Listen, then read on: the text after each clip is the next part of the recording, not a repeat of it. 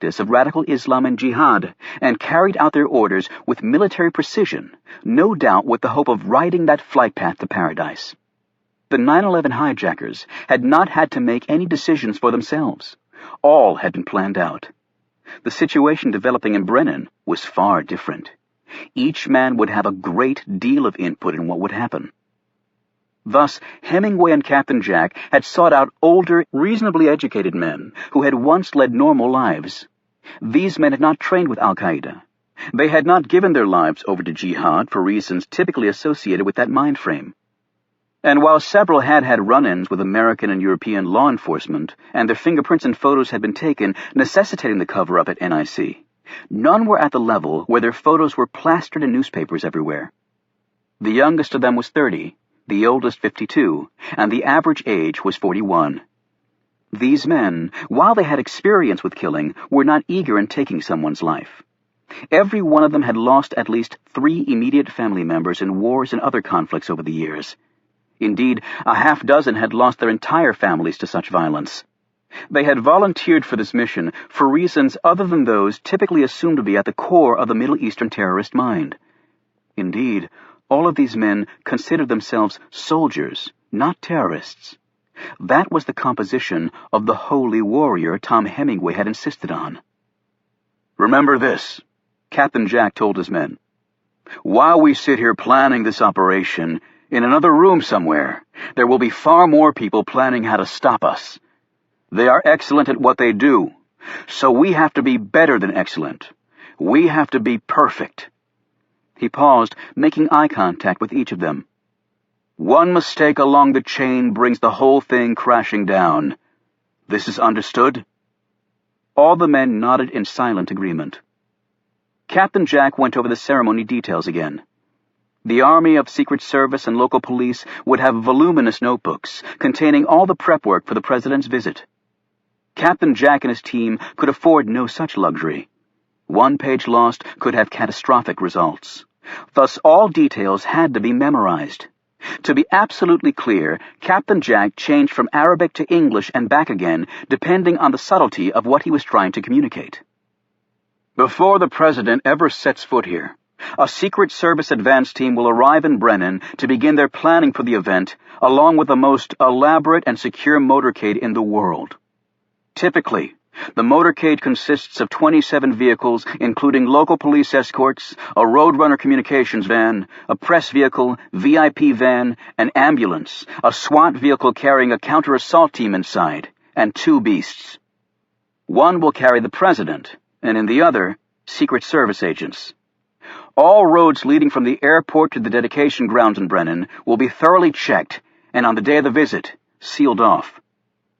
At the dedication grounds, the president will enter from the right of the stage and exit in the same direction. When he's speaking, he will be behind a bulletproof and bomb-proof glass podium known as the Blue Goose.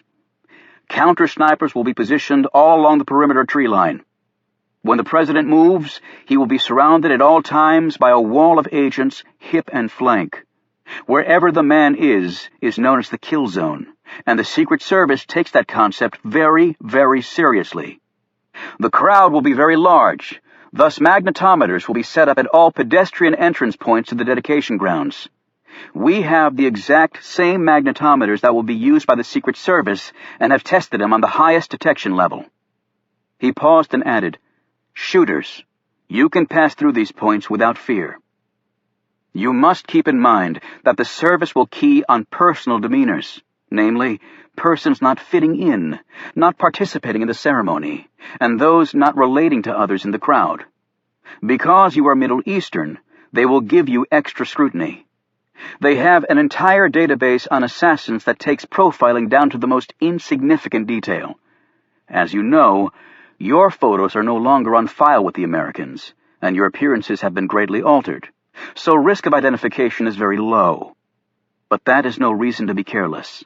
Thus, your dress and behavior at the ceremony will be dictated to you, and you will adhere to every single detail without exception. When you enter those grounds, you will look like doctors, lawyers, teachers, tradesmen, shopkeepers, respectable citizens in your adopted country." Captain Jack paused and eyed each man. "The video I'm about to show you will illustrate quite vividly how seriously the Secret Service takes its mission." He hit a button on the remote he was holding, and the screen jumped to life. Tom Hemingway had provided his colleague with a publicly available video on the Secret Service and their general protection techniques, rare footage of assassination attempts, and rarer still, a video of Secret Service agents training at their Beltsville, Maryland facility. Beltsville was where agents learned to do J-turns with their cars, nail targets with their guns, and also practiced protection techniques over and over until fragile thought was taken out of the process and resolute muscle memory took its place. The men watched mesmerized as footage was shown of attempts on the lives of Gerald Ford and Ronald Reagan. The assassination of John Kennedy was not included on the DVD. Presidents no longer rode around in open cars, and every mistake that had been made in Dallas that day by the Secret Service and overzealous politicians had been long since corrected. "You see," Captain Jack commented, "that the agent's actions are the same in each instance. The president is completely shielded and almost bodily carried away from the scene with the utmost speed. In Reagan's case, he's shoved into the presidential limo and is gone within seconds. On 9/11, when it seemed a plane was heading for the White House, the Secret Service evacuated the vice president from his office there. It is said his feet never touched the ground until he was safely away. Speed. Keep that in mind. It is built into their training and thus their psyches. Acting in practiced routines without wasting time thinking. Nothing can override that impulse. And the most important impulse they have is to save the president's life. They will sacrifice anything for that, including their own lives. We can count on that with certainty. We cannot possibly match them in firepower, manpower, training, or technology, but we can understand the psychology of who and what they are and use it to our full advantage. Indeed, other than the element of surprise, that is the only advantage we have, and it will be enough if we are perfect on that day." He went through this part of the video again, breaking it down like game film, frame by frame, as his men committed all of this to memory. Questions were numerous, which the American always took as a good sign. Next up on the screen was a diagram of the ceremonial grounds. Captain Jack, using a laser pointer, went grid by grid, pointing out general strategic items, entry and exit points, and the positions of the Beast and other pertinent vehicles in the motorcade. "Note that the presidential limo is always parked at a spot with a completely unobstructed exit point. That is critical to our plans." He then assigned numbers to each of his men who would be on the ceremonial grounds that day and pointed out corresponding numbers on the screen that indicated each man's position there. Next, he pointed out the ambulance. "Above all, this vehicle must be disabled. All you men who are responsible for this, you must ensure that it is done." The next frame showed a slender, white-haired man wearing glasses. Captain Jack said, "The president travels with his personal physician, this man here, Dr. Edward Bellamy. He will be on the podium with the president. He must be taken out first. He must be, without fail." The next frame showed a simulation of the rope line. Captain Jack put his finger on the screen, using it to trace the rope very slowly and carefully, as though he were a surgeon making a precise incision into flesh. This is the Secret Service's worst nightmare. If it were up to them, they would never allow it, but it's the lifeblood of a politician to shake hands and kiss babies, Captain Jack explained. It's here, on the rope line, where he is most vulnerable. Yet, it's also a double-edged sword, because it is precisely here where the bodyguards are at their absolute highest alert.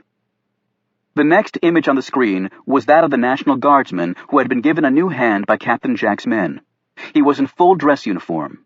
It was a slightly older photo, and thus showed him with two hooks where his hands should have been.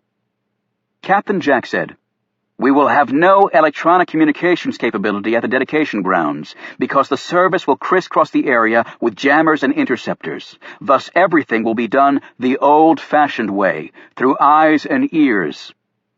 He pointed to the man on the screen. "This is the person who you will key off. He will be wearing this exact uniform. But there will be others there with uniforms on, so you must not make a mistake. Each of you will receive a copy of this DVD and a portable DVD player. You must study it for 4 hours each day so that you can memorize his every feature and every other detail I am showing you tonight.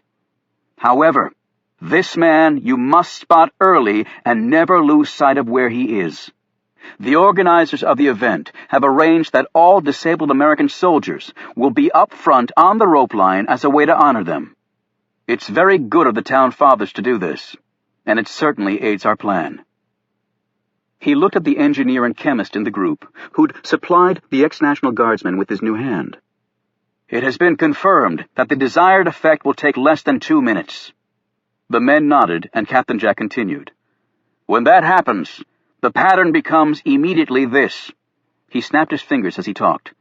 "Shooter sequence 1, then Fedayeen A and B, then shooter sequence 2, followed by Fedayeen C and D, then shooter sequence 3, then the final Fidea, and then shooter sequence 4. As you know, each sequence has precise targets. If one target is not hit during its sequence, the next sequence must add that to its responsibilities. Every target must be struck, no exceptions. All agents will be wearing the latest generation body armor, as will most of the police, so place your shots accordingly. Is this understood?" He stopped and scrutinized each of them again, something he planned to do constantly tonight. One by one they nodded at him. He repeated the attack sequence again and again, and then had each man repeat it to him exactly, also confirming what sequence they were in. "Because of the limited range of your weapons, you'll see on the position grid that each shooter is located no more than 2 rows back from the rope line, and in most cases, only 1 row back. You will arrive at the event in assigned shifts, and early enough to make your way to those spots." Captain Jack stopped talking and looked at his men for a long minute. What he was about to say next was, in many ways, the heart of the matter.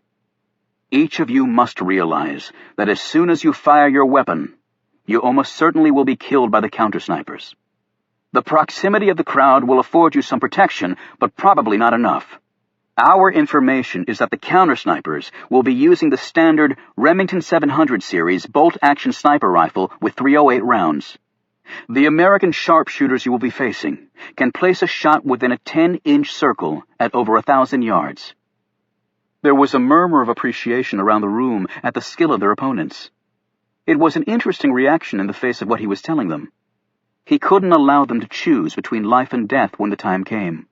Captain Jack simply wanted them to act, just as the Secret Service trained their people. And each man had to understand that the forfeit of his life was the price to be expected for being a part of this historic day for Islam. As you know, the bullets that hit you will instantly carry you to paradise. You will have more than earned such a reward. He said this part to them in Arabic. Captain Jack now looked at each of the Fedayeen. He had given them that title as one of honor. The Arabic term was Fedai, and originally meant adventurer. Now it usually referred to Arab guerrilla fighters or to men of sacrifice. It was likely that all of Captain Jack's men on the ceremonial grounds would perish, and thus they should have all been called by that title. However, some of Captain Jack's men would unquestionably die, and thus their colleagues had not begrudged them being referred to as the Fedayeen during the course of this mission. After the briefing, Captain Jack led them downstairs to a room that had been soundproofed by its former owner and used as a recording studio. That was another reason Captain Jack had leased the house, although the weapons they would be using wouldn't be making that much noise. Here a firing range had been set up, and the men were given their guns and ordnance. For the next 2 hours, they practiced on their targets, with Captain Jack throwing in unexpected disruptions via sound and video equipment, because it would be complete chaos when the real firing started. Although Adnan al-Remi would not be at the dedication grounds, he'd attended this meeting because he was a man who insisted on knowing everything that had to do with the mission. He had fought side by side with Captain Jack in the Middle East, and the American trusted Adnan as well as he trusted anyone. Adnan was standing behind the Iranian named Ahmed, who lived in the apartment with the 2 Afghans across from Mercy Hospital, and was working on the vehicle at the garage. Ahmed wouldn't be at the dedication grounds either, But, like Adnan, he had insisted on attending the meeting tonight. Ahmed kept muttering to himself. Something he said caught Adnan's attention, but the Iraqi didn't show surprise. He spoke to Adnan in Arabic. "My language is Farsi," Ahmed answered. "If you wish to speak to me, do it in Farsi, Adnan." Adnan didn't answer him. He didn't like the young man commanding him to speak his language. The Iranians, Adnan had long ago concluded, were a very different breed of Muslims. He moved away from the younger man. However, his gaze continually returned to him, and his ear to the Iranian's angry words. A half hour after the last of his men had left, Captain Jack drove to downtown Pittsburgh. The man he was meeting was waiting for him in the lobby of the city's priciest hotel. The gentleman looked a little jet-lagged after the long flight. They rode the elevator to a suite overlooking the city skyline. Though the man was fluent in English, he opened the conversation in his native Korean. Captain Jack answered him in Korean. As Captain Jack chatted with his North Korean colleague, he thought of a quote from a man he much admired. "Know your enemy and know yourself. In 100 battles, you will never be in peril." The Chinese general Sun Tzu had written those words in a book titled The Art of War. Though centuries old, the advice still held true today. Chapter 38.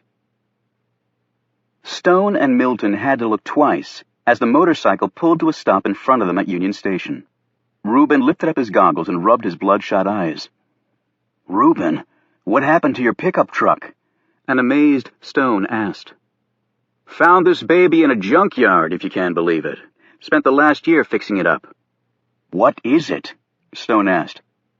"It's a 1928 Indian Chief motorcycle with sidecar," Milton answered promptly. "How the hell did you know that?" Reuben said, glaring at him. "I read about it in an article 6.5 years ago in Antique Motorcycle magazine while I was waiting at the dentist. I was there for a crown prep." "A crown prep?" Reuben asked. "Yes, it involves isolation, with rubber sheeting and drilling to shave off the enamel, which leaves a post of dentin approximately 2 millimeters in diameter, but without exposing the nerve. The permanent crown is made of porcelain. It's quite nice. See?" He opened his mouth and showed them. Reuben said impatiently, "Thank you for the bloody dental lesson, Dr. Farb." "Oh, there's hardly any blood, Reuben," replied Milton, who'd entirely missed the sarcasm of his friend's remark. Reuben sighed, and then proudly ran his gaze over the pin-striped candy-apple-red motorcycle with attached sidecar. 1,000cc power plant, rebuilt transmission, and magneto. The sidecar's not authentic, it's a fiberglass replica, but it doesn't rust and it's a lot lighter. I got most of the parts off eBay, and a friend of mine had some extra cowhide leather that I used to reupholster the sidecar seat. And it's a left-mount sidecar, which is pretty damn rare. One in this condition would sell for north of 20 grand, and I've only got about 1/10 of that in it. Not that I'm thinking about selling, mind you, but you never know. He held out a black crash helmet to Stone that had goggles attached. "Where exactly do I ride?" Stone asked. "In the sidecar, of course. What the hell do you think it's for, a damn flower pot?" Stone put on the helmet and adjusted the goggles, then opened the small door, stepped into the sidecar, and sat down. It was a very cramped space for the tall man. Reuben said, "Okay, let's go." "Wait a minute," Stone exclaimed. "Is there anything I should know about the motorcycle?"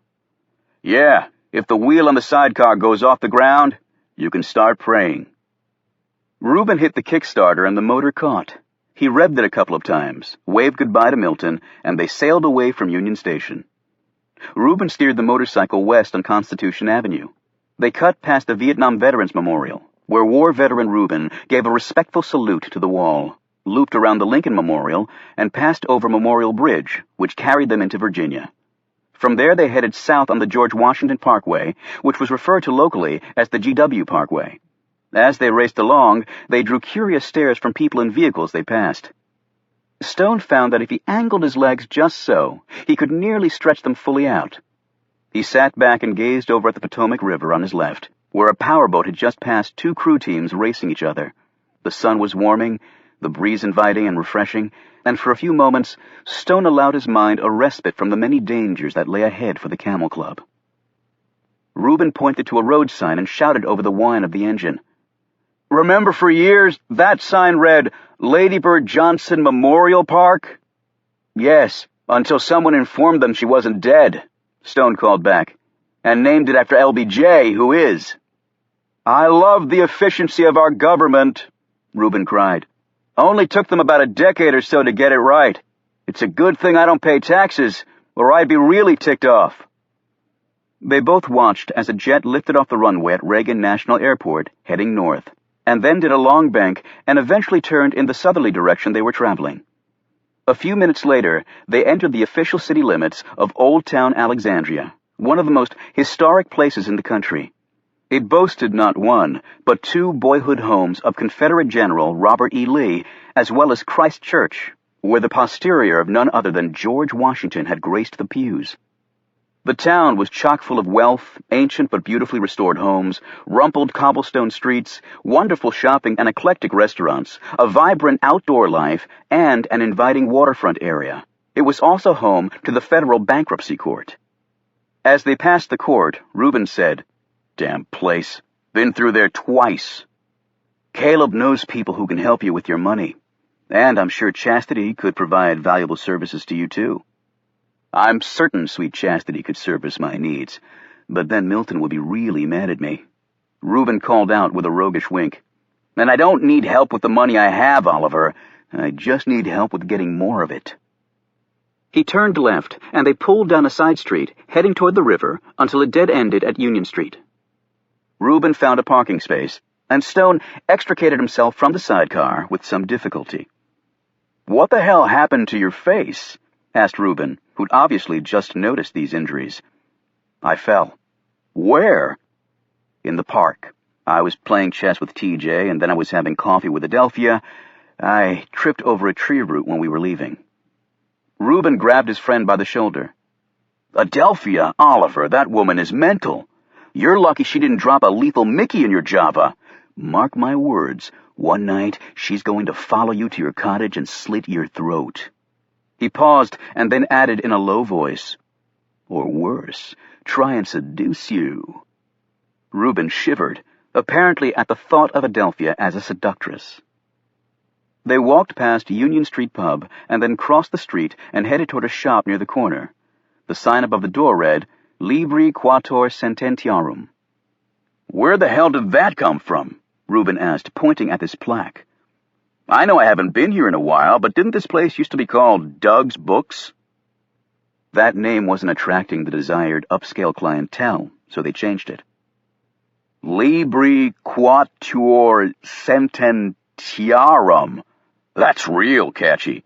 What does it mean?" "It's Latin for 4 books of sentences." It was a 12th century manuscript by Peter Lombard that was cut up and bound around the 1526 edition of St. Thomas Aquinas' lectures on the Epistles of Paul. Some scholars consider the Aquinas work to be the world's rarest book. An even earlier work that was bound around that one might be even more special. Hence, it's a very appropriate name for a rare bookshop. "I'm impressed, Oliver. I didn't even know you spoke Latin." "I don't. Caleb told me about it. In fact, it was his idea to rename the shop. As you know, I introduced him to the shop's owner. I thought it would be productive, given Caleb's expertise with rare books. At first he simply advised on a few things, but now Caleb has an ownership interest in the place." They went inside the shop, accompanied by the jangle of a bell attached to the arched solid oak door. Inside, the walls were equal parts exposed brick and ancient stone with worm-eaten wooden beams overhead. Tasteful oil paintings hung on the walls, and ornate bookshelves and massive armoires were bulging with ancient tomes that were all carefully labeled and housed behind glass doors. In a separate room, a pretty young woman was standing behind a small coffee bar, making drinks for some thirsty customers. A sign on the wall asked customers not to enter the rare book area with their beverages. A small balding man came out from the back, dressed in a blue blazer, slacks, and a white turtleneck, his arms outstretched and a smile on his tanned face. "Welcome, welcome to Libri Quator Sententiarum," he announced, the words rolling adroitly off his tongue. Then he stopped and eyed Reuben and looked at Stone. "Oliver?" Stone put out his hand. "Hello, Douglas. You remember Reuben Rhodes?" "Douglas?" Reuben muttered under his breath. "What happened to Doug?" Douglas gave Stone a prolonged hug and shook Reuben's hand. "Oliver, you look very different. Nice, but different. I like the new style. No, I love it. Muy chic. Bellissimo." "Thank you. Caleb says that things are going well here." Douglas took Stone by the elbow and led them over to a quiet corner. "Caleb is a jewel, a treasure, a miracle." "And here I was thinking he was just a print geek," Reuben said with a smirk. Douglas continued enthusiastically. "I can't thank you enough, Oliver, for introducing Caleb to me. Business is booming, booming. I started out selling porno comic books out of my car trunk, and now look at me. I have a condo in Old Town, a 30-foot sailboat, a vacation house at Dewey Beach, and even a 401k plan." "All through the power of the written word," Stone said. "Remarkable." "Do you still sell the porn stuff?" Reuben wanted to know. Douglas, I need to look at my things in the space Caleb arranged for me to use," Stone said quietly. Douglas's face paled, and he swallowed nervously. "Oh, of course. Go right ahead. And if you want anything, just ask. In fact, we have some very fine cappuccino and wonderful scones today. It's on the house, as always." Thank you very much." Douglas hugged Stone again, and then hurried off to help a woman who'd entered the shop dressed in a full-length fur coat despite the balmy weather. Reuben looked around at all the books. "Most of these writers probably died penniless, and he's buying condos and boats and 401ks off their sweat." Stone didn't answer. He opened a small door set off to the side of the shop's entryway and led the way down a narrow staircase that emptied into the basement area. He headed along a short corridor and through an old wooden door marked "Authorized Personnel Only." He closed the door behind them and turned left down another hall. Then Stone took an old-fashioned key from his pocket and used it to open an arched door at the end of this hall, and they entered a small room that was paneled in very old wood. He flicked on a light and went over to a large fireplace that sat against one wall. While Reuben watched, Stone knelt down, reached his hand up into the inside of the fireplace, and pulled on a small piece of metal attached to a short wire hanging there. There was an audible click, and a panel of the wall next to the fireplace swung open. "Gotta love those priest's holes," Reuben said, as he gripped the exposed panel and swung it all the way open. Inside was a room about 8 feet deep and 6 feet wide, and tall enough for even Reuben to easily stand up in. Stone pulled a small penlight from his pocket and stepped in. Bookshelves lined all 3 walls. On each of these shelves were neatly stacked journals and notebooks, a few locked metal boxes, and numerous cardboard boxes taped shut. While Stone looked through the journals and notebooks, Reuben had a sudden thought. "How come you don't keep all this stuff at your cottage?" "This place has an alarm system. All I have guarding my cottage are dead people." "Well, how can you be sure that old Douglas doesn't come down here and poke through your stuff when you're not here?" Stone kept examining the journals as he talked. "I told him that I'd booby-trapped this room, and that no one other than myself could open it safely without threat of instant death." "And you think he believed you?" "It doesn't really matter. He has no personal courage, so he'll never find out for sure.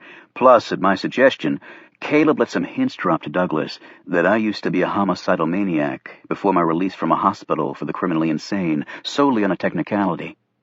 I think that's why he hugs me every time he sees me. Either he wants to stay on my good side, or he's checking for weapons. Here we are."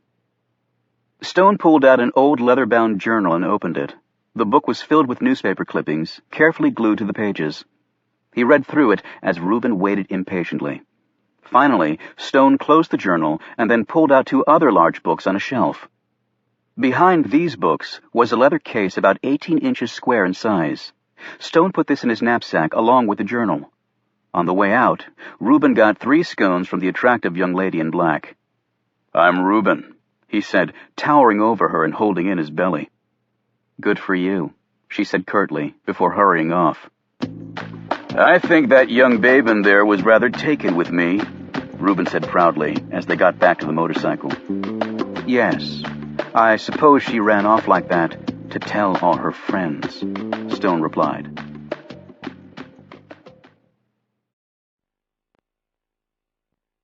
This audiobook has been broken into multiple parts to make the download faster. You have reached the end of a part, but not the end of the complete audiobook. So please check your library for the next part of this audiobook. Audible hopes you have enjoyed this program. This is Audible.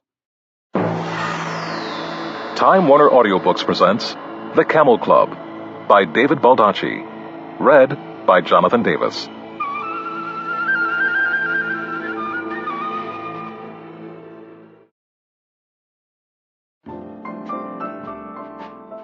Chapter 39.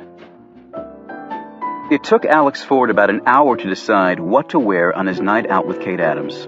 It was a humbling and embarrassing 60 minutes as he realized how long it had been since he'd gone on a real date.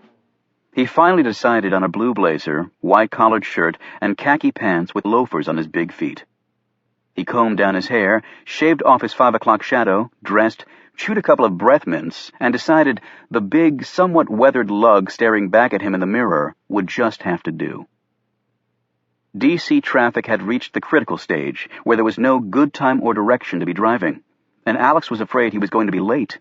However, he lucked out after skirting an accident on Interstate 66 that left a clear field ahead. He took the Key Bridge exit, crossed the Potomac, hooked a right onto M Street, and soon found himself cruising up 31st Street in posh Georgetown. It was a place named after a British king, and certain elements of the area retained that regal dignity that some might equate to outright snobbery. However, on the main shopping drag of M Street and Wisconsin Avenue, the tone was decidedly funky and modern, with gaggles of underdressed kids crowding the narrow sidewalks, yakking on their cell phones, and checking each other out. Yet in the upper regions of Georgetown, where Alex was heading, lived famous families with enormous financial portfolios and nary a tattoo or body piercing in sight. As Alex passed one stately mansion after another, he started growing more nervous. He had guarded some incredibly powerful people over the years, but the service prided itself as being an elite agency with a blue-collar nature. Alex was solidly in that mold, and much preferred the lunch counter at the local IHOP to a 3-star restaurant in Paris. Well, there was no going back now, he told himself. The road he was on dead-ended at R Street, near the massive Dumbarton Oaks mansion. Alex hung a left and continued on down R until he found the place. Okay, she wasn't kidding about the mansion status, Alex said, as he stared up at the brick and slate-roofed behemoth. He pulled into the circular driveway, got out and looked around. The grounds were formal, with the bushes all cut to the same height and shape, and the late summer blooms presented in all their colorful and symmetrical glory. The moss was growing lushly around the stone slabs that led to an arched wooden door that accessed the backyard. Or, with palaces such as this, it was probably referred to as the rear grounds, Alex thought. He checked his watch and found he was about 10 minutes early. Maybe Kate wasn't even here yet. He was about to drive around the block to kill some time when he heard a lilting voice calling out to him. "Yoo-hoo! Are you the Secret Service man?" He turned and spotted a small, stooped woman scurrying toward him, a basket of cut flowers hooked over one arm. She had on a wide-brimmed sun hat, with white cottony hair poking out, beige canvas pants, and an untucked long-sleeved jean shirt. Large black sunglasses covered most of her face. She seemed shrunken with time, and he put her age at around mid-80s or so. "Ma'am?" "You are tall and cute. Are you armed, too? With Kate, you better be." Alex glanced around, briefly wondering if Kate was playing a joke on him, and this odd woman had been hired as part of the gag. He didn't see anyone and turned back to the woman. "I'm Alex Ford." "Are you one of those Fords?" "Sorry, afraid there's no trust fund in my future." She took off her glove, stuck it in her pants pocket, and put out her hand. He shook it, but then she didn't let go. She pulled him toward the house. "Kate isn't ready yet. Come on in, have a drink, and let's talk, Alex." Alex allowed himself to be led along by the woman because, frankly, he didn't know what else to do. She smelled of strong cooking spices and even stronger hairspray. When they reached the house and went inside, she finally let go of his hand and said, "Where are my manners? I'm Lucille Whitney Houseman." "Are you one of those Whitney Housemans?" Alex said with a grin. She took off her glasses and smiled back coquettishly. "My father, Ira Whitney, didn't found the meatpacking industry. He just made a fortune off it. My dear husband, Bernie, may you rest in peace," she added, looking at the ceiling and crossing herself. "Now his family made their money in whiskey, and not all of it legally. And Bernie was a prosecutor before he became a federal judge. It made for some interesting family gatherings, I can tell you." She led him into a vast living room and motioned for him to sit down on a large sofa placed against one wall. She put the flowers in a cut crystal vase and turned to him. "Now, speaking of whiskey, name your poison." She went over to a small cabinet and opened it. Inside was a fairly complete bar. "Well, Mrs. do you go by both names?" "Just call me Lucky. Everybody does, because lucky I've been my whole life." "I'll have a glass of club soda, Lucky." She turned and looked at him sternly. "I know how to make lots of cocktails, young man, but club soda ain't one of them," she said in a scolding tone. "Oh, rum and coke, then?" "I'll make it Jack and Coke, honey, with the emphasis on the Jack." She brought him the drink and sat down next to him with her own glass. She held it up.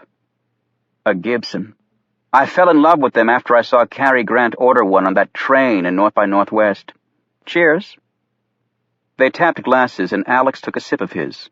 He coughed. It tasted like she'd let the Jack run solo.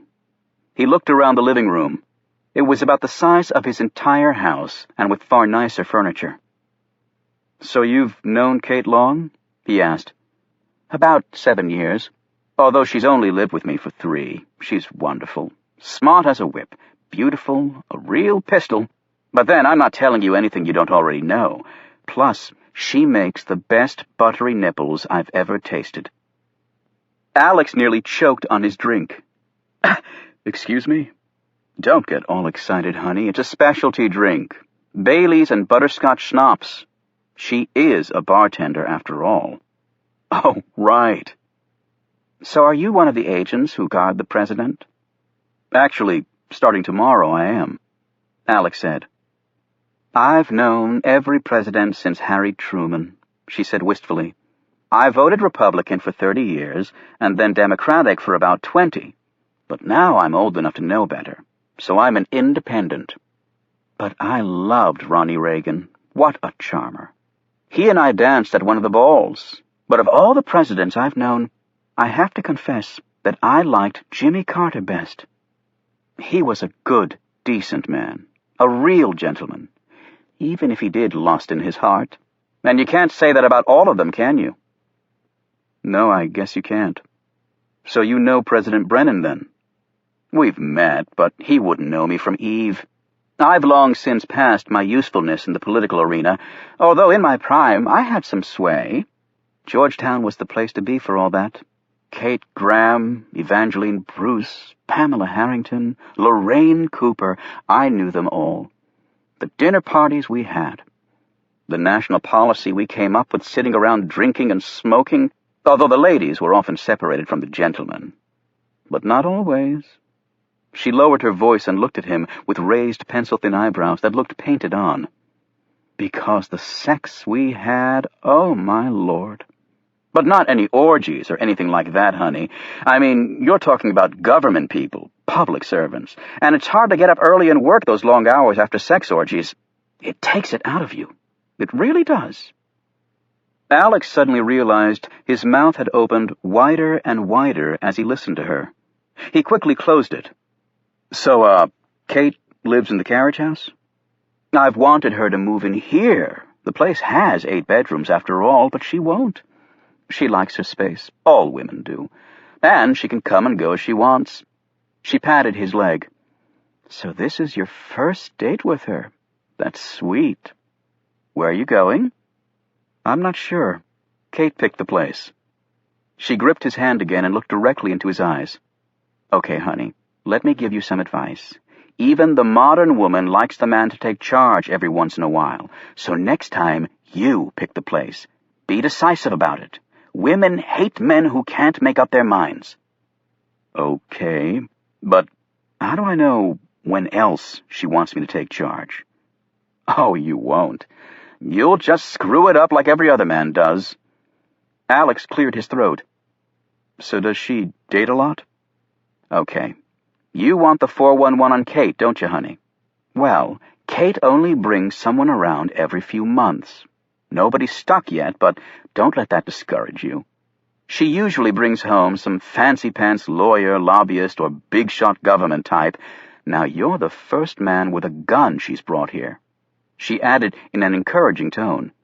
"You are packing heat, aren't you?" she asked hopefully. "Would that be a good thing?"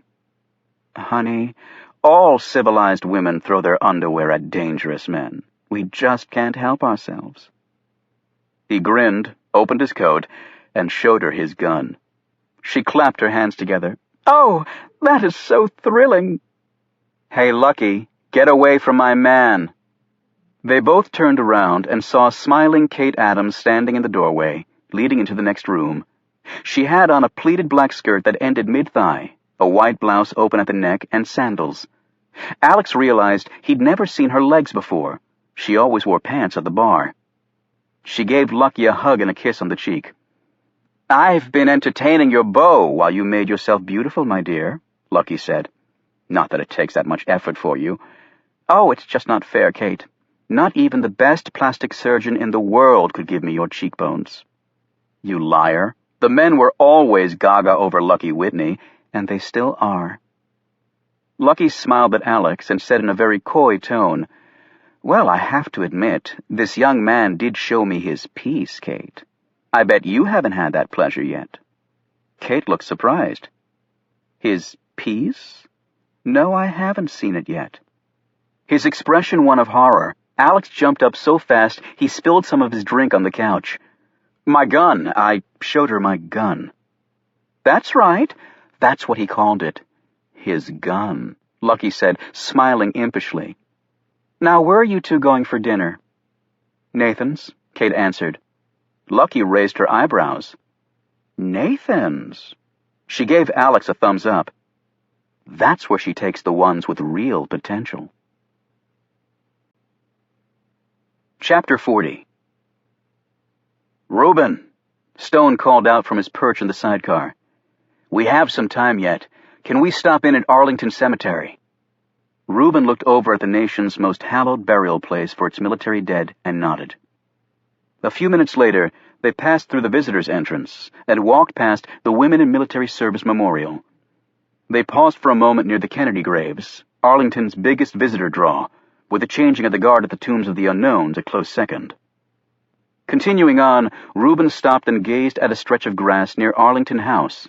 It had once been Robert E. Lee's home, but had been confiscated by the federal government after Lee had chosen to lead the Confederate Army against the Union. "Isn't that where you found me stoned out of my head?" Stone looked at the spot. "It was a long time ago, Reuben. You pulled yourself out of it. You fought off your demons." "I couldn't have done it without you, Oliver." He paused and looked around at all the white tombstones. "I was just so damn pissed off. I lost half my company from Nam to Agent Orange, and the Army wouldn't even admit they'd done it. And then the same thing happened with the Persian Gulf Syndrome. I just wanted to come here and scream, make somebody listen." "It's probably best that you passed out when you did. The Secretary of Defense was here that day. It might have gotten ugly." Reuben gazed curiously at his friend. "You know, I never asked you what you were doing at the cemetery that day." "Just like everyone else, I was there to pay my respects." Stone stopped at one area and silently counted down the rows of white headstones until he came to one near the middle. He stood, his arms folded across his chest, while the setting sun burned down into the horizon. Reuben checked his watch, but seemed reluctant to interrupt his friend.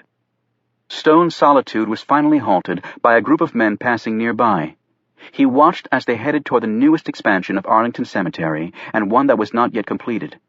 It was the 9/11 memorial site that abutted the grounds of the cemetery. The site included a signature monument to the lives that were lost at the Pentagon and the Memorial Grove. Stone stiffened when he saw who was in the center of the wall of armed security. Reuben glanced over too. "Carter Gray," Reuben muttered. "Here to see his wife, I would assume," Stone said quietly, "before the crowds come tomorrow." Carter Gray stopped at the gravesite of his wife Barbara, knelt on the ground, and placed a small bouquet of flowers on the recessed earth. Technically, the anniversary of his wife's death was tomorrow, but the cemetery would be filled that day, and as Stone had deduced, the man had no desire to share his grief with a mass of strangers. Gray rose and stared down at where his wife's body lay, while his security detail kept a respectful distance away. Barbara Gray had retired from the Army as a brigadier general, after a distinguished career in which she set many firsts for women in the military. Barbara Gray had also been one of the most vocal advocates for members of the World War II-era WASPs, or Women's Air Force Service Pilots, to be eligible to receive burial at Arlington with full military honors, something denied to them because they were summarily disbanded after the war. In June of 2002, a new regulation allowed a number of women's military groups, including the WASPs, to at least be buried with the more limited funeral instead of full military honors. Unfortunately, Barbara Gray had not lived to see it happen. On the morning of September 11, 2001, Barbara Gray, then a civilian consultant, was meeting at the Pentagon on a project with two members of the Army when the American Airlines flight slammed into the building, obliterating the room she was in. As an appalling footnote to this tragedy, the Gray's daughter Maggie, a government lawyer, had just arrived at the Pentagon to meet her mother. Her body was virtually cremated in the initial explosion. As Carter Gray stood there looking at his wife's grave, the image of that morning cut deeply into him. And then the waves of guilt followed, for he should have been in that building too. Gray was supposed to meet his wife and daughter at the Pentagon before they all headed out on a long-planned family vacation. He'd been caught in traffic and was running about 20 minutes late. By the time he got to the Pentagon, his family was gone. As he finally pulled his gaze from the consecrated ground, Gray looked around and spotted the two men staring back at him from a distance. He didn't recognize the large man, but there was something familiar about the other. Then he watched as the two men turned and walked off. Gray lingered by his wife's grave for another 10 minutes, and then, his curiosity getting the better of him, he headed to the spot where the two men had been standing. He realized this section of graves was familiar to him. He started looking at the headstones, his gaze moving swiftly down the neat rows of markers until he stopped at one. The next moment, his security staff was hustling after Gray as he rushed down the walkway. As he drew closer to the exit, he stopped and bent over, sucking in huge amounts of air as his security team circled him, asking if he was all right. He didn't answer them. He didn't even hear them. The name on the grave marker that had caused his pell-mell rush was pinballing around his mind. There was no body in the casket under that marker, Gray well knew. It was all a sham, all part of a cover-up. Yet the name on the marker wasn't a fraud. It was a real man who, it was thought, had died in the defense of his country. John Carr, Gray said the name, one he had not uttered for decades. John Carr, the most accomplished killer Carter Gray had ever seen. Nathan's wasn't that crowded yet, and Alex Ford and Kate Adams were seated at a table in a corner near the bar area and ordered some drinks. "Lucky's a real pistol," Alex said. "How'd you hook up with her?" "Before I went to justice, I was in private practice. I handled the trusts and estates work when her husband died. We became friends, and she eventually asked me to come live with her. I said no at first, but she kept asking, and Mr. Wright had failed miserably to show up at my door in the meantime. I pay rent for the carriage house," she added quickly.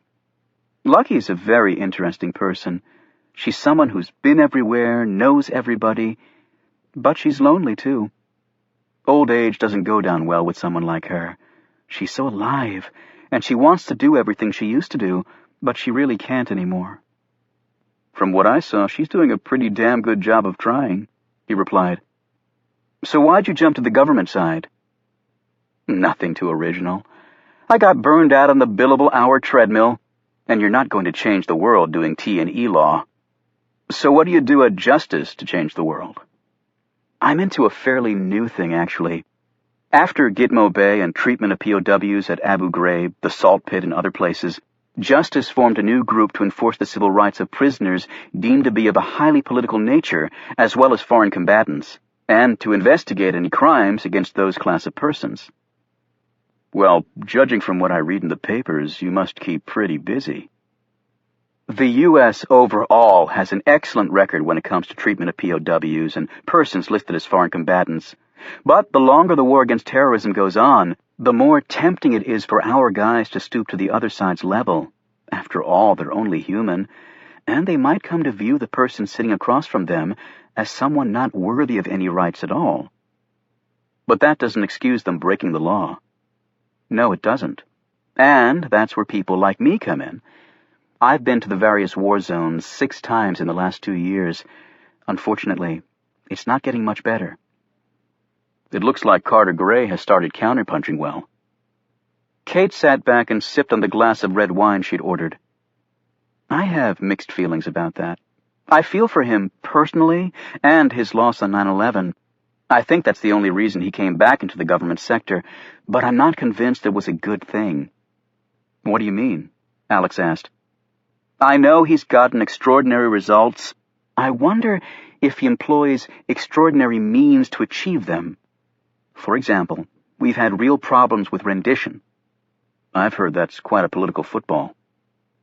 It's no wonder with the way the procedure works. Suspected terrorists are transferred from the U.S. to other countries or vice versa without any legal processing or access by the International Red Cross. When we transfer prisoners out to other countries, verbal assurances are first required from the receiving country that the transferees won't be subjected to torture. Well, the problem is there's no way to verify that torture doesn't occur, and in fact, it seems clear that the torture often does happen. On top of that, because such torture in the U.S. is illegal, some think NIC and CIA are actively involved in rendering prisoners to other countries so that torture can be used as a tool to get useful information. They'll even get the receiving country to trump up charges against a suspect so he can be jailed, interrogated, and often tortured. That's against everything that America stands for. Well, after seeing the place firsthand, I believe NIC is capable of pretty much anything. So I take it you're looking into that man's death isn't going all that well? Alex hesitated, and then decided it wouldn't hurt to come clean. He told her about his uncomfortable chat with the director of the Secret Service and about being busted back to protection detail. I'm so sorry, Alex. She reached over and touched his hand. Hey, I set myself up for it. Gray plays in the big leagues, and having your own partner rat you out doesn't help. I guess I was outclassed. He took a drink of his cocktail. Your martinis are much better, he said, smiling. She clinked her glass against his. I knew I liked you. His expression grew serious. I should have stuck to my original plan. With 3 years to go to finish off my 20, put it on cruise control and don't rock the boat. You don't strike me as a cruising sort of person, Kate replied. He shrugged. Look, let's cut the shop talk. Tell me more about yourself. That's what first dates are for. She sat back and picked at a piece of bread in front of her. Well, I'm an only child. My parents live in Colorado. They'll tell you we're descended from the Massachusetts Adamses, but I'm not sure I buy that. My dream was to be a world-class gymnast, and I worked my guts out for it. Then I grew 6 inches in 1 year, and there went that dream. Right after high school, I decided I wanted to be a croupier in Vegas. Don't ask why, I just did. I enrolled in a course, passed with flying colors, and took off for Sin City, but it didn't last too long. I had a teeny problem with drunken high rollers thinking they could grab my butt whenever they wanted. After a few of them lost teeth, the casino suggested I head back east. When I started college, I decided to bartend to pay for it, and then I continued pouring drinks when I went to law school. At least with that occupation, you have solid wood between you and the resident animals. And, as you deduced earlier, I also play the piano. I earned money teaching it to help pay for school. I don't need to keep bartending, but honestly I like to. It's an outlet for me, And you meet a lot of fascinating people at the Leap Bar. Gymnast, croupier, bartender, piano-playing defender of truth and justice. That's pretty damn impressive. Sometimes I think it's far more dysfunctional than it is impressive. So how about you? Nothing too exciting. I grew up in Ohio, youngest of 4 and the only son. My dad was an auto parts salesman by day, but by night he was the second coming of Johnny Cash. Really? Well, he wanted to be anyway. I think he had the largest collection of Cash memorabilia outside of Nashville. Always dressed in black, played a wicked acoustical guitar, pretty good pipes. I learned guitar so I could play with him. We even went out on the road together, playing some of the best hole-in-the-walls in the Ohio Valley. We weren't great, but we weren't bad either. It was a blast. Then his 4-pack-a-day habit caught up to him. The lung cancer took him in 6 months. My mom lives in a retirement village in Florida. My sisters are scattered around the country. So what made you want to play the human shield? Alex took another drink, and his look became somber. I saw the Zapruder film clip of Kennedy's assassination when I was 12 years old.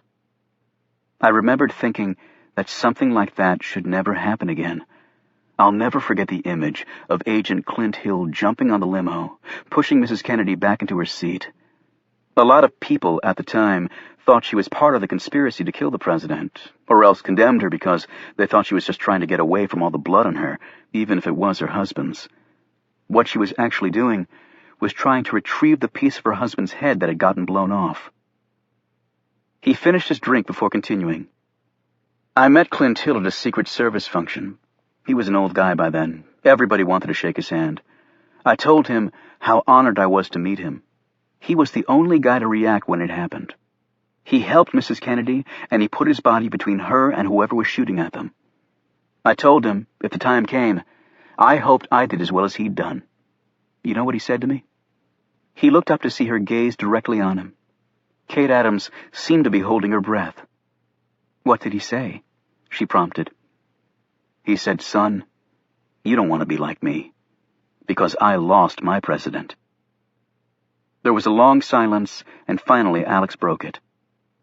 I can't believe that I'm sitting here dishing out this depressing crap. I'm not really like that. With the day you had, I'm surprised you didn't bag tonight. Kate, the thought of going out with you tonight was the only thing that got me through today.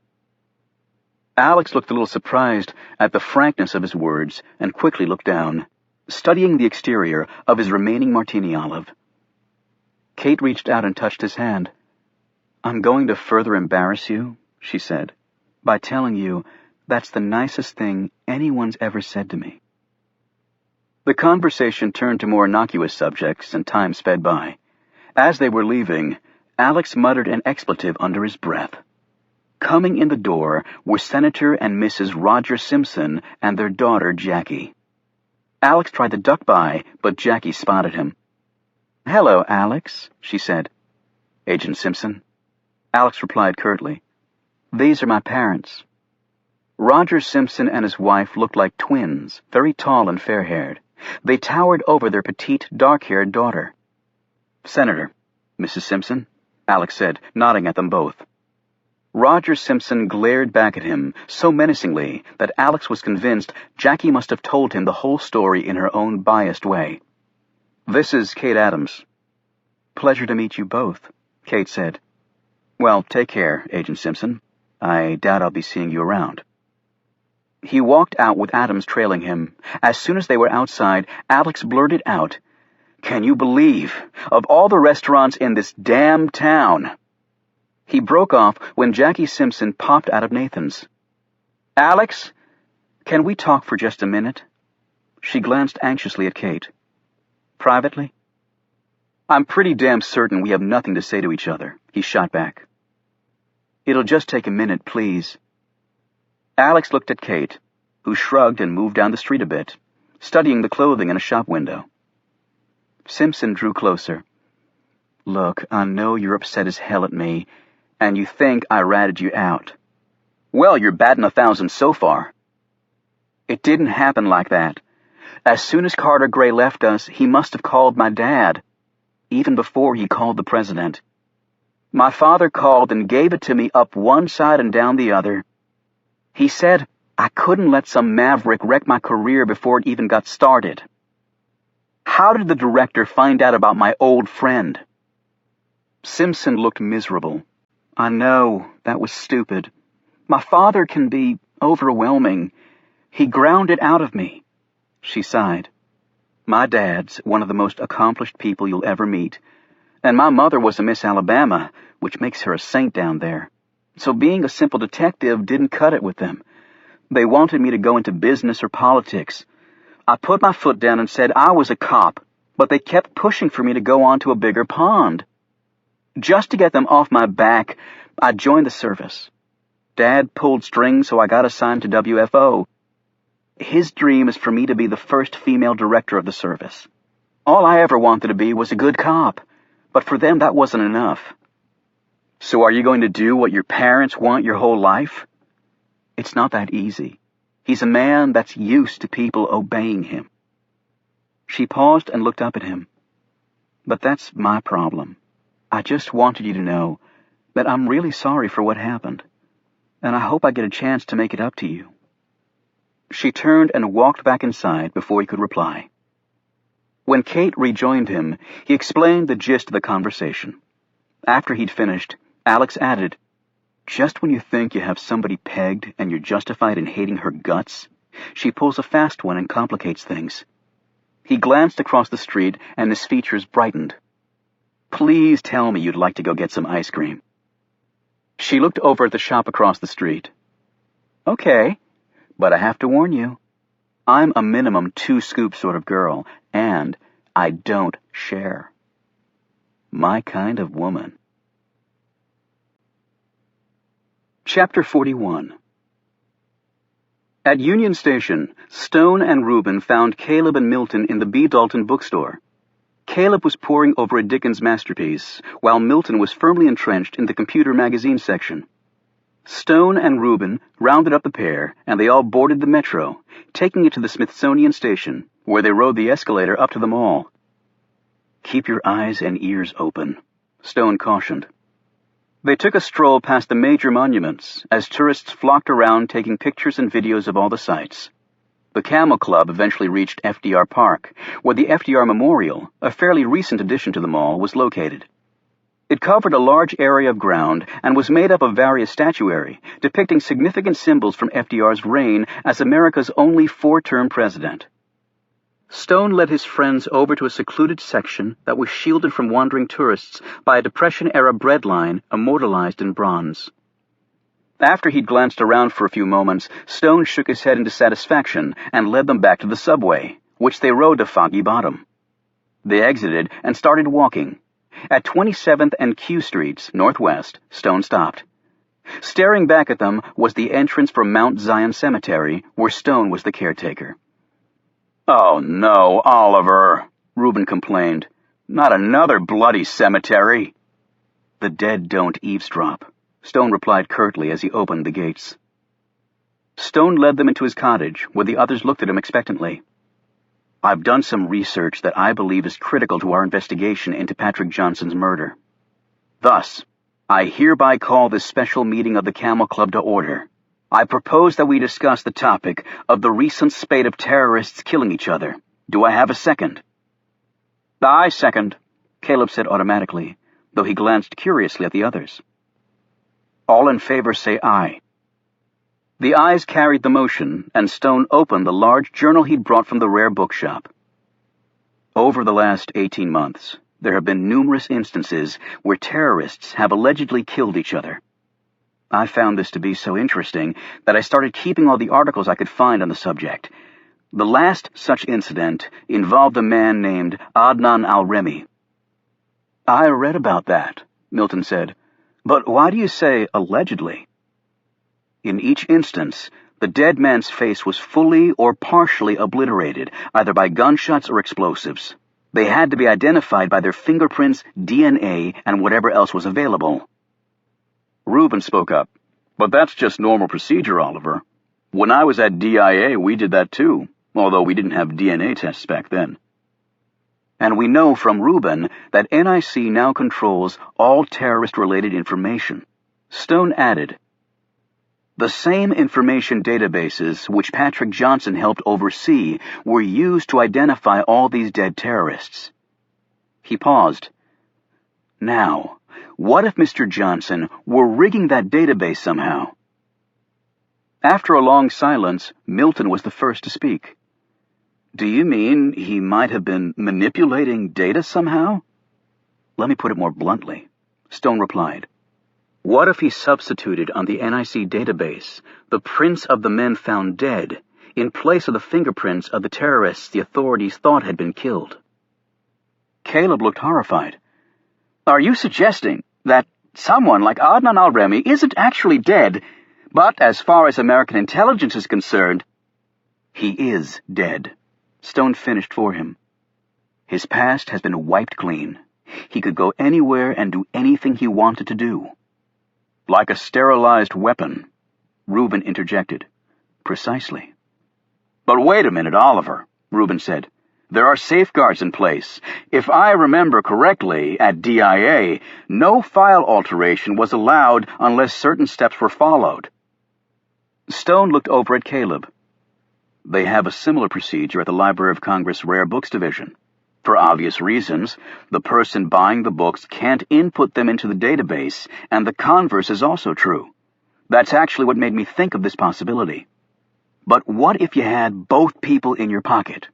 The gatherer of the intelligence, and the one assigned to put that data in the system? And what if one of them was senior? Perhaps very senior. Reuben finally sputtered. Are you suggesting that Carter Gray is involved in this? Come on, whatever else you say about Gray, I don't think you can reasonably question his loyalty to this country. I'm not saying it's an easy answer, Reuben, Stone replied, but if not Gray, then perhaps someone else who's been turned. Now that's more likely, Reuben conceded. Milton spoke up. Well, if this is all true, why was Johnson killed? Stone answered, if the two men we saw kill Patrick Johnson are with NIC, then it seems to me, given his extravagant lifestyle on a modest government paycheck, that two things might have happened. One, whoever hired him to alter the files was afraid his newfound wealth would lead to an investigation. So they killed him and planted the drugs. Or else Johnson might have gotten greedy, asked for more money, and they killed him instead. So what do we do now? Milton asked. Staying alive would be my priority, Reuben answered. Because if Oliver is right, there's going to be a lot of powerful folks looking to make sure we're dead. And Milton's identity and home have no doubt already been compromised, Stone said. As for the men after us, I propose that we turn the tables on them. How? Caleb asked. Stone closed his notebook. We have the home address of Tyler Rinke. I suggest we follow up on that. You want us to go marching right into the man's crosshairs? Reuben exclaimed. No, but there's no reason why we can't put him in our crosshairs. Ice cream in hand, Alex and Kate strolled down to the Georgetown waterfront, near the spot where hundreds of years ago George Mason operated a ferry. Kate pointed out 3 boulders that were barely visible in the center of the river north of the Key Bridge and across from Georgetown University. She said, That's Three Sisters Island. Legend has it 3 nuns drowned at that spot when their boat overturned, and then the boulders sprung up to symbolize their deaths and warn others. The Potomac's current is deceptively calm, Alex added. Not that anyone would want to swim in it these days. When it rains hard, you usually get some sewer overflow. When they built Interstate 66, they were also going to build a spur off it that included a bridge across the river at that point. They were going to call it the Three Sisters Bridge. But there were so many weird construction accidents, they finally gave up. Some said it was the ghosts of the nuns. You believe in stuff like that? Alex asked. Stranger things have happened. I mean, look at some of the conspiracy theorists in this town. Most are probably crazy, but some of them turn out to be right. I know a guy who falls into the category. His name's Oliver Stone. The guy's flat-out brilliant, if a couple paces off the sidewalk of life. Oliver Stone? You're kidding. Not his real name, of course. I think it's just his little joke aimed at people who believe he's a quack. But one of the most interesting things about him is he has no past, at least that I can find. Alex smiled. Maybe he's been on the run all these years. Sounds like a man Lucky would like to meet. So does she still throw her underwear at dangerous men? What? A surprised Kate asked. Never mind. Alex ate a spoonful of ice cream and looked over at Roosevelt Island. Adams followed his gaze. She finally said, So would you care to talk about it? Bartenders are great listeners. Alex motioned her to join him on a bench near the riverfront. He said, Okay, here's what's bugging me. The guy swims to the island and shoots himself. Does that sound likely?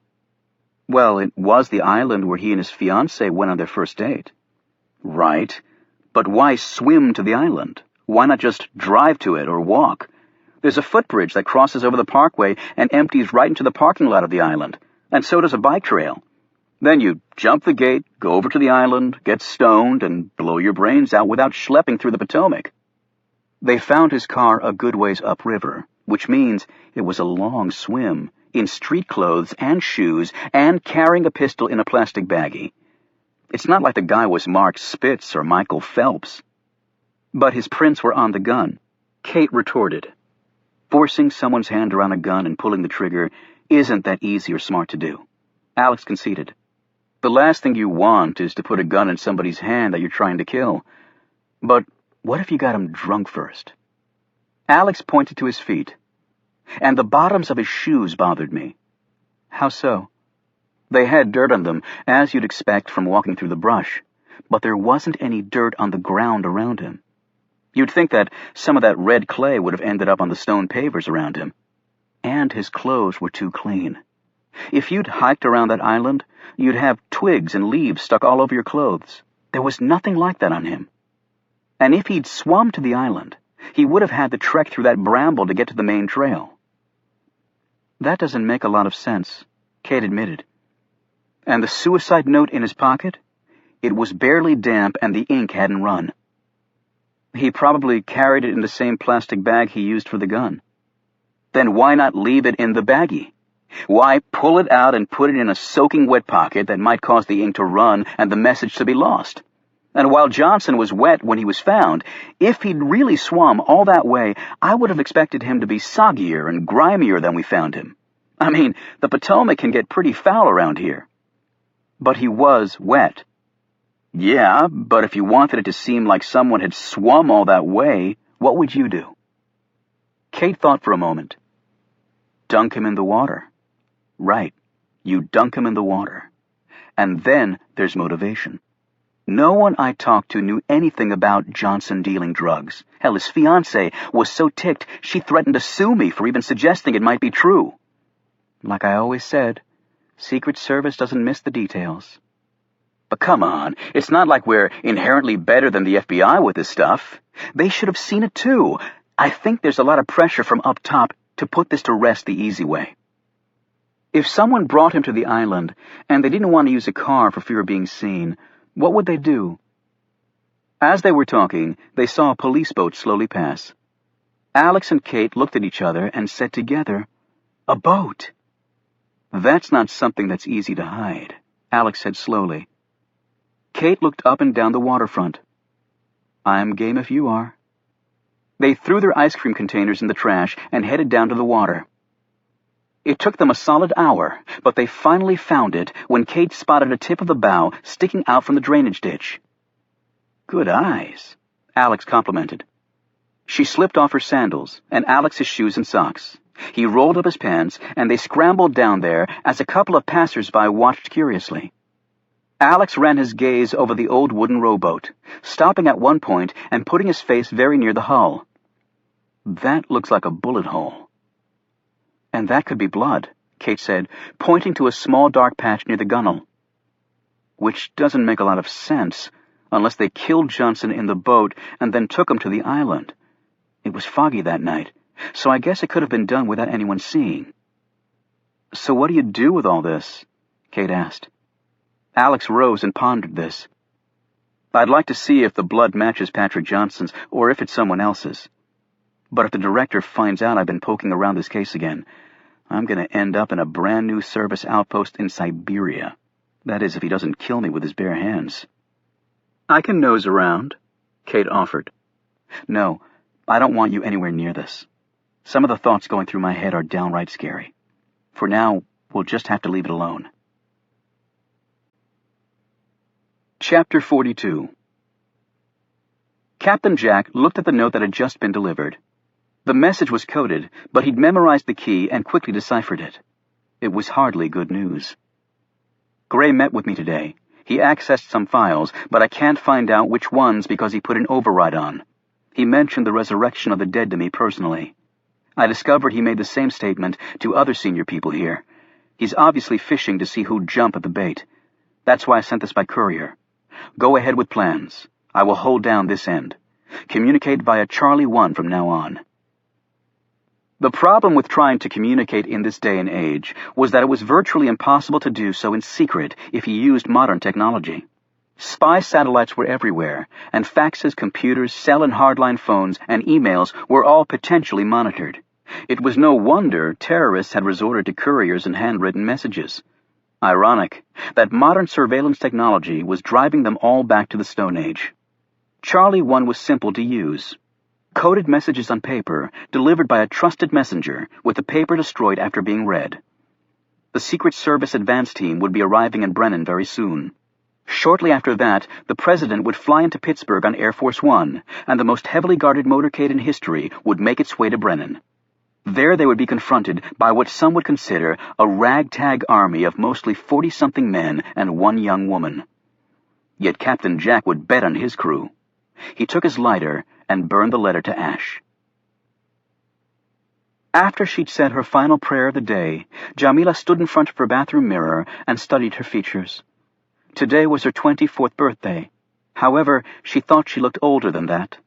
The last few years had not been kind to her.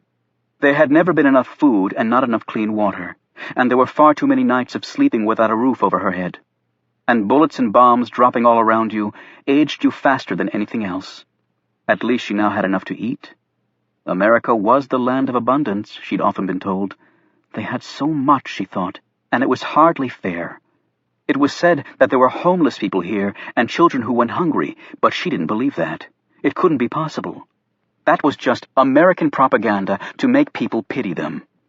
Jamila swore in Arabic at this thought. Pity them? She was 24 years old, alone, and halfway around the world from where she belonged. Her family was all gone, murdered.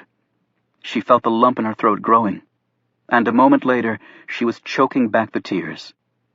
She quickly wet a towel and put it over her face, letting the cool fabric dry the tears.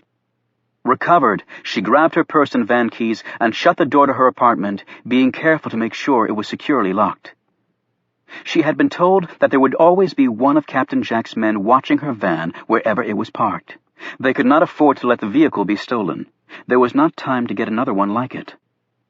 Captain Jack was a strange man, she thought. An American who spoke fluent Arabic was not common. He seemed to know the customs and history of the Islamic world better than some Muslims. Jamila had been instructed that whatever he told her to do, she must obey. It had not seemed right at first, taking orders from an American, yet after meeting him in person, there was an aura of authority around the man that she couldn't deny. Driving her van around the area in the evening had become a ritual for Jamila. It was as much to unwind after a long day of playing nanny to 3 energetic boys as it was to commit to memory the various roads and shortcuts necessary to her task.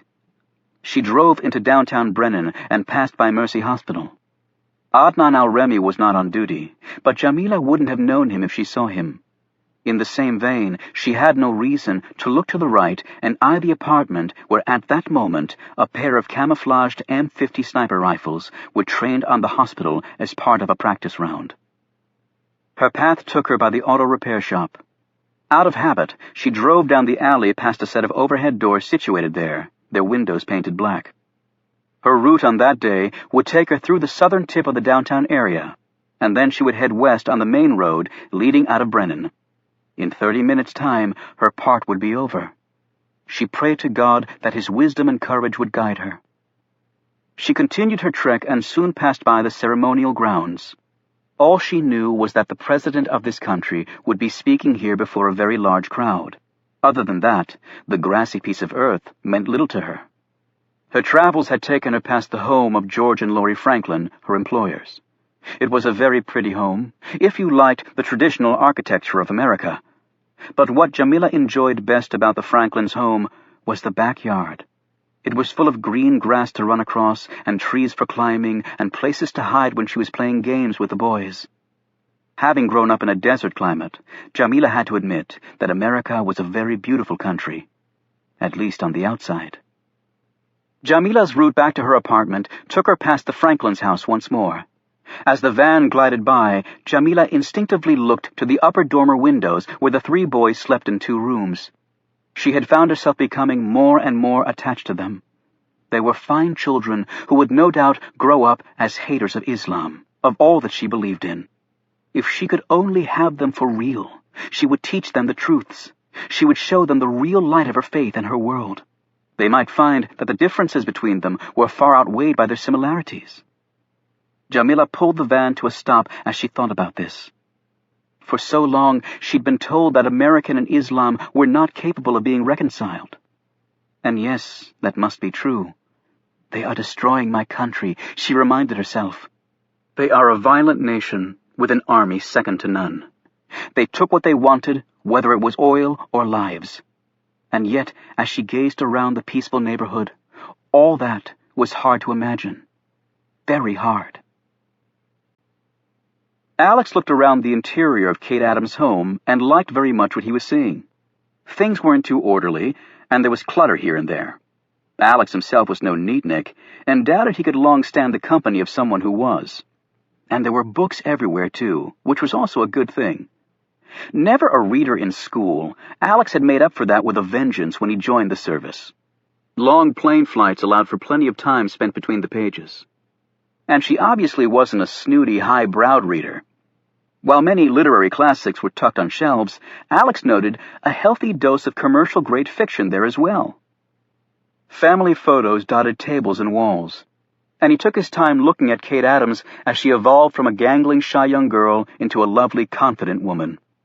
In one corner of the room that took up most of the first floor sat a black baby grand piano. When she came back downstairs from her bedroom, Kate had changed into jeans, a sweater, and was barefoot. "Sorry," she said. "I start to implode after a day in a dress and shoes." "But don't let the $1,000 suits and impeccable grooming fool you. I'm a jeans and t-shirt kind of guy myself." She laughed. "Beer? Always a good chaser to mocha mint ice cream." She pulled 2 Coronas from the fridge, cut up limes, and they sat on the couch that looked out into the rear grounds. She curled her legs up under her. "So, what's your next move?" He shrugged. "Not sure. Officially, I'm on White House protection detail, and I should be thankful for that. I mean, it's not like I did anything wrong during the investigation, but I sat in the director's office and refused a direct order from him to reveal the name of someone. I still can't believe I did that." "So was the old friend you told me about Oliver Stone?"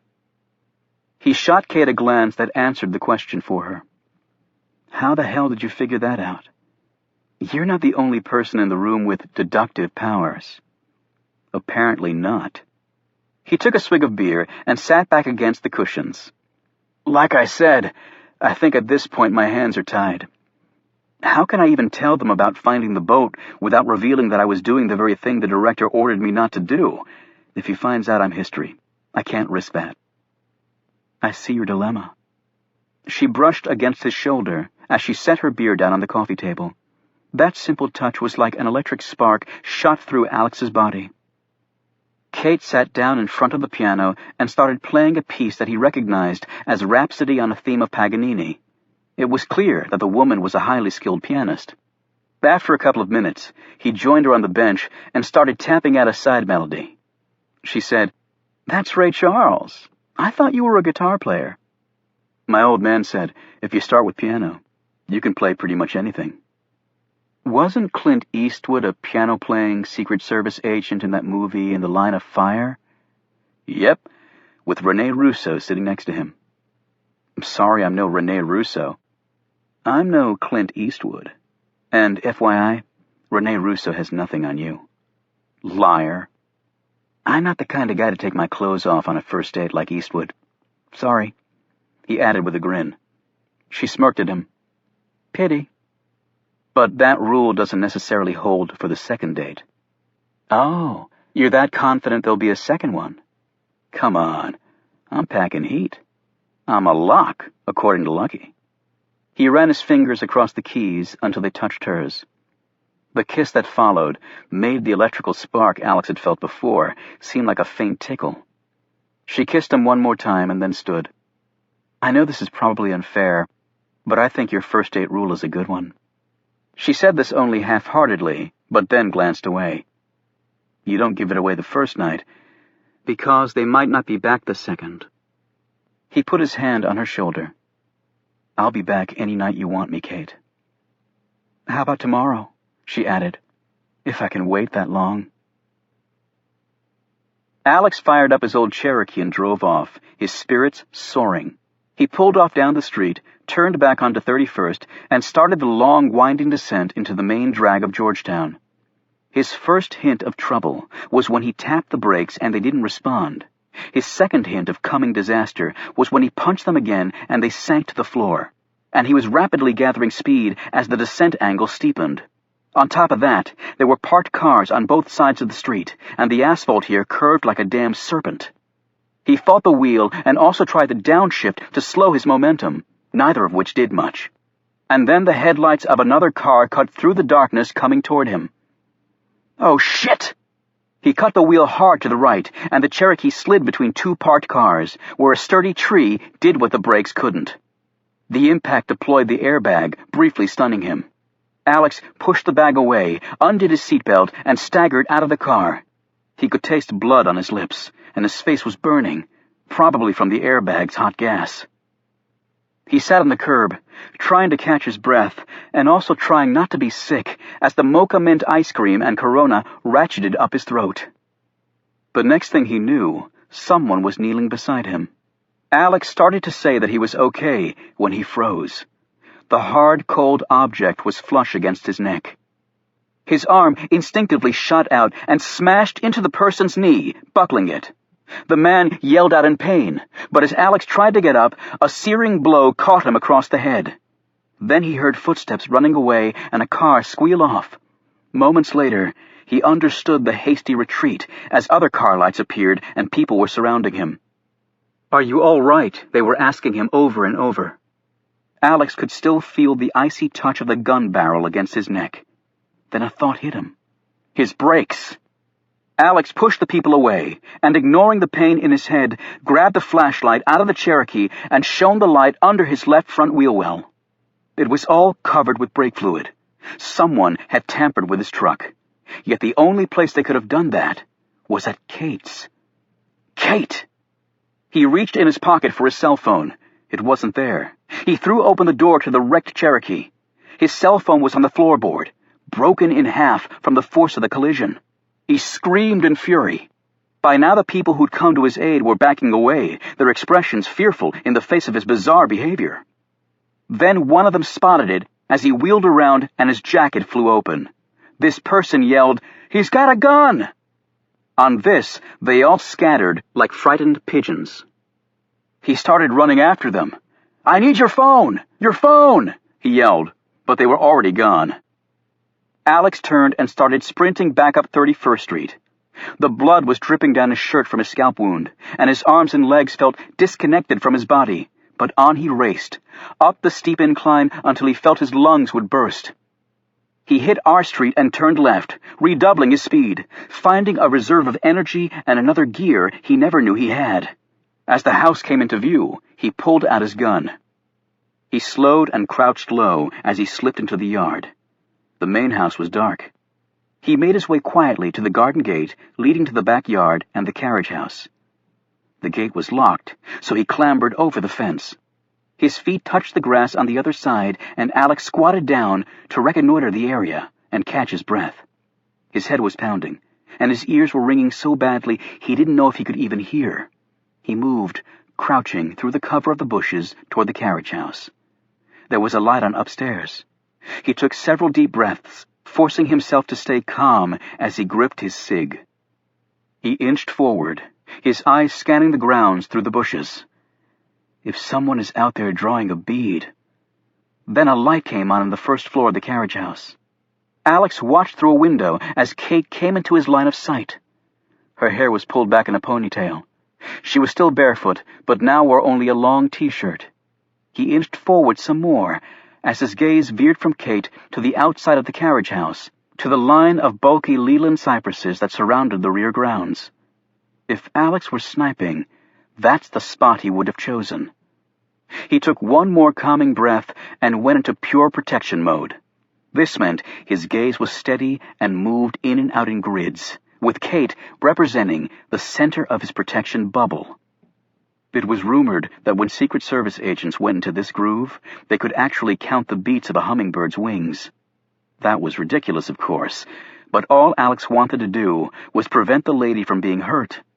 All he wanted to do was see the gun before it fired. He'd had all those years of training to do this very thing. Please, God, let it be enough. And that's when he spotted it. Across the yard and to the right, behind a giant rhododendron, the almost invisible glint of a rifle's optics. He didn't hesitate. He brought his gun up and fired. It was a long shot for a handgun, but he didn't care if he hit the shooter. He just wanted to drive him away. He placed the shot directly behind the optics. As soon as he fired, the rifle barrel fully appeared, jerking upward and discharging. A split second later, Alex put 6 more bullets into the same area. Next, he heard Kate scream. Then the rifle disappeared, and he heard feet running hard away. Damn, he'd missed, but accomplished his goal just the same. Still, the bastard had gotten off a shot. Alex sprinted for the carriage house. Bursting through the door, he heard Kate scream again. She stopped when she saw him. He rushed to her, grabbed her around the waist, and pushed her to the floor, his body shielding hers. "Stay down. There's a shooter out there," he said into her ear. He wriggled forward on his belly and punched the light switch, plunging the carriage house into darkness. Then he crawled back to her. "Are you all right?" he asked frantically. "You're not shot?" "No," she whispered back. Then she felt his face. "My God, are you bleeding?" "I'm not shot. Someone used my head as an anvil." "Who did it?" "Don't know." He caught his breath and leaned his back against the stove, his gaze on the door, his hand clenched around his pistol. Kate crawled forward, reached up, and pulled a roll of paper towels off the counter. "Kate," he said harshly, "stay the hell down. The guy could still be out there." "You're bleeding," she said firmly. She reached up again and ran some water over a wad of the towels. She cleaned his face off and examined the lump on his head. "I can't believe it didn't knock you out." "Fear is a great antidote to unconsciousness." "I didn't even hear your truck drive up." "My Cherokee was put out of commission. Brake line cut. I had quite the roller coaster ride down 31st. "Then how'd you get back here?" "I ran." She looked astonished. "You ran? All that way?" "I figured the only place they could have tampered with my brakes was at your place. I had to get back here. I had to make sure you were okay." This came out in one long, breathless purge of his emotions. She stopped cleaning the blood off him, even as her mouth started trembling. Then Kate wrapped her arms around him, her face nestled against his neck. Alex put an arm around her. What a hell of a first date. Chapter 43. The Camel Club had walked back to Foggy Bottom and ridden the metro to Union Station, where they had some late dinner at the food court in the lower level and talked things over. Afterward, they went to the train station's parking garage to pick up their vehicles. Stone elected to ride in the sidecar with Reuben. He turned to Caleb and Milton, who were getting into the Malibu. "All right, you two can go to your condo, Caleb. I believe you'll be safe there, but please keep vigilant."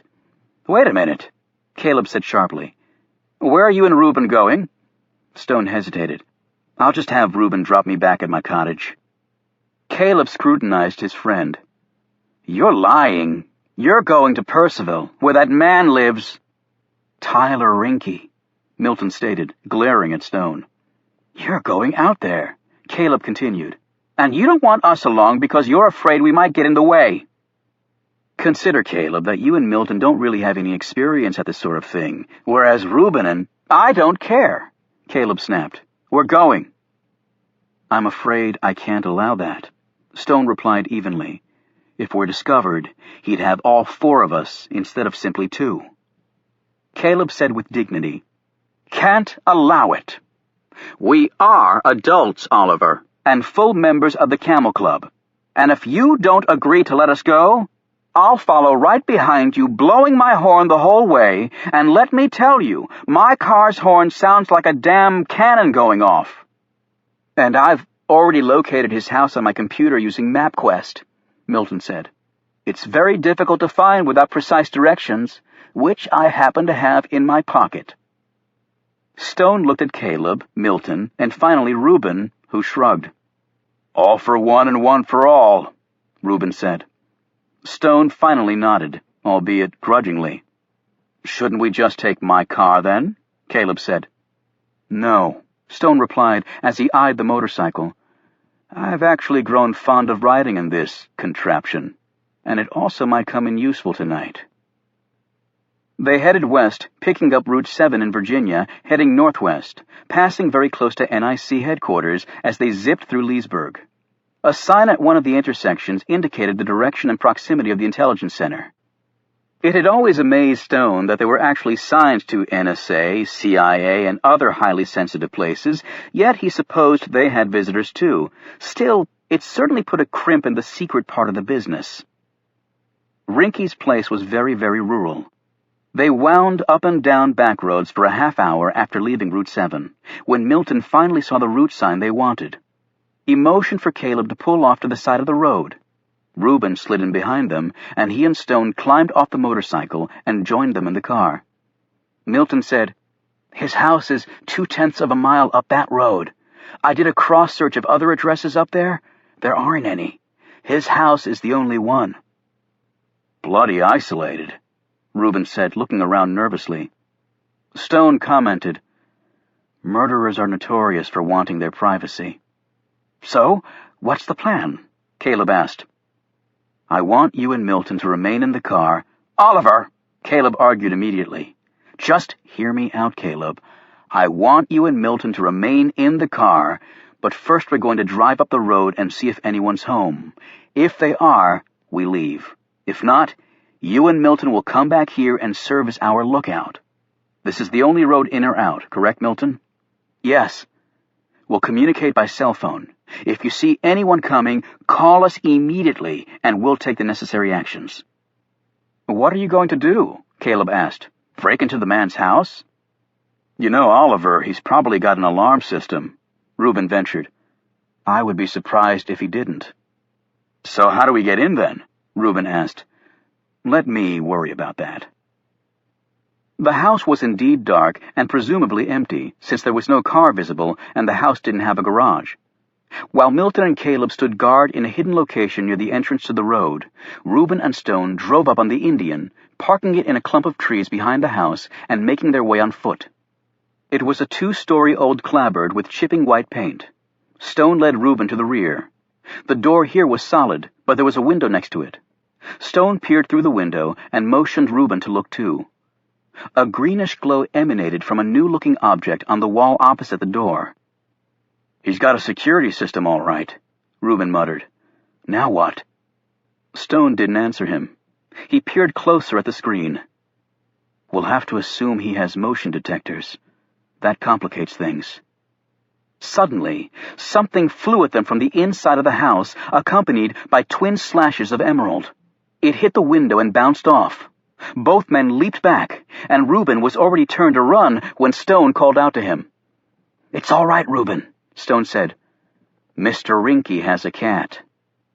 His chest heaving, Reuben staggered back up to the window and looked through it. Peering back up at him was a black tabby with a white chest and huge luminous green eyes. The room they were looking into was the kitchen, and the cat had apparently launched itself from the countertop when it noticed their presence. "Damn cat! I bet it's a female," Reuben said, grimacing. "Why do you say that?" Because women have always tried to give me heart attacks, that's why. Actually, the presence of the animals simplifies things greatly, Stone said. How the hell do you figure that? Security systems with motion detectors do not cohabit very well with cats. Reuben snapped his fingers. Pet corridors where the motion doesn't hit. Exactly. Stone was pulling something from his pocket. It was the black leather case he'd taken from his secret room. He unzipped it. Inside was a first-class burglary kit. Reuben stared at these felonious instruments and then looked up at his friend and said, I don't want to know. The window to the kitchen was opened within 10 seconds. How'd you figure the window wasn't wired to the security system? Wired windows and a motion detector is a bit of overkill, Stone replied. And a house this old has plaster walls, which are very difficult to run wire through. I doubt our Mr. Rinky could justify the price, and I checked for a wireless security pod on the window before I jimmied it. Okay, Reuben demanded. I do want to know. How the hell do you know about stuff like wireless window security pods? Stone glanced at him with an innocent expression. The library is open to the public, Reuben. They climbed inside, and the cat met them immediately, rubbing up against their legs and waiting patiently to be stroked. All right, before we enter any room, we need to find the motion detector. Then I'll send the cat across the room, and we'll follow its lead, Stone said. Be prepared to crawl on your belly. Great! I might as well be back in Nam, Reuben groused.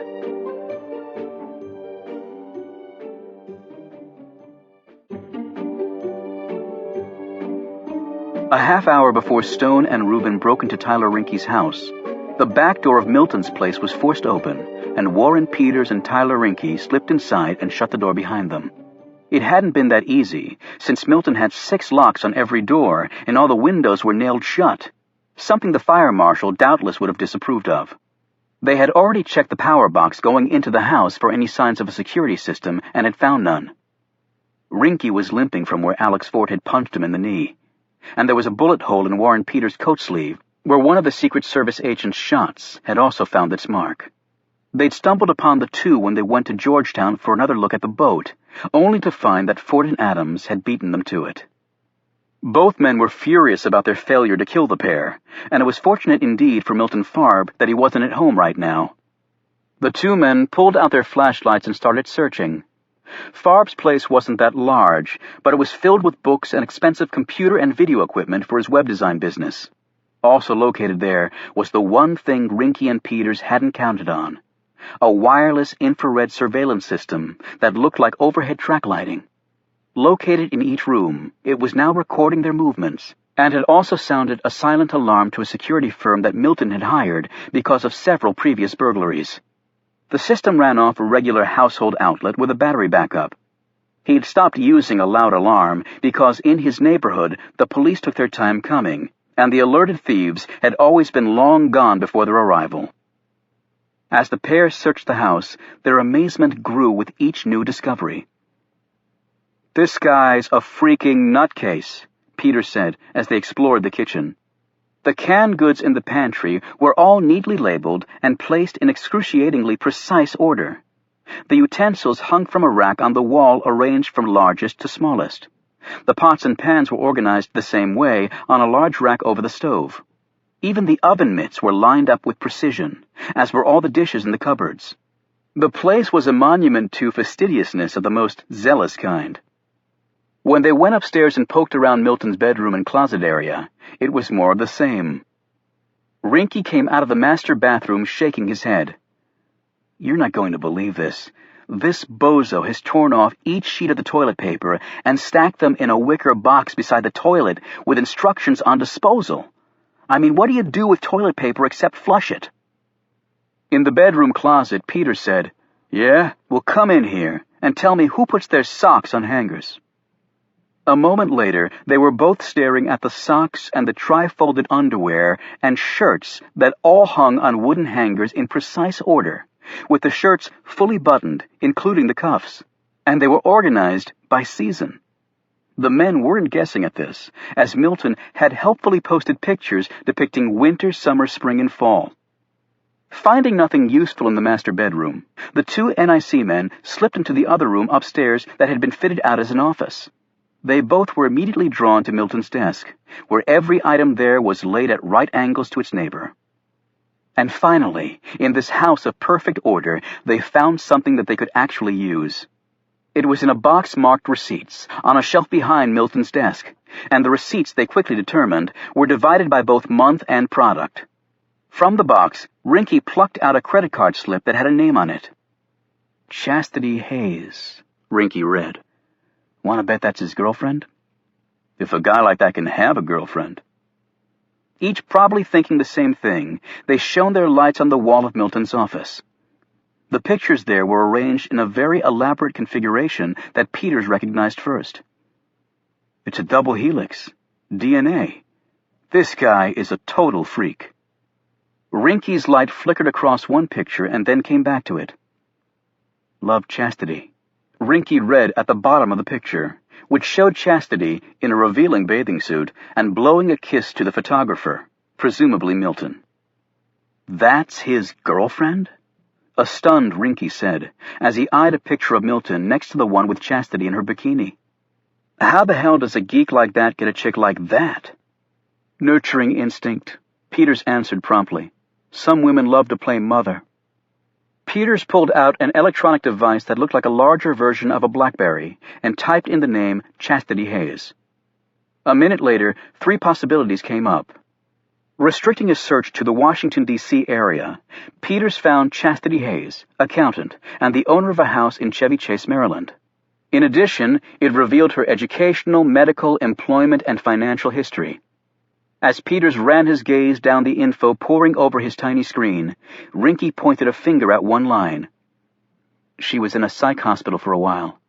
I bet you she's OCD like Farb. At least we know where she lives. And if Farb isn't here...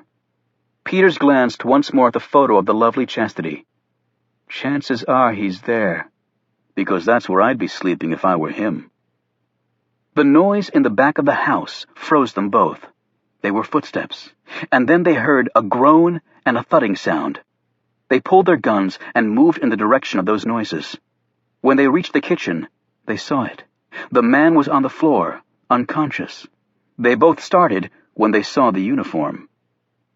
Rental cop, Rinky said finally. We must have tripped some alarm. Yeah, but who the hell knocked him out? They looked around nervously. Let's get out of here, Rinky whispered. They slipped out the back of the house and soon reached their car a block over. Do we hit the chick tonight?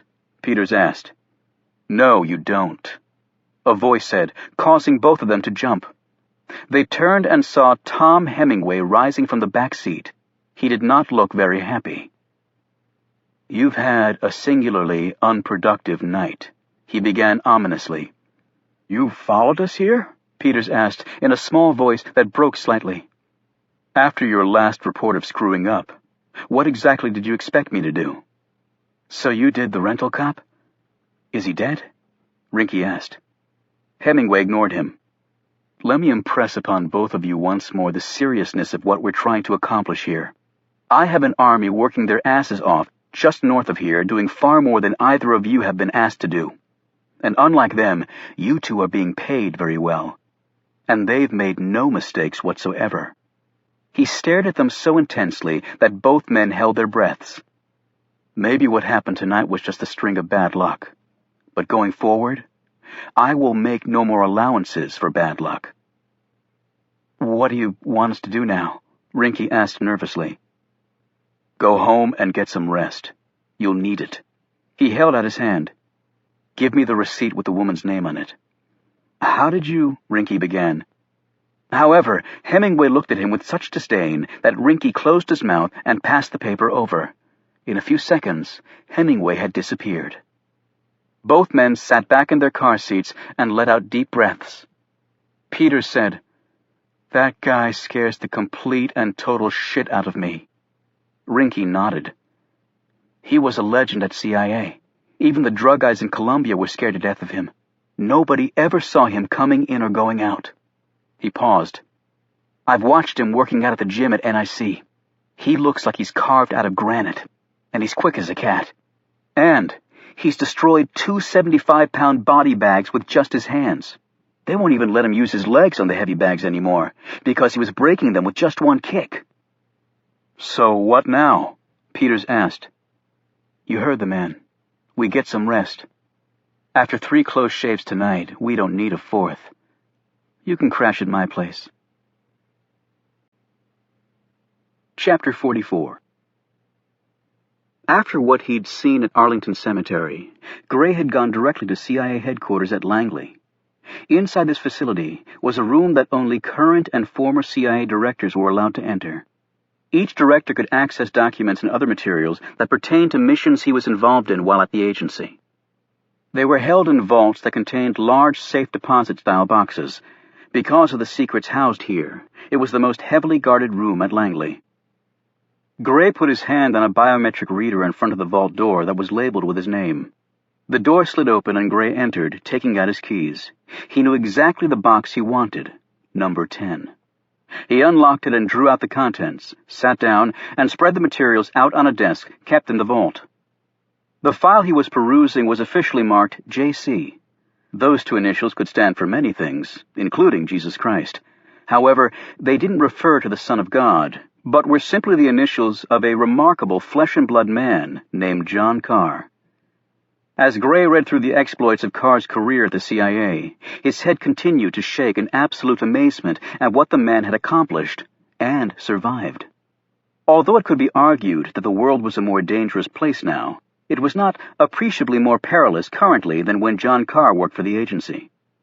As Gray came to the last pages of John Carr's career at Langley, it ended the way it had meant to end, with burial at Arlington Cemetery with full military honors, although John Carr had not technically worked for the Army for years and had not died in a uniform. After that, his entire past had been wiped clean from every record in the United States. Gray had seen to that personally, based on orders from the highest level at the CIA. And though John Carr wasn't buried in that grave, he was still supposed to be dead. The initial hit on him killed only his wife. But there had been another attempt deemed successful, though no body had been recovered. It was presumably in the bellies of fish in the middle of the ocean. Perhaps Gray was simply jumping to conclusions. The man he'd seen was thin and seemingly frail. Could that be the mighty John Carr? The years could take their toll, but still, with a man like Carr, Gray figured age would simply bounce off him. Yet the man had been standing directly in front of the grave marked for John Carr. And hadn't he managed to disappear, much like the legendary Carr made a career out of doing? Gray's pulse accelerated as he thought how close he'd possibly been to a man who'd been betrayed by his country. And not just any man, but a man who in his time was the perfect killing machine for the United States government. Until, that is, he became a liability, as such men often did. Carter Gray put away the box and left the room of old secrets with a curious emotion filling his chest. Carter Gray feared a dead man, who inexplicably might still be among the living. Later, back at his home, Gray lit the candles in his bedroom as he kept glancing at the photos on his mantel. In a few minutes it would be midnight, and September 11th would be with him again. He sat in the chair next to his bed and opened his Bible. Carter Gray had been baptized a Catholic, had dutifully performed his first communion at age 7 and his confirmation at age 13, and had even been an altar boy. Since reaching adulthood, however, he had never once set foot inside a church, unless it was for some political function. With his occupation, religion had never seemed to be that relevant.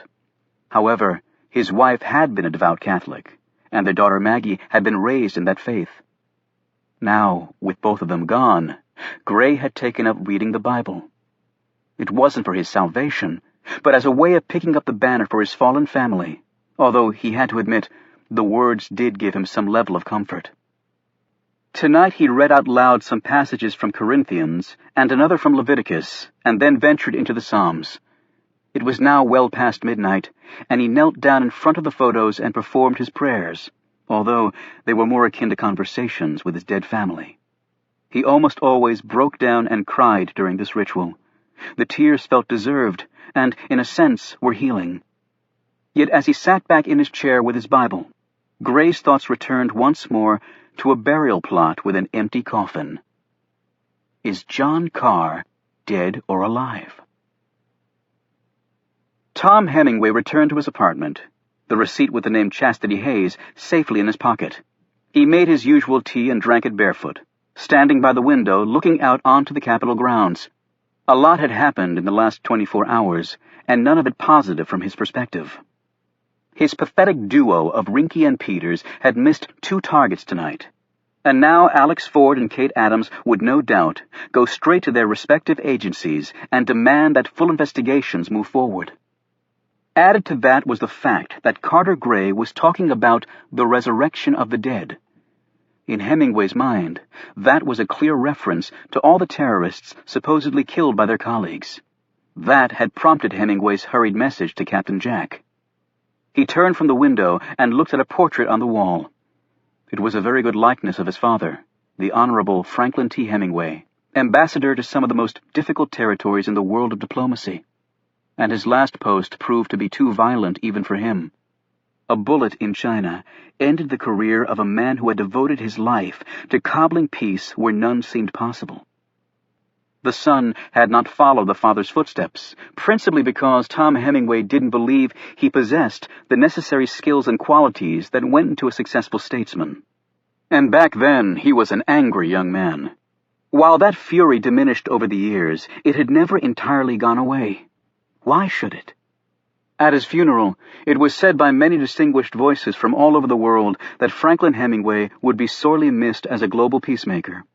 Hemingway still felt the loss of his mentor as strongly this minute as he had felt it the day an assassin's bullet ended his father's life. For him, time lessened nothing. It only intensified the sense of agony he'd carried with him, since learning that precious valiant heart had stopped beating.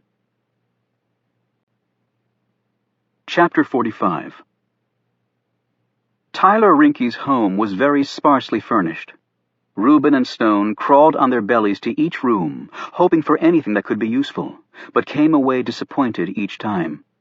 They passed the front door, where another alarm code pad was mounted, and slithered up the stairs after the fat tabby. When they reached the bedroom, something caught Reuben's eye. "Our Mr. Rinky is a chopper pilot." He picked up the only picture on the nightstand. In it, Tyler Rinky was at the controls of a sleek black helicopter. "Any insignias on it?" Stone asked, as he searched other parts of the room. "Nope." Reuben put the picture back down after using a corner of the bedspread to wipe off any fingerprints. Stone had rummaged around in the closet and came out carrying a small box. "Financial records," he said in response to Reuben's questioning look. He took out a stack and started going through them, scanning each page. "Anything of interest?" Stone held up one page. "It seems this account is set up under a false name, although the address matches the house we're in. However, I'm afraid I have little experience with financial portfolios." "Let me take a look." Reuben spent some time going over the statements and some handwritten notes also contained in the batch. "It looks like Rinky, if this is his account statement, has recently bought an enormous long-put option on margin." "Long-put option on margin? What's that?" "Margin means he's borrowed money to purchase his position, and he has the option to sell the position at a certain level. According to these handwritten notes, he's essentially betting the farm that the S&P will take a dive. So it's like sell low and buy back high. That's not what you usually want, but in this case you can make enormous amounts of money doing that very thing. And the amount at risk is far more than someone would make off a government salary. That's why it's on margin." "I had no idea you knew so much about finances."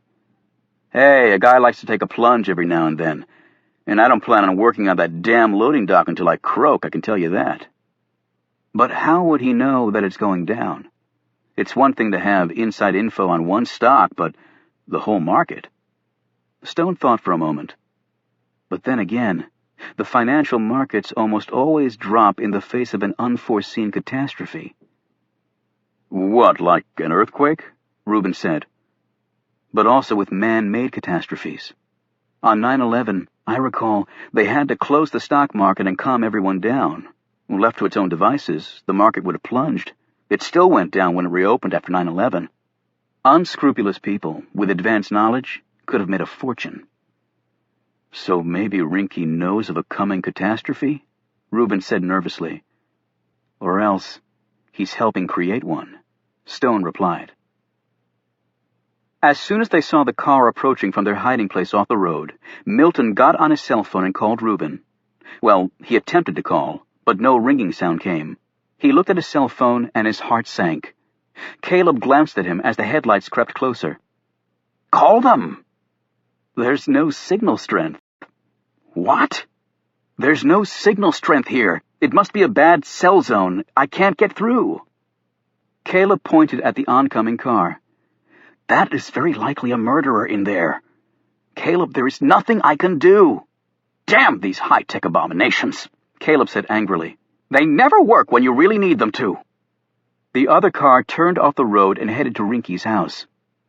That's Tyler Rinky's car. I recognized it, Caleb said.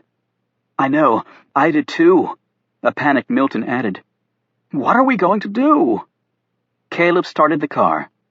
Well, I'm certainly not going to let them kill Oliver and Reuben while we just sit here with useless technology. Hold on! Milton braced himself as Caleb hit the gas and the Malibu sprang forward. They squealed back onto the road, where Caleb floored it and took the turn toward Rinky's house just barely on 4 wheels. As the Malibu flew forward, Caleb hit the horn. He hadn't been joking before to Stone. It was very loud, like a shriek and a train whistle rolled into one. Rinky glanced over his shoulder at the Malibu as it raced by honking its horn. He looked at Peters and muttered, Stupid high school kids joyriding. Happens all the time around here. Inside Rinky's house, both Stone and Reuben raced to the front bedroom window when they heard the car horn. That's when they saw the headlights turn into the drive. Oh, shit!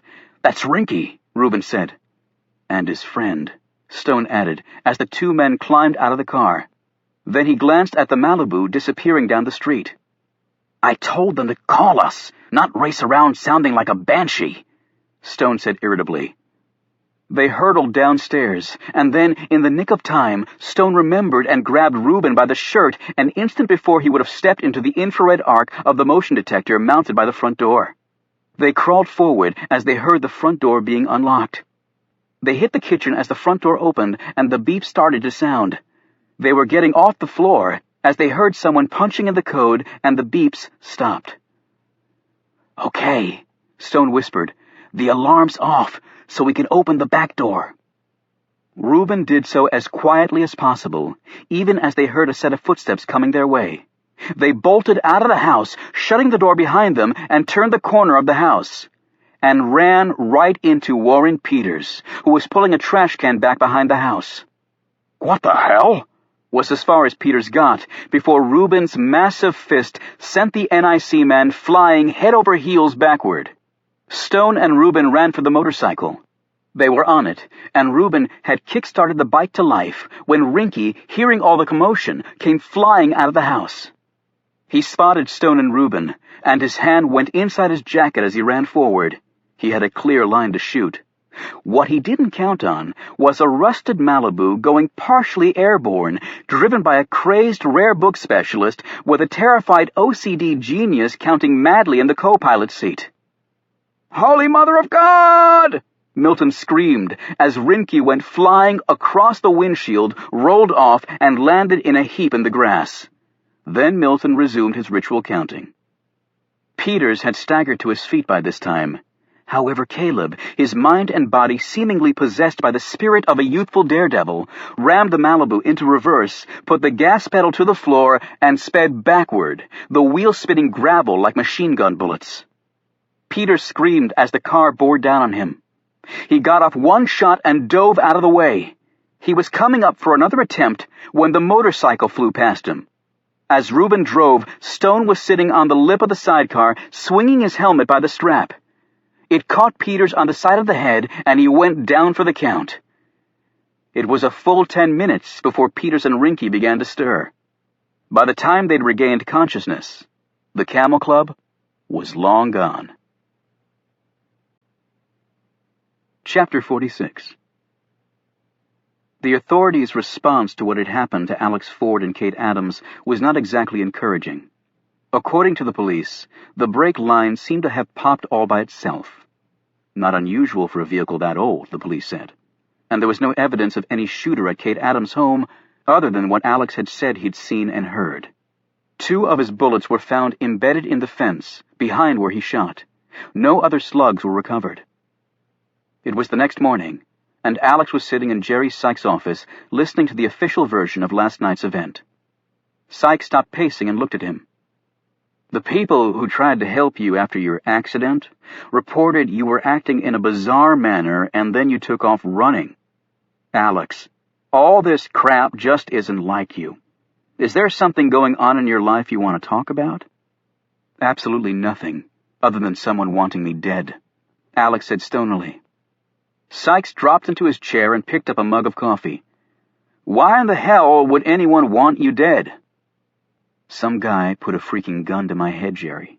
I didn't take the time to ask him why. And nobody saw this guy except you. So again, I'm asking you, what happened between yesterday and today to make somebody want you dead? Alex hesitated. He wanted to tell Sykes about the discovery of the boat, but figured that admitting he disobeyed another order from the director would be the end of his career. I've got a lot of years of damn good service behind me. Why all of a sudden would I start making this sort of crap up? You put your finger on it. You've put in a lot of years. The director cut you a break yesterday. He could have canned your ass on the spot. Hell, I probably would have if I'd been in his shoes. Don't blow a gift from the top, Alex. You're not getting another one. Fine. But can you at least put someone in Kate Adams' house? I didn't imagine that optics reflection. Sykes sat back. I'll call the D.C. police and ask them to have a car make some extra rounds, but that's all, and consider that a gift. Sykes looked at his watch. I've got a meeting, and I think you have a post to stand. Right, in the White House, Alex said wearily. No, actually, outside. You'll have to work your way back inside the place. The Camel Club held a hasty meeting at Caleb's condo early that morning. The first order of business was to congratulate the esteemed librarian and gutsy wheelman on his bravery. They had to wait a bit for that, however, as Caleb was in the bathroom, still throwing up after realizing just how close he'd come to dying. When Caleb finally emerged from the toilet, Stone said, I would like the official record to reflect that Caleb Shaw has earned the deepest thanks of the entire Camel Club membership for his extraordinary bravery and ingenuity. A pale but smiling Caleb shook each of their hands. I'm not sure what came over me. I just knew that I had to do something. I've never been that scared since I was given the honor of handling Tocqueville's De la Démocratie en Amérique in its original paper wrappers. Reuben gave a fake tremble. Handling a Tocqueville gives me the piss shivers just thinking about it. However, we have to assume that Rinky and his partner have now made us, so to speak, Stone warned. I'm not so sure. I took my license plates off while we were watching the road, Caleb said as they all stared at him in surprise. After Milton got their license plate and ran it so easily, I was terrified they'd do the same if they saw mine, he explained. Just then, Milton's cell phone buzzed. Yes, he said. He listened for a bit, and then clicked off and looked at the others. Someone broke into my house and knocked out the security guard who responded to the silent alarm. Was anything taken? Stone asked. Doesn't appear to be. However, I have surveillance devices disguised as track lighting throughout the place. The security company doesn't know about that. It would be very interesting to see who broke in, Stone remarked. I have to go there to check it. The DVD recorder's hidden behind my refrigerator. We'll have to chance it, Stone said. If it was Rinky and his colleague, it might give us the leverage we need. Reuben put a big arm around Caleb. Well, if those two show up again, they're going down for the count. Right, Killer? His first day back on Presidential Protection Detail was a little awkward for Alex Ford. Everyone seemed to know that this reassignment was a demotion for the veteran agent. Still, they were cordial and professional with him. There was one good thing about being assigned to exterior White House duty. Alex could patrol Lafayette Park. However, Stone wasn't there, but Adelphia was. She was hovering in the middle of the park, shooting glances in the direction of Stone's tent. "Hello, Adelphia," Alex said politely. "I was just looking for Oliver." To his surprise, Adelphia's response was to burst into tears. That was something Alex had never seen the woman do before. "Adelphia, what's the matter?" She just covered her face with her hands. Alex moved over to her. "Adelphia, what is it? Are you hurt or sick?" She shook her head, then took a deep breath and uncovered her face. "It is all right," she said. "It is fine." Alex led her over to a bench. "You're obviously not fine. Now tell me what's wrong. Maybe I can help." Adelphia took a series of replenishing breaths and then looked over at Stone's tent again. "I know, lie to you. I am fine, Agent Ford." "It's Ford, but if you're all right." Then he followed her gaze to Stone's tent. "Has something happened to Oliver?" he asked quickly. "I not know that." "I don't understand. Then why are you crying?" She stared at him in a way she never had before. It wasn't her usual distrustful and surly expression. It was one of hopelessness. "He trusts you. Oliver has said this to me. He say, Agent Ford is good man." "I like and respect Oliver, too." He paused and then added, "His face was bruised the last time I saw him. Does it have something to do with that?" Adelphia nodded, and told him of the encounter in the park. "He took this finger," she said, holding up her middle finger, "and he poke it in the man's side. And this giant of a man, he fall like baby." She drew a deep, troubled breath. "And then Oliver, he pick up the knife and he hold it in a way." She shuddered.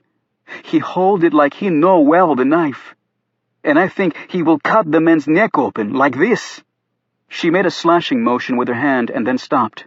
She stared at Alex with an expression of both sadness and relief. "But he did not. He no cut the man. He leave when police come. Oliver no like police." "And you haven't seen him since?" She shook her head, and Alex sat back against the bench, letting this all sink in. "Hey, Ford!" a voice called out. Alex looked over at his supervisor. "You want to come back and join the party if it's not too much trouble?" the man said curtly. Alex jumped up. Before leaving, he turned to Adelphia. "If you see Oliver, tell him I want to talk to him." Adelphia didn't look very enthused about that. "I won't tell him you told me anything, I promise. I just need to see him." She finally nodded, and he raced off. Work in Brennan for the president's visit had accelerated, and Captain Jack was kept very busy. The vehicle being constructed in the garage was right on schedule, and the various wheelmen were ready. He hadn't visited the sniper's nest again. He didn't want to risk being seen going to the apartment too often. Captain Jack had spent time without Remy and his colleague at the hospital while the two were off duty. There were no problems there. He had met once before with Jamila late last night, after she had made her nightly rounds of Brennan. He was still a bit concerned about her emotional makeup, but there was no time to substitute now. He reinforced the notion of how important her work was to the whole project, about how many men would be sacrificing their lives and how that sacrifice would be for naught if she failed. He would hold 2 more meetings before game day, one tonight, before the Secret Service advance team arrived in the morning. And as with the last group meeting, he would afterward meet with his North Korean counterpart to go over necessary details. However, Carter Gray was on the prowl. Actually, Captain Jack was a little surprised it had taken the old man this long to become suspicious. They had used every connection they had in the Muslim world to set up this operation. But Hemingway's plan was, in Captain Jack's mind, an ultimately futile exercise, although Tom Hemingway simply refused to see that. To Captain Jack's thinking, Hemingway's chief problem was he still believed in the good in people. That logic was inherently flawed, Captain Jack knew, because the people who really mattered didn't possess any goodness. With every mission he'd ever carried out, Captain Jack always allowed for contingencies, and this time was no exception. Following his old maxim had once again led him down the right path. It really was all about the money. In the rental space on the outskirts of town, The engineer and chemist were going over again the workings of the prosthetic hand with the ex-National Guardsman. He had gotten the maneuverings of the device down very well. They watched as he put his new hand through a series of grips, waves, and other exercises. Then he executed the water bag implement flawlessly. Before leaving, he thanked them both. Afterward, the men packed up a duffel bag and headed into town, where they ran errands at a half-dozen businesses along the town center. At each place, they left a little present. These presents would further help lay a place in history for Brennan, Pennsylvania, although certainly not one the townspeople would have wanted. Chapter 47. Alex found out later that day he'd been assigned to the advance team for the Brennan event. This thoroughly ticked him off, because it meant time away from Kate. However, it wasn't as if he could complain. He was barely hanging on to his service pension as it was. Indeed, Alex sensed that he'd be sent to every bump-in-the-road campaign outpost Brennan was targeting on his re-election charge across America. He'd be a zombie by the time it was over. He and Kate met at a restaurant in DuPont Circle. She'd rebounded well from the frightening events of the previous night and was now determined to get to the truth. That spunk drew both admiration and terror from Alex. "I understand how you feel, Kate, but don't get carried away. These guys have guns, and they're obviously not afraid to use them." "More reason to get them off the streets," she said determinedly. "So when do you leave for Brennan?" "Crack of dawn. It's a short flight, but there's a lot to do. Advanced teams do the heavy lifting that keeps the president safe, but it's killing me that I won't be around here in case you need me." She put her hand over his. "Well, for what it's worth, I thought you were pretty damn terrific last night." Right as she said these words, their young waiter stopped by with their meals and overheard them. Obviously misinterpreting the import of her words, he gave Alex a wink and a smile. As they ate, Kate asked, "So any new developments?" "Just one." He told her about his conversation with Adelphia about Stone. "You said Stone didn't have a past that you could find, and yet based on what Adelphia saw, he definitely has a past, maybe a pretty interesting one." Alex nodded and then looked thoughtful. "What do you say after we eat, we take a little stroll over to 16th in Pennsylvania? I hear that's a really nice place. Think you can get me in?" "Right now, I'm not sure they'd let me in. But I was talking about the 16th in Pennsylvania on the other side of the street." 45 minutes later, the two arrived at Lafayette Park. "Doesn't look like he's there," Alex observed as he stared at Stone's darkened tent. This was confirmed moments later when they opened the tent and saw it was empty. "So you have another address for the man?" Kate asked. "Actually, I do." 20 minutes later, Alex pulled his car to the curb outside Mount Zion Cemetery. A light was on in the caretaker's cottage. "He lives here?" Kate asked. "At a cemetery?" "What'd you expect? A penthouse near the MCI Center?" The gate to the cemetery was locked, but Alex boosted Kate over and then scaled the fence, landing next to her. When he answered their knock, Stone couldn't hide his surprise. "Alex," he said, and then glanced curiously at Alex's companion. "Hello, Oliver. This is my friend, Kate Adams. She's a lawyer at Justice, and the best bartender anyone could want." "Miss Adams, it's very nice to meet you," Stone said, shaking her hand. He looked questioningly at Alex again. "We just thought we'd drop by to see you," Alex said. "I see. Well, please come in." Stone didn't ask how Alex knew where he lived. He let them into the cottage and then poured out some coffee he'd made while they looked around. Kate leafed through a book she pulled from the shelf. "Have you read all these, Oliver?" she asked. "Yes," he said, "though most of them not more than twice, I'm afraid. Unfortunately, there's never enough time to read as much as one would want." She eyed Alex. "Solzhenitsyn, no lightweight stuff." "I think I read the Cliff Notes on him in college," Alex said. She held out the book. "Yeah, but in Russian?" Stone came out of the kitchen carrying 2 cups of coffee. "I like your home, Oliver," she said. "It's how I'd envision a college professor's place to look." "Yes, untidy, dusty, rumpled, and full of old books." Stone glanced at Alex. I understand you're on the advance team to Brennan, Pennsylvania. Alex gaped. How the hell did you know that? White House detail can often be very tedious, and people pass the time by talking shop. And voices carry amazingly there, if one is actually listening, which I'm afraid that few people really do anymore. Kate smiled at Stone as they all sat down in chairs around the fireplace. Alex said you were quite extraordinary, Oliver, and I've found I can thoroughly rely on his opinion of people.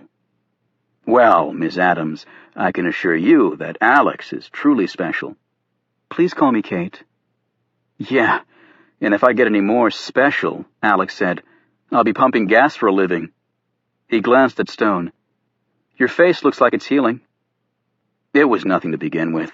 A little ice. I've suffered worse. Really? Care to talk about it? Alex said. You would find such a discussion terribly boring, I'm afraid.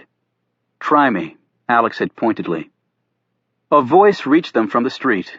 They all got up and went to the door. There was Adelphia standing outside the locked gates calling to Stone. Adelphia? Stone quickly went and let her in. After they'd settled back around the fireplace, Stone introduced Adelphia to Kate Adams. Kate put out her hand, but Adelphia simply nodded at her. The woman had obviously not planned on Stone having any company. I didn't know you knew where I lived, Adelphia, Stone said. You know where I live. It worked both ways, she snapped. Suitably rebuked, Stone sat back in his chair and stared at his hands. Oliver was just telling us that his face is much better, Alex said quickly, giving the woman what he hoped would be a clear segue into her concerns. However, Adelphia said nothing, and there was another awkward silence until Kate remarked, I actually knew one of the attorneys from the ACLU who worked on your relocation case in Lafayette Park. He said it was a tough battle. I believe the Secret Service were very aggressive in not wanting us back for security purposes. Stone agreed. Adelphia suddenly broke in. But then the rights of people, they win out. People here have good rights. That is why this country is great country. Stone nodded in agreement. Yes, Adelphia continued. My friend Oliver, he has signed. It say, I want truth. Don't we all? Kate said with a smile. But sometime truth, it must come from inside a person, Adelphia said forcefully, as she touched her chest. One who asks for truth, they too must be truthful. Is this not so? She looked around the group as she said this. Stone was clearly uncomfortable with the direction of the conversation. He responded slowly. The truth comes in many different shapes, but sometimes, even when the truth is staring someone in the face, he fails to see it. He abruptly stood.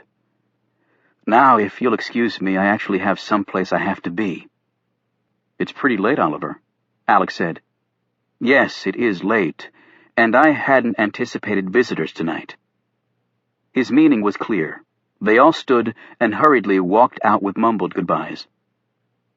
Alex and Kate gave Adelphia a lift back to her apartment. From the back seat, she said, He is in trouble. I know that this is true. What makes you so sure? Alex asked. He come by the park today with his friend, the giant one. He on a motorcycle, riding in a sidecar. She added this last in a tone implying that doing such was a criminal act. A giant man? Oh, you mean Reuben, Alex clarified.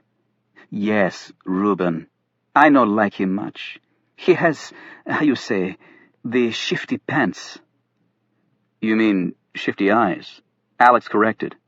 No, I mean the shifty pants. It's okay, Adelphia, Kate said. I know exactly what you mean. Adelphia shot her an appreciative look.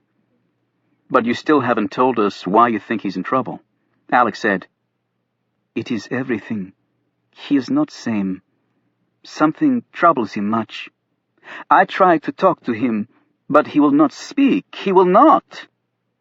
Alex looked at her, puzzled by the intensity of her response, and his suspicions were suddenly engaged.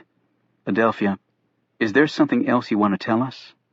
She looked terrified for an instant, and then assumed an expression of deep offense. What do you say, that I lie? No, that's not what I meant. I am no liar. I try to do good, that is all. I'm not. She cut him off. I no talk anymore. I no tell you more lies. They were stopped at a light. She jerked open the door, got out, and stalked off. Adelphia! Alex called after her. Kate said, Better let her cool off a while. She'll come around soon enough. I don't have time for that. I leave tomorrow morning. And tomorrow is when I start my vacation. What? When did that happen? After last night, I needed some time off, so I'm taking a week. Maybe I'll come up to see you in Brennan. I hear it's a real happening place. It's probably a cow pasture where a president happened to be born. And maybe I'll have some time to check out your Mr. Stone and his friends. He looked at her in alarm. Kate, I don't think that's a great idea. Or I can start trying to find the people who wanted us dead. It's your call. He put up his hands in mock surrender. Okay. Go after Oliver Stone and Company. Damn. Talk about the lesser of two evils. Aye, sir, she said, giving him a salute. Chapter 48. The Secret Service advance team touched down in Pittsburgh at 7 a.m., and the equivalent of a small army rolled off the planes and headed directly to Brennan. The president traveled hundreds of times each year, and at least several days before he got to a particular location, the Secret Service sent a regiment of agents who would spend collectively thousands of hours checking every conceivable detail to ensure that the trip would be uneventful from a security standpoint. Since the president had numerous trips planned in his campaign and would hop from one state to another, there were multiple advance teams out in the field, which had stretched the service's manpower. Normally, an advance team would have a full week to do its work, but because of the number of events President Brennan had booked in the campaign, the service had to prioritize. Events deemed lower risk were allotted less advance time. With higher risk events, the service had its usual week to prepare. The Brennan, Pennsylvania event had been deemed low risk for a number of factors.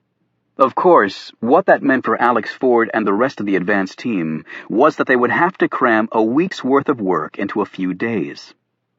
The service set up shop at the largest hotel in Brennan, taking over an entire floor. It had been renamed the Sir James in honor of the president's first name. That had caused about 10 minutes of funny one-liners from the field agents, until their leaders came within earshot. One room became the communications center, and was consequently stripped of all furniture and completely debugged. From this point until the service left, there'd be no room service or maids allowed there. That afternoon, the service met with members of the local police forces. As Alex watched, the lead advance agent faced the cadre of law enforcement officers while briefing books were handed out. "Just remember," he warned, "in another room near here, there may be a group of people planning to do the exact opposite of what we're trying to accomplish." Alex had heard this spiel many times, but as he looked around the room, he couldn't believe that many of those present were buying the line. Still, Alex, with all his experience, discounted nothing. Secret Service agents were paranoid by nature. While Brennan didn't look like a potential trouble spot, no one had expected Bobby Kennedy to be shot in the kitchen of a hotel. James Garfield bought it at a train station. William McKinley went down at a rope line after having been shot by a man who wrapped his revolver inside a bandage. Lincoln was gunned down in a theater, and JFK in his open limo. Not on my watch, Alex kept telling himself. Not on my watch. Potential motorcade routes from the airport to the ceremonial grounds were discussed, and possible trouble spots with each were considered. Then the group broke into smaller units, and Alex found himself asking the usual questions of the local law enforcement. Had gun sales peaked? Were any police uniforms missing? Were there any local threats against the president? What were the locations of the nearest hospitals and potential safe houses? After that, they drove out to the site. Alex walked the ceremonial grounds and helped establish sniper posts.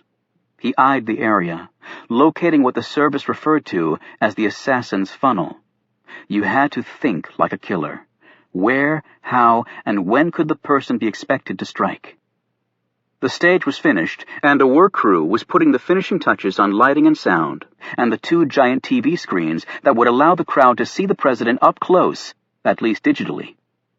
To Alex's experienced eye, the place looked reasonably doable from a protection point of view.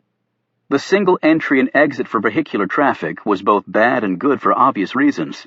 Still, the president wouldn't be here that long, 2 hours tops.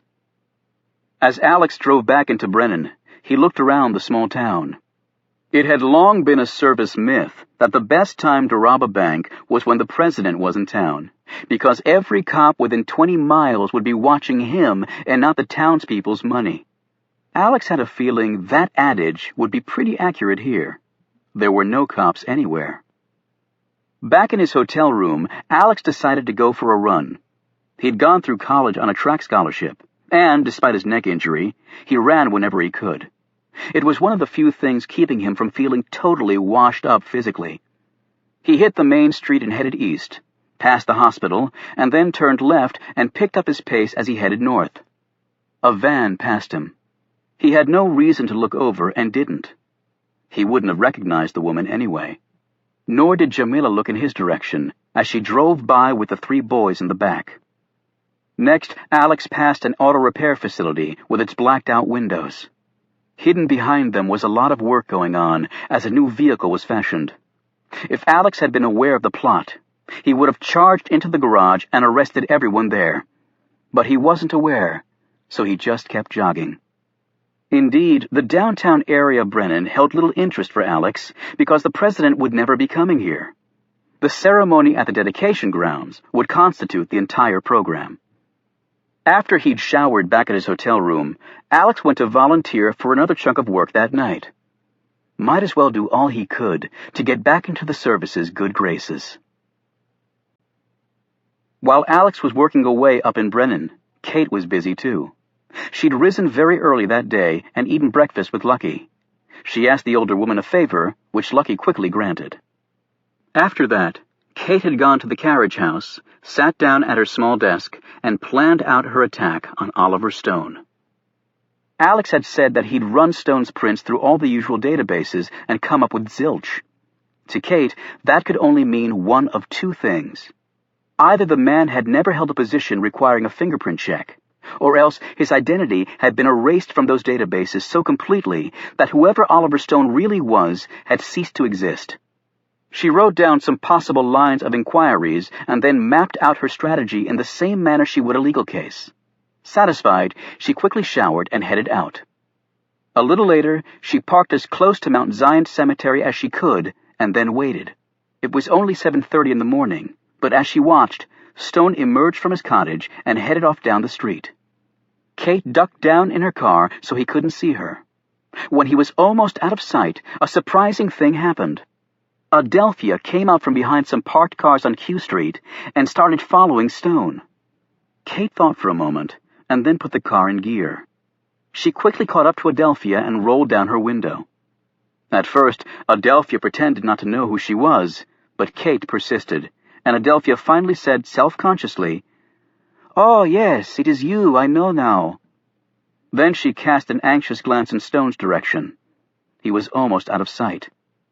"Do you have somewhere to go?" Kate asked, following her gaze. "It is nowhere I have to go," Adelphia said curtly. "I am free to do nothing." "Then how about I buy you a cup of coffee?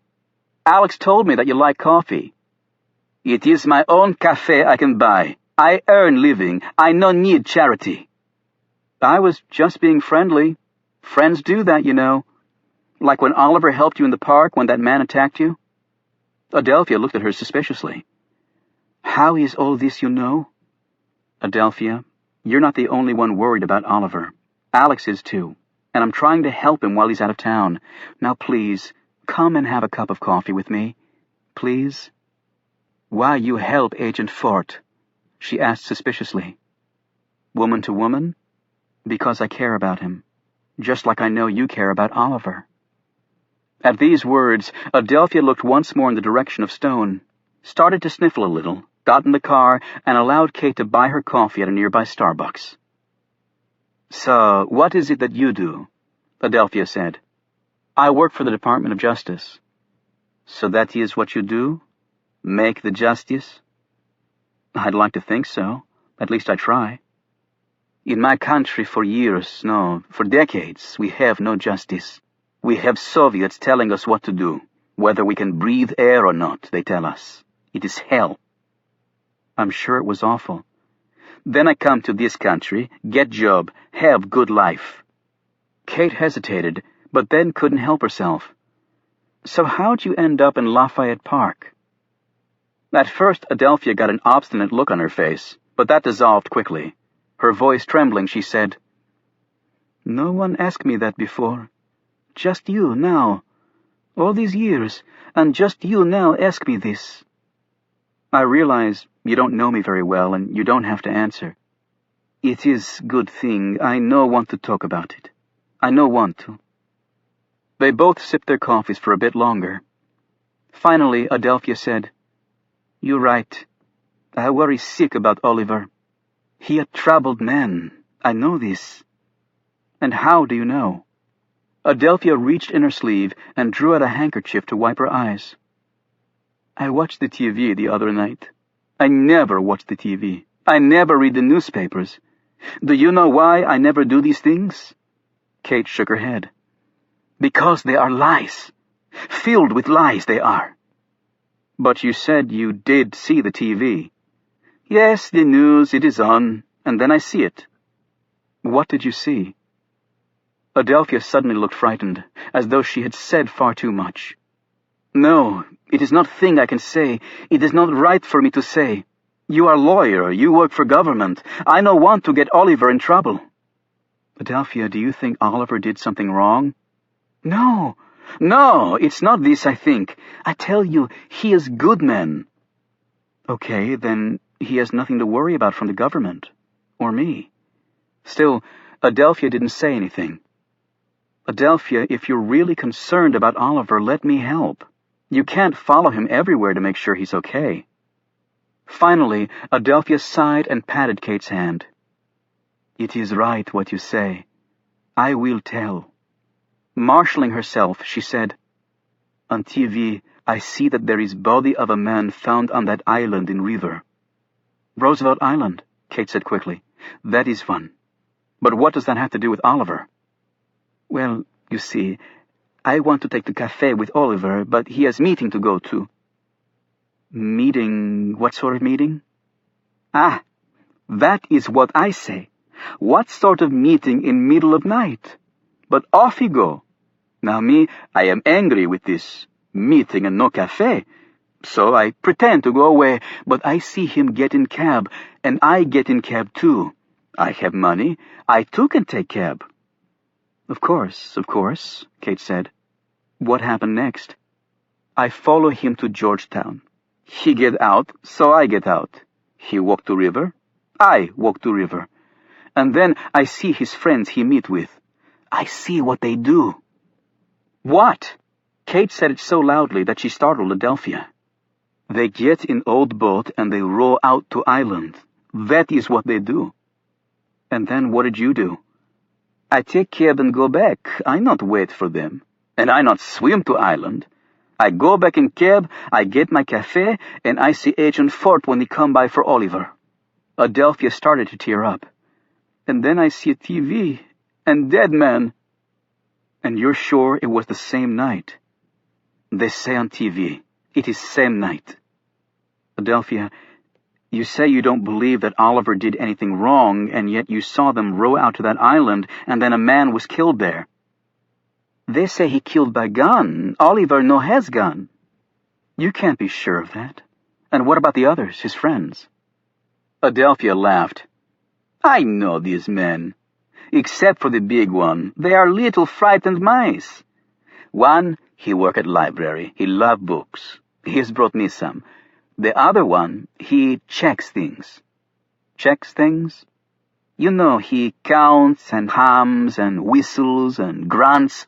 I know not what it was, but Oliver say it to me. He call it OD, something like that."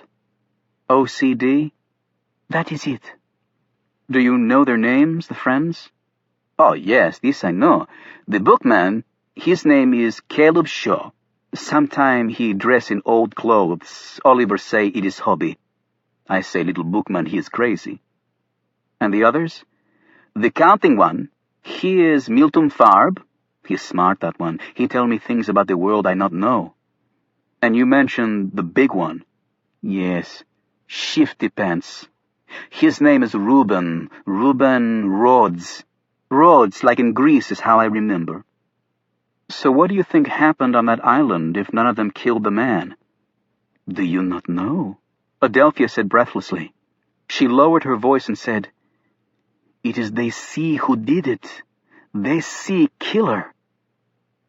Kate sat back against the bench. Her first thought was she had to tell Alex about all this, but then she wondered if that would be wise. Doubtless, his first reaction would be to come back. That would get him in even more trouble with the service, and she didn't know if anything Adelphia was telling her was true. She had a sudden thought. Adelphia, would you mind coming with me to look at something? Where? Adelphia asked suspiciously. It's nearby. I promise it won't take long. Adelphia reluctantly agreed, and they drove to a parking lot near the Georgetown waterfront. Kate said, Can you describe this boat you saw them in? It was long, about 12 feet maybe, and old, it all rotted. They take it from old junkyard down that way, she added, pointing south. Kate led her over to the river wall. I want you to stay here. She slipped down some rocks, located to the side of the seawall, and reached the drainage port. If you lean over a little, I think you can see it all right. She pulled some brush out of the way, exposing the bow as Adelphia leaned over. Is this the boat you saw them in? Yes, that is boat. Oh my God. Chapter 49. Oliver Stone waited outside the high-rise condo building, watching well-dressed people emerge from the building and head off, probably to work, given the number of briefcases he saw. And then she came out. Jackie Simpson carried only a small purse over her shoulder. She didn't look at Stone as she passed by. He waited a suitable time and followed her. His strides were long and hers short, so he had to constantly slow down. A couple of times he thought about approaching her, but both times something happened which had never happened to him before. He lost his nerve. However, when she stopped to buy a newspaper from a box, she spilled her change. He rushed to help her, laying the coins in her outstretched palm. His breath quickened when he saw it, but he merely smiled when she thanked him and walked off. When she arrived at WFO, he stopped and watched her go in the building. Petite, olive complexion, and an attitude. He'd known a woman just like that once. He turned and headed to a metro station. He had a very important meeting to go to. Emerging from the subway at an agreed-upon spot, he found the other members of the club waiting for him. They had decided that the safest way for Milton to retrieve his record of the break-in was to be escorted to his house by the security firm that had responded to the silent alarm. Arrangements were made, and Milton, followed at a discreet distance by the rest of the Camel Club in Caleb's Malibu, met 2 guards near his home, and the 3 men went in together. About 30 minutes later, Milton joined up with his friends, and they sat in Caleb's car. Stone said, "Did you get it?" Milton nodded and slipped a DVD out of his knapsack. It was activated, so presumably there's something on it. He popped it in his laptop, and a minute later they were looking at the darkened interior of Milton's house. "There," Stone said, pointing at a man coming around the corner. "That's Rinky," Caleb exclaimed. "And there's his confederate," Reuben added. "The one you nailed with the helmet, Oliver." They continued to watch, seeing the pair move stealthily from room to room. "My God, Milton," Reuben said sarcastically. "You're quite the messy Marvin at home, aren't you?" "What's he pulling out of that bin?" Caleb asked. Milton ran that part again. "That looks like my receipt box, but I can't see what the paper is." "Look, there's the security guard," Stone said. They watched as the man advanced, and then something flew out of the darkness at him, and he crumpled. "What the hell was that?" Reuben asked. "A man in a mask," Stone said. "At least one of them had the good sense to burglarize the place without showing his face." "But it wasn't Rinky and the other guy," Milton said. "Which clearly means there's someone else," Stone said slowly. But this tape gives us the leverage that we... He was cut off by the buzzing of Milton's cell phone. Milton answered. "Oh, hi, Chastity." Then his expression changed in a hurry. "What? Oh, my God! What are you talking about?" Stone ripped the phone from his friend. "Chastity!" However, it was a man's voice on the line. "I think under the circumstances that we can call it even right now. So long as you don't act, neither will we." The phone went dead. Stone looked at the panicked Milton, who had tears welling into his eyes. "I'm sorry, Milton." Kate had spent the next morning and afternoon researching Milton Farb, Reuben Rhodes, and Caleb Shaw. She'd also gone on Google and found some material on Milton and his Jeopardy stint. However, Oliver Stone remained an enigma. Kate was certain of one thing. She believed the men had seen who killed Patrick Johnson. The bullet hole and blood on the boat seemed to indicate that they'd almost lost their lives as well. Armed with her newfound knowledge, she went back to Mount Zion Cemetery that afternoon and was fortunate to find Stone working in the grounds. "Hello, Oliver. Kate Adams. We met briefly the other night." "I remember," he said curtly. "Are you okay? You look worried." "Nothing too important." "Well, as you know, Alex is out of town, and I hope you don't think it's too forward of me, but I'd like to invite you to dinner tonight." "To dinner?" Stone looked at her as though she were speaking a language he was not familiar with. "At my house. Well, not exactly my house. I live in the carriage house. It's actually Lucille Whitney Houseman's home in Georgetown. Do you know her?" "I'm afraid I haven't had the pleasure," he said distractedly. "And I wanted to invite Adelphia and your other friends." Stone threw some weeds in a garbage bag. "That's very nice, but I'm afraid..." He stopped and looked at her sharply. "What other friends?" "You know, Reuben Rhodes, Caleb Shaw, and Milton Farb. I'm starting to collect rare books, and I think Caleb will be fascinating to talk to. And I'm a huge fan of Jeopardy, though I don't think I saw Milton when he was on. And Reuben's work at DIA all those years ago, how could that not be enthralling? And then, of course, there's you." She let that comment hang for a long moment. "I'm sure it'll be a wonderfully interesting dinner. They used to have them in Georgetown all the time, or so lucky, that's Mrs. Whitney Houseman tells me." Kate said this all in one long surge, hoping to overwhelm Stone into accepting, if only because his curiosity had to be piqued by now. He said nothing for about a minute, as he knelt on the ground, apparently dissecting all she had said. "I've found that when one takes the time to learn that much about someone, there's usually a reason for the interest that's not readily apparent to everyone." "I wouldn't disagree with that," she answered. "However, I'm not sure tonight is good for us. We've had some bad news very recently." "I'm sorry to hear that. Alex and I had some bad things happen too. Some people tried to kill us. Funny, it was right after we discovered an old boat hidden in a storm drain in Georgetown that looked like it had a bullet hole in it and also some blood." "I see." Stone's calm response to what must have been a stunning revelation only increased her esteem for the man, along with her curiosity. "Well, then perhaps we should have dinner. I can contact my friends." "Around 7 will be great. Do you need the address?" "Yes. Mrs. Whitney Houseman no doubt resides in circles where the common masses do not often tread." She told him the address. "Now I'll just pop over to invite Adelphia. I'm sure she can catch a ride with you and your friends." "Kate, I really don't think that's a good idea." "Oh, I think it's a great idea," she said firmly. "And why is that?" he asked. "Because, Oliver, you strike me as someone who needs all the friends he can get right now."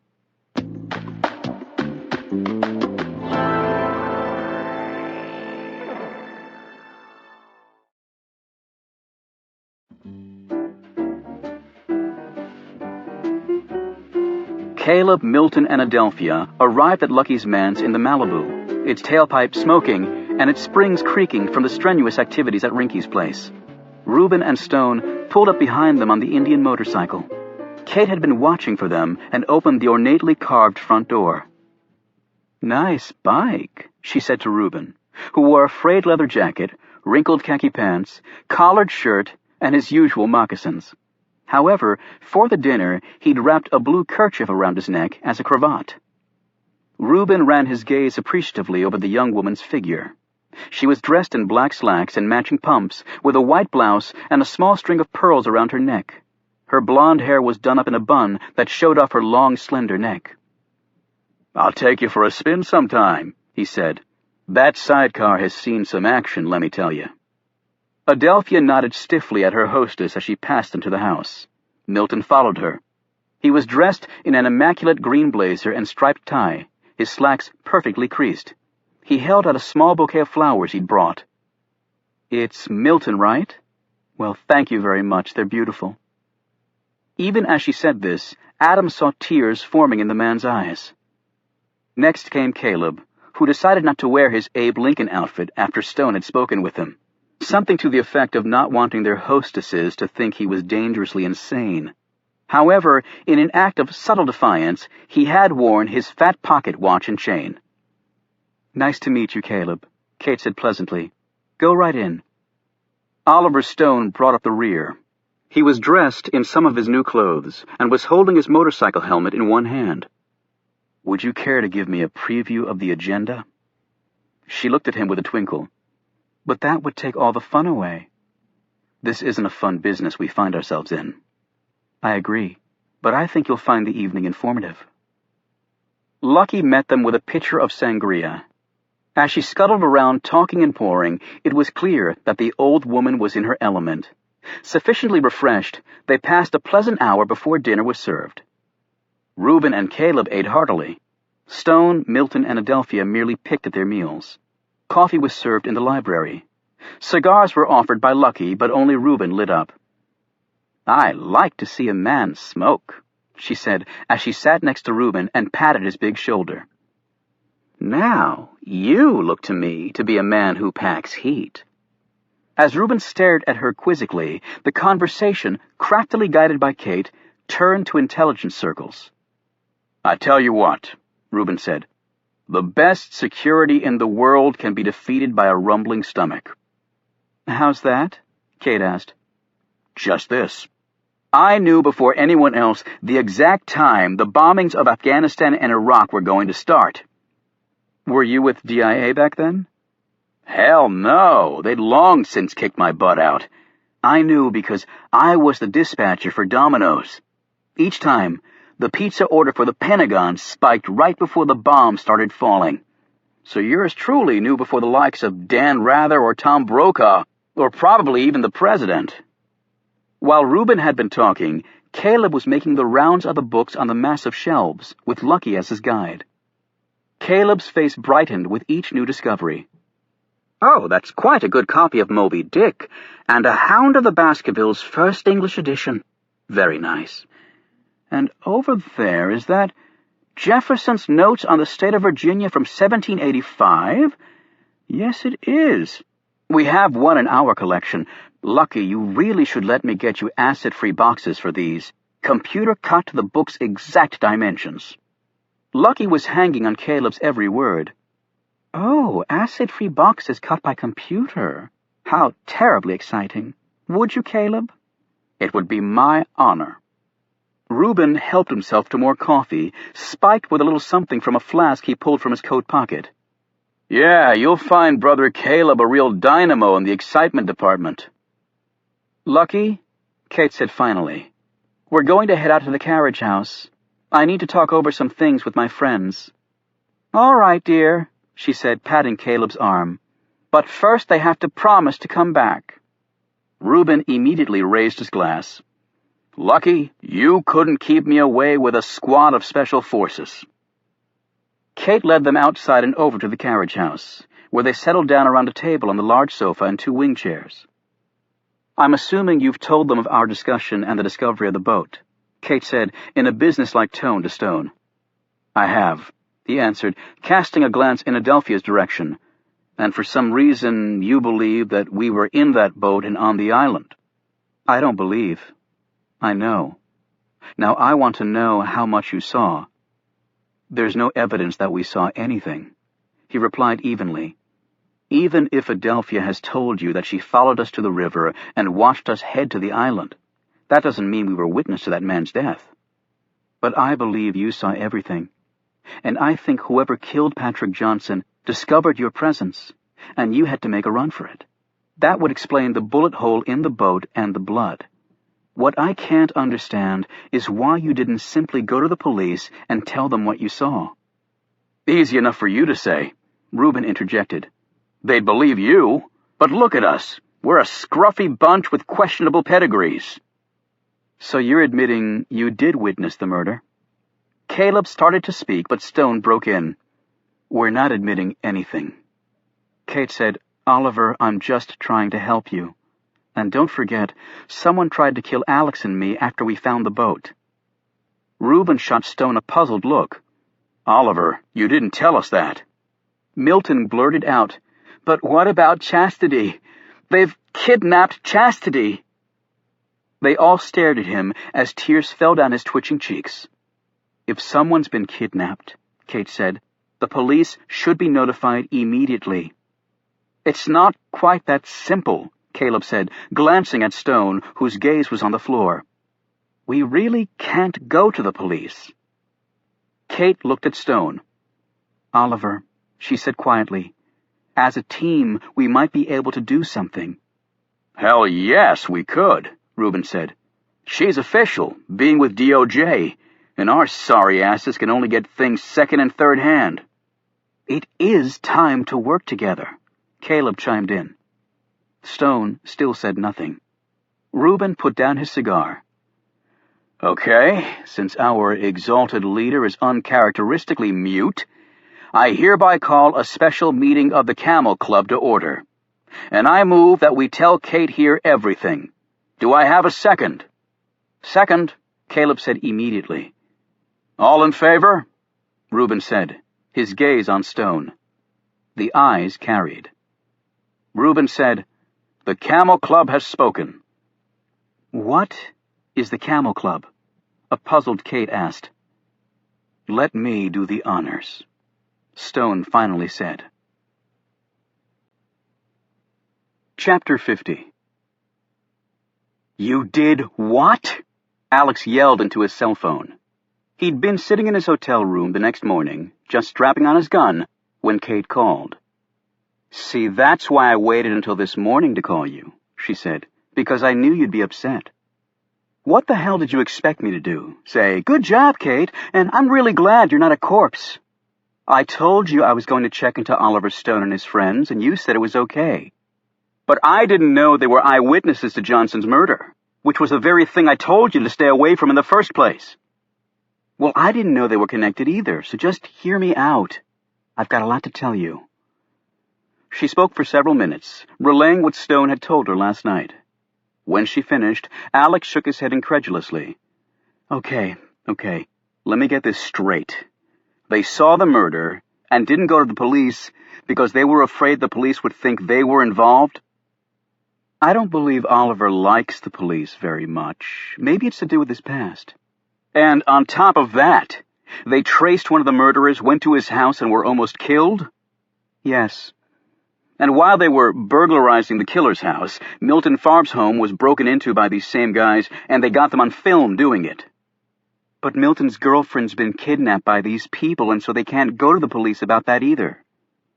But they didn't tell you the names of the murderers. I think they only know one of their names. But they have them on film. Did you recognize them? They haven't shown me the film. Why the hell not? They want to show it to you first. Great. But I'm a 4-hour drive away with work out the gazoo, and the president will be here tomorrow. They won't budge on that, Alex. I tried. They'll only show it to you. I mean, come on. I work for the Justice Department, and they don't know me. It was a real effort for them to tell me as much as they have. Oliver trusts you, not me. Alex rubbed his hair, cupped the phone under his chin, and finished putting on his holster. Okay, so do you have a plan? Well, I was thinking we could come up to see you tomorrow. Tomorrow? Tomorrow POTUS is here, and he takes precedence over everything, Kate. You know that. I know, but I wanted you to meet with the Camel Club. The what? Oh, I'm sorry. That's what Oliver and his friends refer to themselves as, the Camel Club. It's sort of a conspiracy watchdog organization they've been running for years. Do you know, they were the ones who first got onto the scandal with the defense secretary years ago. You remember, right? He was taking kickbacks for directing government contracts to certain vendors. The Camel Club discovered that through a scrap of information they got from an assistant chef at the White House. It's really amazing stuff, Alex. Alex lay back on his bed and closed his eyes. An assistant White House chef is spying on the Secretary of Defense for something called the Camel Club? This is a joke, right? Please tell me this is a joke, Kate. Forget that. It's not important. Alex jumped up. Not important? Alex, will you please listen to me? They've done some incredible investigative work on this case. They really have. Alex managed to calm down. Okay. You all come up here and then what? We attend the ceremony, and after that we all sit down and they can show you the film and tell you the man's name. Then we can go from there. Meaning I take all this to the Secret Service? Right. With a name and these guys on film, we have solid stuff. And we have to get Chastity back. Milton is heartbroken. Who the hell is Chastity? Oh, I'm sorry, that's Milton's girlfriend. She's the one who was kidnapped. The FBI handles kidnappings, and every second that goes by, the odds are she won't be found alive. These aren't ordinary kidnappers. They have a lot more at stake. They've called and let Milton talk to her for a few seconds every couple of hours to show she's alive.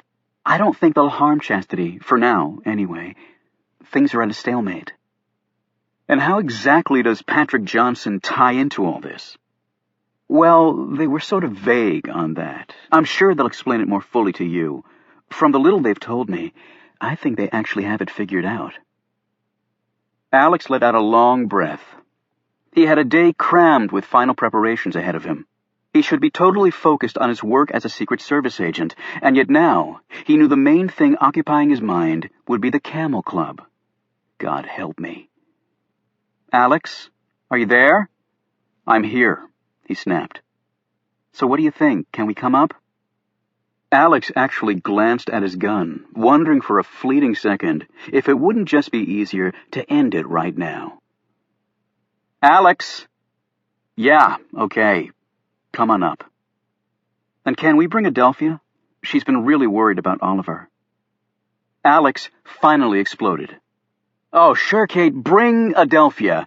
And bring the freaking Monkey and Giraffe Club, too. And while you're at it, why the hell don't you pop over to the White House and snatch the president? I bet he'd get a real kick out of all this.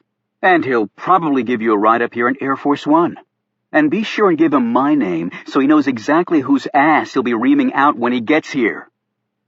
Kate's voice was irritatingly calm. Okay, I'm hanging up now. We'll see you tomorrow. The phone went dead, and Alex plopped back on the bed just as someone knocked on his door. Ford, time to hit it. Let's go. It was his squad leader. Alex, you ready? He said again more loudly. Alex jumped up and opened the door. His squad leader stared back at him. You okay?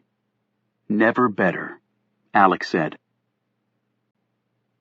Darkness was gathering as Tom Hemingway walked through the streets of a small town an hour outside of Frankfurt, Germany. He passed through the charming shopping district, alongside a Gothic-style cathedral, ducked down a side street, and entered an apartment building. He took the lift 3 flights up, rapped on the door of the 4th flat down the hall, and was told to enter. There were no lights on, and yet Hemingway almost instantly focused on one corner of the room that was almost completely dark. I see your 6th sense has not failed you, Tom, the man said, as he stepped forward with a smile. An Arab, he was not dressed in a jalaba, but in a 2-piece business suit, although he wore a turban around his head. He motioned for Hemingway to sit in a chair next to a small table. The man sat across from him. Hemingway sensed the presence of others, but said nothing about this.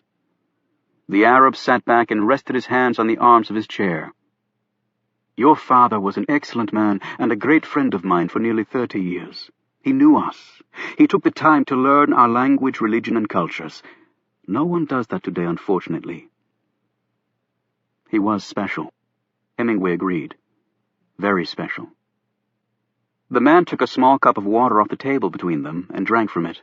He offered one to Hemingway, but he declined. The Arab handed a piece of paper over to Hemingway. As agreed, the Arab said. Hemingway put the document away in his pocket without looking at it. I'm sure you put a great deal of thought into it, Hemingway said. I have been thinking about these things my whole life. You will ensure that no one claims responsibility? The Arab nodded. It is done. I take it that my people have been satisfactory to work with. It is a testament to their loyalty to you that they have done everything asked of them without question. What happened was not solely for your benefit. Al-Zawahiri and others like him, they'd been seduced by your country. They had lost their ties to Islam. He paused. You are confident about tomorrow? Yes. Attacking a superpower, that is something never to be done lightly. Superpowers are still made up of people. The Arab shook his head. We are very different people, different in ways your country refuses to recognize. The more we're different, perhaps the more we're the same. We all want peace. Excuse me for saying so, but that is your Buddhist bullshit talking. The man took another sip of water. America spends more on its military than all other countries in the world combined. No country does this for protection, for peace. Only aggression. Your president can push one button, and the Arab world disappears in a mushroom cloud. We have no reason to do that. Great strides have been made in the Middle East. Democracies are replacing dictatorships. Yes, replacing dictatorships that America helped foster and support. And yet, in most cases, the democracies coming to power hate America more than the dictators they replaced. You went into Iraq, not understanding its history or its culture. America seemed amazed that Great Britain took a land called Mesopotamia and artificially created a country it called Iraq, and that its population is composed of Shiites and Sunnis and Kurds and dozens of other groups that are not known to get along with one another. Did you really think you would waltz in and save the Iraqis and everything would be peaceful? He held up his hand. And one cannot bomb people into a democracy. That comes from the ground up, not the sky down. Muslims going to the voting booths pass the bomb craters that took their families. Do you think the possibility of having an American-style democracy will ever make them forget who killed their husbands, wives, and children? My country needs to recognize that there are many ways to be free. I fear that we still see the only way to resolve things is our way. The Arab took another sip of water. It is a nice sentiment, Tom, but not one I think that is shared by your leaders. Mighty God could vanquish your army with one sweep of his hand. Yet we, mortal Arabs, simply cannot beat you militarily with all your money and weapons. And we see American businesses and American pipelines marching behind the great American armies. You say your goal is a free world. Well, Africa has more dictators than the Middle East, and the genocide there is far worse. Yet I see no American tanks blasting their way through that land. But, of course, the Middle East has far more oil. Do not think we poor desert savages aren't aware that America's goals are less than altruistic, Tom. At least allow us that courtesy. Freedom is a good thing, my friend, and America is the world's most free country. Really? A country that had slaves for 250 years and kept the black man de facto enslaved for 100 more? But I have also seen your style of freedom personally. Over 50 years ago, Iran had a democratically elected prime minister who had the effrontery to nationalize the petroleum industry. American oil companies were hardly pleased, so your CIA helped overthrow the government and reinstall the puppet Shah. His pathetic love of Western ways led to the Iranian Revolution, and all hope for real democracy ended there. America has played these games all over the globe, from Chile to Pakistan. The Western world's policies have led directly to the slaughter of countless millions across the world. He paused and studied Hemingway closely. So if the new government in Iraq is not to America's liking, And yet I know that you believe in freedom." Hemingway said quietly, "As a young boy, I sat and listened to you and my father discuss such things. It is true that I have fought my whole life for certain freedoms that are in keeping with the Word of God. I see clearly the benefits of people having a strong voice in their lives. I do not agree with how Muslim women are treated in some Arab countries, and it sickens me to see grand palaces rising next to mud huts. The Muslim world has many problems, and we need to address them. Yet, is it really freedom when someone else tells you what you should be seeking? And why doesn't it work both ways, Tom? America represents less than 5% of the Earth's population, yet consumes 1/4 of its energy. Poor nations cannot get the energy they need, and their citizens suffer and die because America takes so much. So should these countries invade the great energy dictator America and make it use less oil and gas? Would the U.S. like that? If you feel that way, can I ask why you're helping me?" The man shrugged. "It is simple. For every American killed, hundreds of Arabs die. Arab suicide bombers are now slaughtering their brethren by the thousands. We are weakening ourselves with every new explosion and playing right into the hands of the United States." He paused and took another sip of water. "The Western press is fixated on suicide bombers killing themselves so that they can enter paradise. But God says that to save lives is a great thing.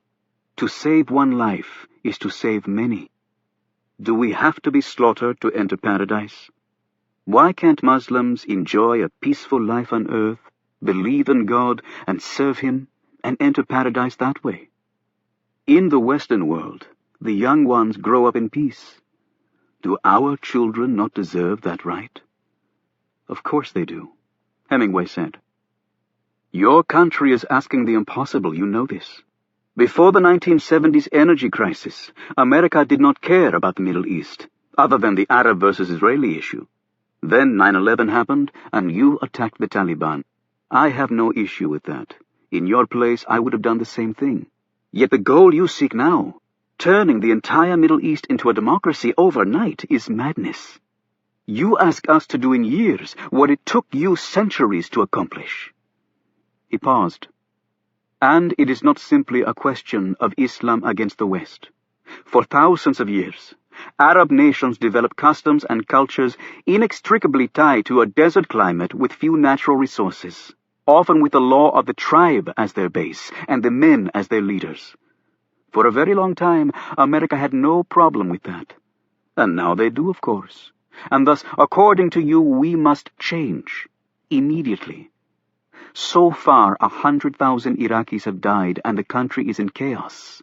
I cannot applaud the progress, Tom. I really can't. I can only do my best. If it doesn't work, what will have been lost? Many good lives.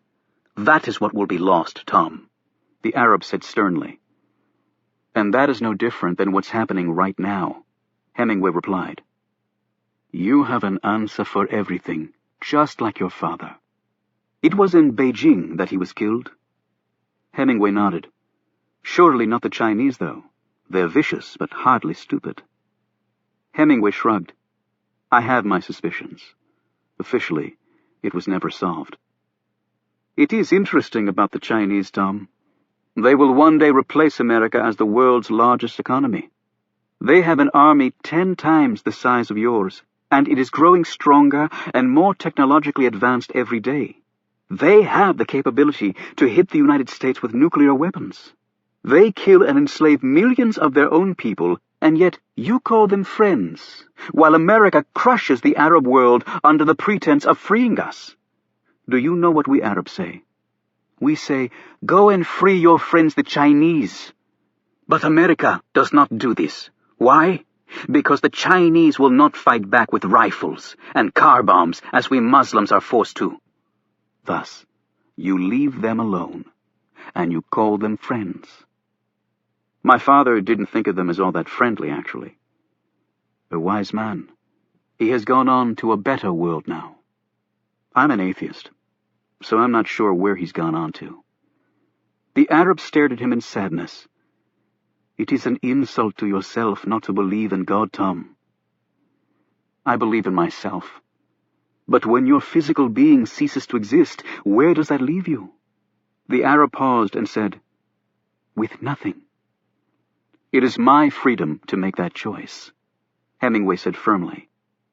The Arab rose from his chair. Goodbye, Tom, and good luck. We will not see each other again. A few minutes later, Hemingway was walking along the sidewalk back to his rental car. He looked at the sheet of paper his friend had given him, translating the Arabic in his head. The man had thought things out very carefully. Hemingway was on a flight out of Frankfurt that night, and would be in New York 8 hours later. He looked at the clear sky and wondered if there were as many gods as there were stars. According to some religions, there might be. The answers really didn't matter to him. No god had ever answered his prayers. To Hemingway, that was more than adequate proof that there was no such being. Several thousand miles away across the Atlantic, Captain Jack gazed up at the same sky and also pondered the events of the next day. Everything was done and only awaited the arrival of James Brennan and Company. As a last measure, all laptops used by the members of his operation had been destroyed. There would be no more movie chat room discussions. He would actually miss them. Later that evening, Captain Jack drove into the parking lot of Pittsburgh International Airport. He dropped off his car and headed for the terminal. His official itinerary was fairly straightforward. Pittsburgh to Chicago O'Hare, O'Hare to Honolulu, and Honolulu to American Samoa, where a puddle jumper would take him to his precious island. His work in Brennan was done. He wouldn't stay for the actual mission.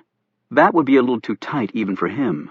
And yet while his work here was finished, in other respects, it was just beginning. And now it was time to activate his contingency plan. His partnership with Tom Hemingway was officially over, though the latter didn't know it. It was fun while it lasted, Tom. He now worked for the North Koreans.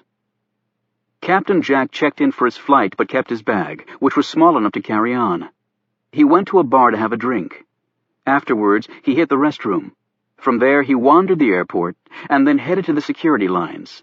Yet instead of going through security, he exited the airport, went to a different parking lot, and picked up a car waiting for him there. He headed south. Jamila sat at the kitchen table in her apartment and wrote the date and time of her death in her journal. She wondered how accurate she would be.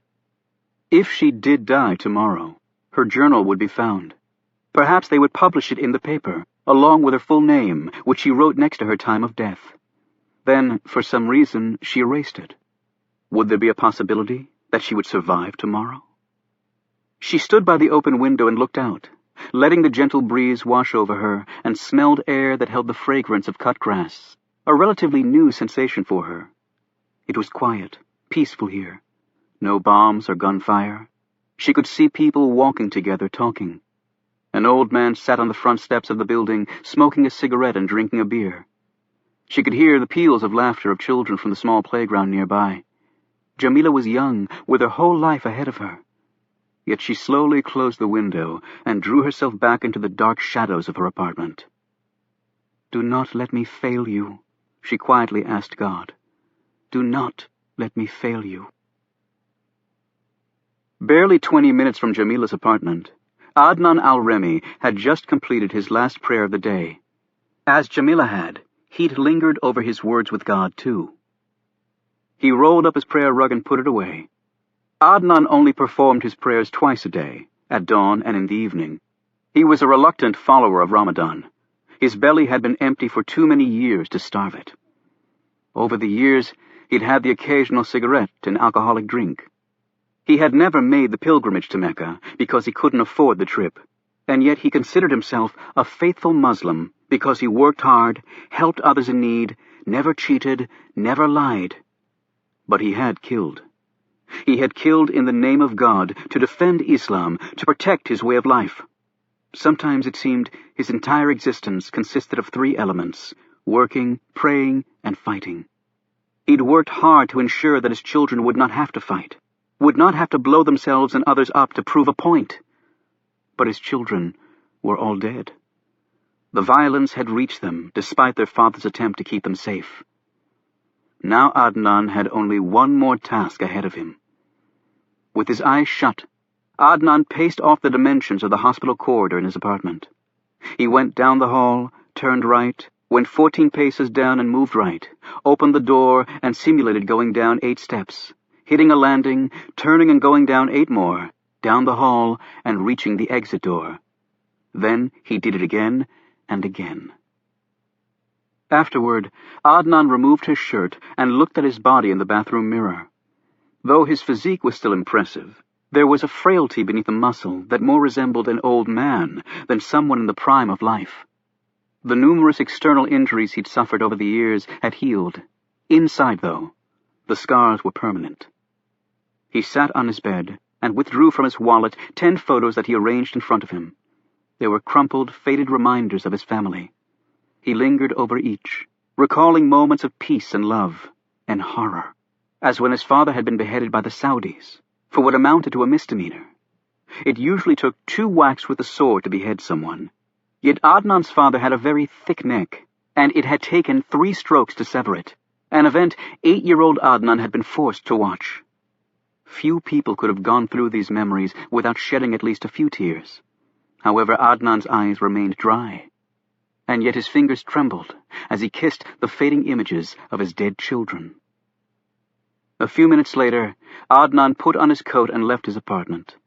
The bike ride into downtown Brennan went quickly. He chained his bicycle to a rack and started walking. His path took him in front of Mercy Hospital, where he briefly glanced at his place of employment, at least until tomorrow.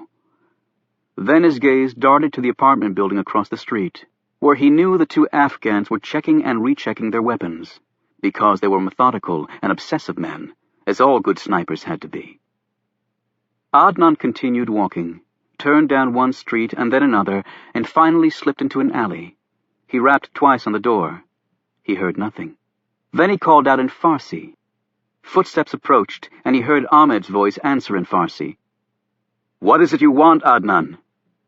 "To talk." "I'm busy." "Everything should be done, Ahmed. Is there a problem?" The door opened and Ahmed scowled at him. "I have no problems," Ahmed said, but he stepped back for Adnan to enter the garage. "I thought it wise to go over things one more time," Adnan said as he sat on a stool next to the workbench. His gaze took in the vehicle that would play such an important role the next day. He nodded at it. "It looks good, Ahmed. You have done well." "Tomorrow we'll see whether we have done well or not," Ahmed answered. He and Adnan spent 20 minutes going over their assigned tasks. "I am not worried about us," Ahmed said sullenly. "It is this woman who troubles me. Who is she? What is her training?" "That is not your concern," Adnan answered. "If she was picked for this, she will do her job well." "Women are only good for having babies and to cook and clean." "You are living in the past, my friend," Adnan said. "The Muslim past was glorious. We had the best of everything." "The world has moved past us, Ahmed. For Muslims to be truly great again, we must move with it. Show the world what we can do, and we can do much." Ahmed spat on the floor. "That is what I think of the world. They can just leave us alone." "We will see after tomorrow who is right." Ahmed slowly shook his head. "You trust in things too much. You trust the American who leads us too much." "He may be an American, but he is brave and knows what he is doing." He gazed sternly at the Iranian. "I will do my job," Ahmed finally said. "Yes, you will," Adnan answered as he rose to leave. "Because I will be right there to ensure that you do." "You think I need an Iraqi babysitting me?" Ahmed said fiercely. "Tomorrow we are not Iraqi or Iranian or Afghani," Adnan replied. "We are all Muslims, following God." "Do not question my faith, Adnan," Ahmed said in a dangerous tone. "I question nothing. Only God has the right to question the souls of his people." Adnan went to the door, but then turned back. "I will see you tomorrow, Ahmed." "I will see you in paradise," Ahmed answered. Chapter 51. At 1 o'clock in the afternoon, Air Force One touched down at Pittsburgh International Airport. All other air traffic had been diverted from the area, as it would be when Air Force One took off again later. The long line of cars was ready to go. In a presidential motorcade, there was a basic rule that one risked ignoring at his peril. When the president's behind touched his seat in the beast, the motorcade left. And if you didn't have your ride yet in one of the other vehicles when this occurred, you weren't going to the party. The road the presidential motorcade took had long since been closed off by the Secret Service, and motorists sat in foul moods staring at the beast and the other 26 cars sailing by. In the presidential limo with Brennan was his wife, his chief of staff, the governor of Pennsylvania, and Carter Gray. When the motorcade pulled into the dedication grounds, they were already filled with more than 10,000 people, waving banners and signs to show their support for the town and its namesake. National media trucks were parked outside the fence, and perfectly coiffed anchormen and women stood next to far younger and hipper, but equally well-coiffed, news candy types from the cooler cable networks. Collectively, they would broadcast the event to the nation and the world, although with various spins of their own. The younger voices were predictably far more cynical about the entire proceedings. Alex Ford was positioned near the stage, but then moved behind a roped-off area and toward the motorcade as it pulled into the fenced grounds. He stiffened for an instant as he saw Kate, Adelphia, and the Camel Club in the crowd, about midway back but working their way forward.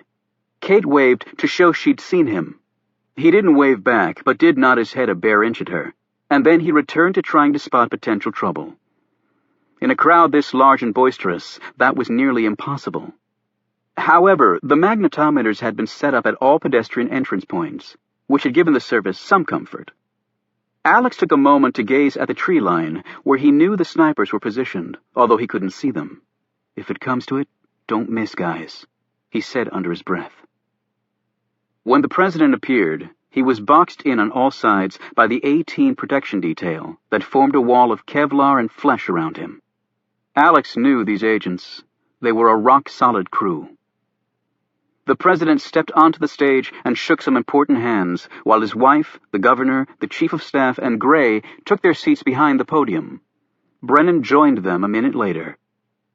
The event started off right on schedule. The mayor and some local dignitaries spoke and attempted to outdo one another when it came to extolling their president and their town. Then the governor rambled on a bit longer than the schedule had dictated, which caused the chief of staff to start frowning and tapping her high heel.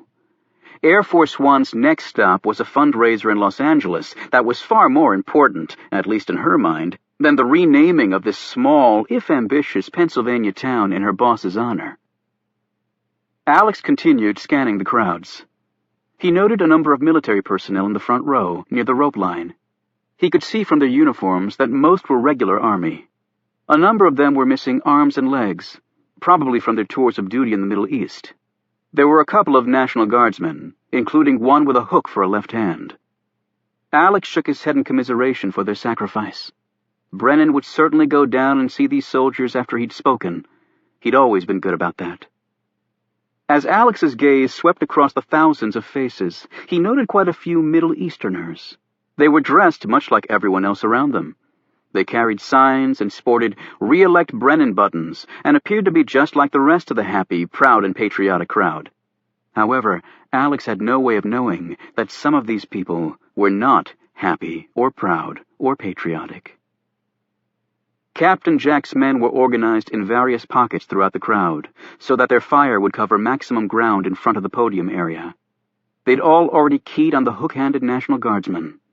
It had been easy after that, since the man stayed planted at the rope line, waiting his turn with the president.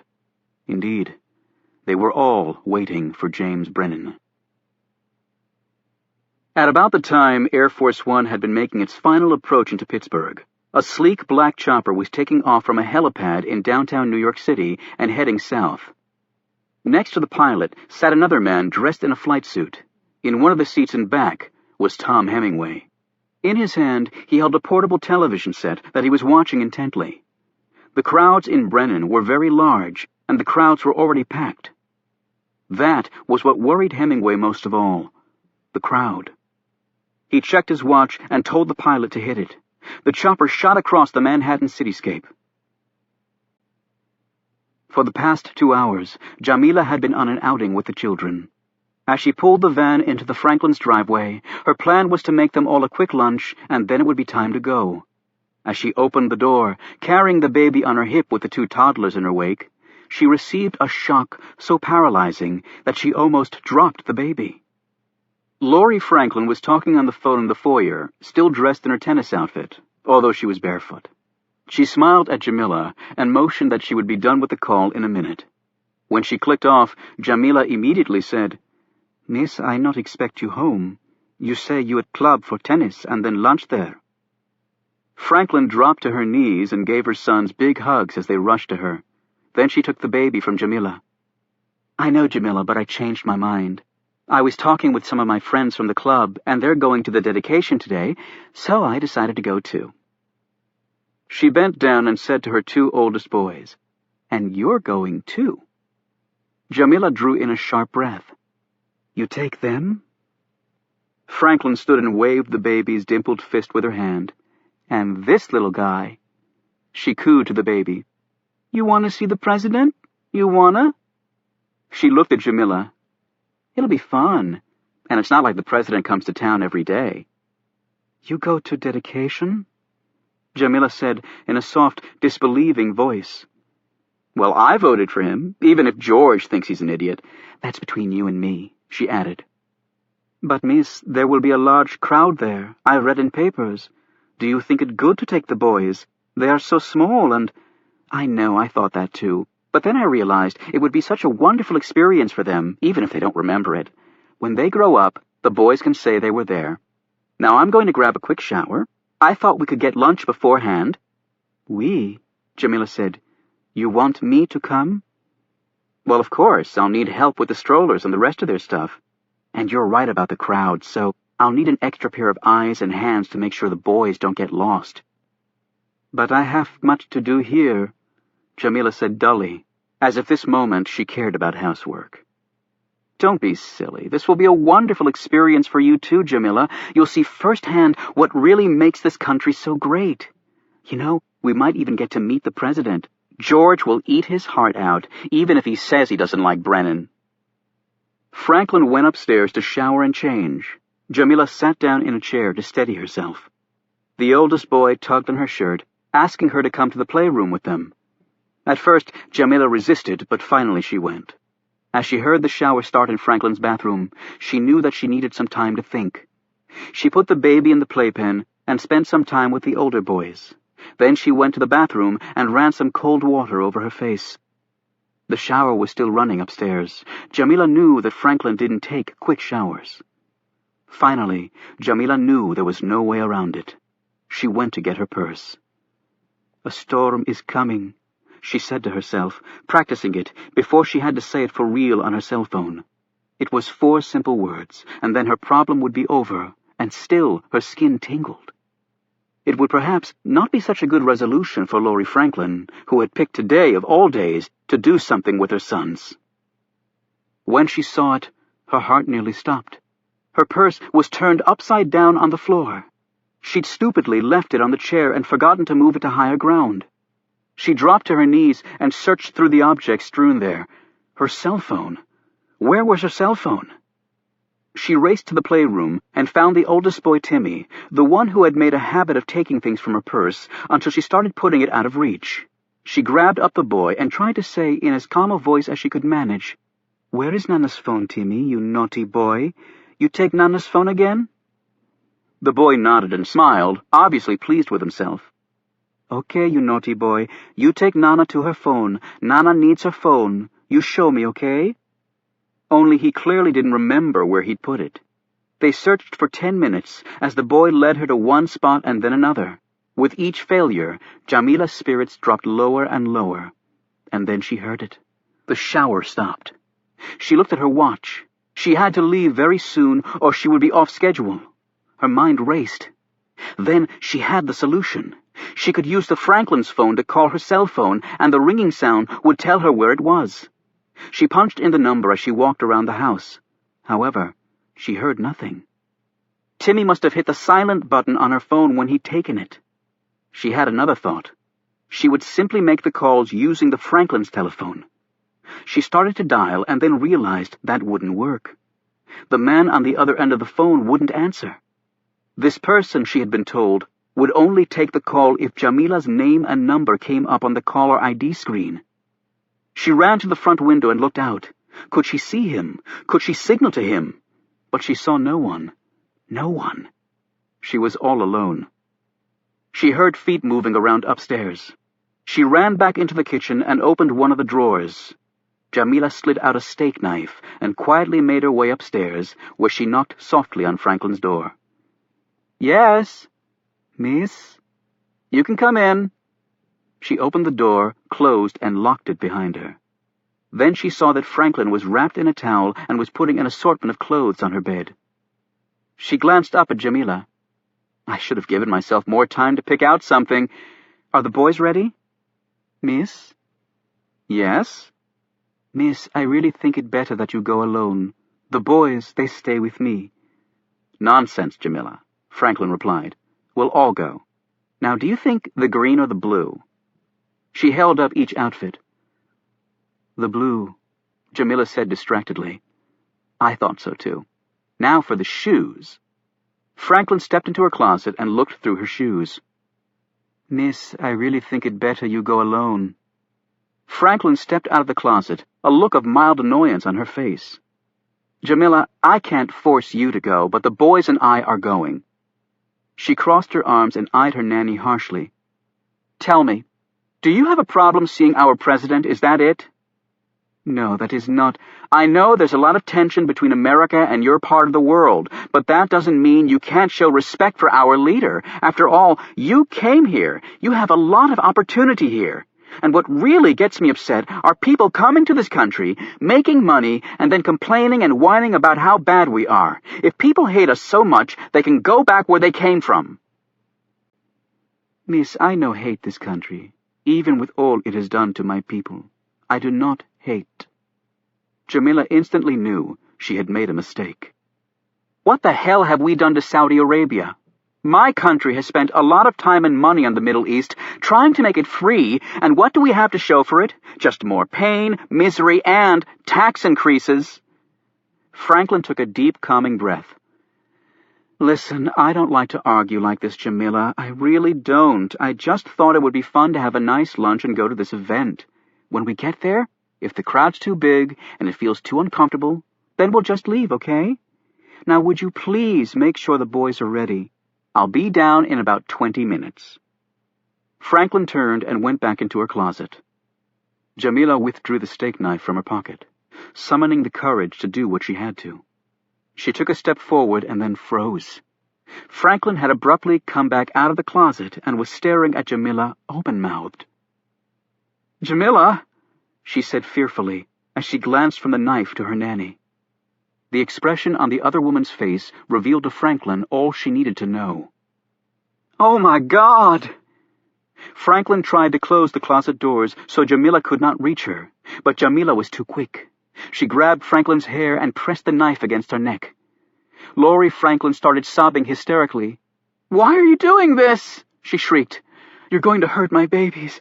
I'll kill you if you touch them." "I know hurt your sons. I swear this." "Then why are you doing this?" "You're not going to see President," Jamila snarled back. "Get on the floor, now, or you will not live to see your sons grow up."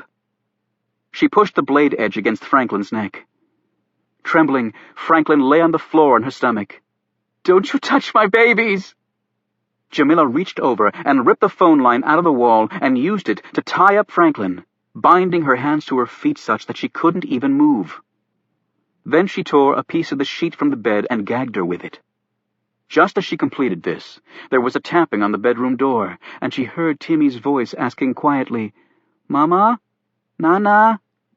As Franklin tried to call out through her gag, Jamila said as calmly as she could, "It is all right, Timmy. I'll be right there. You go back with your brothers."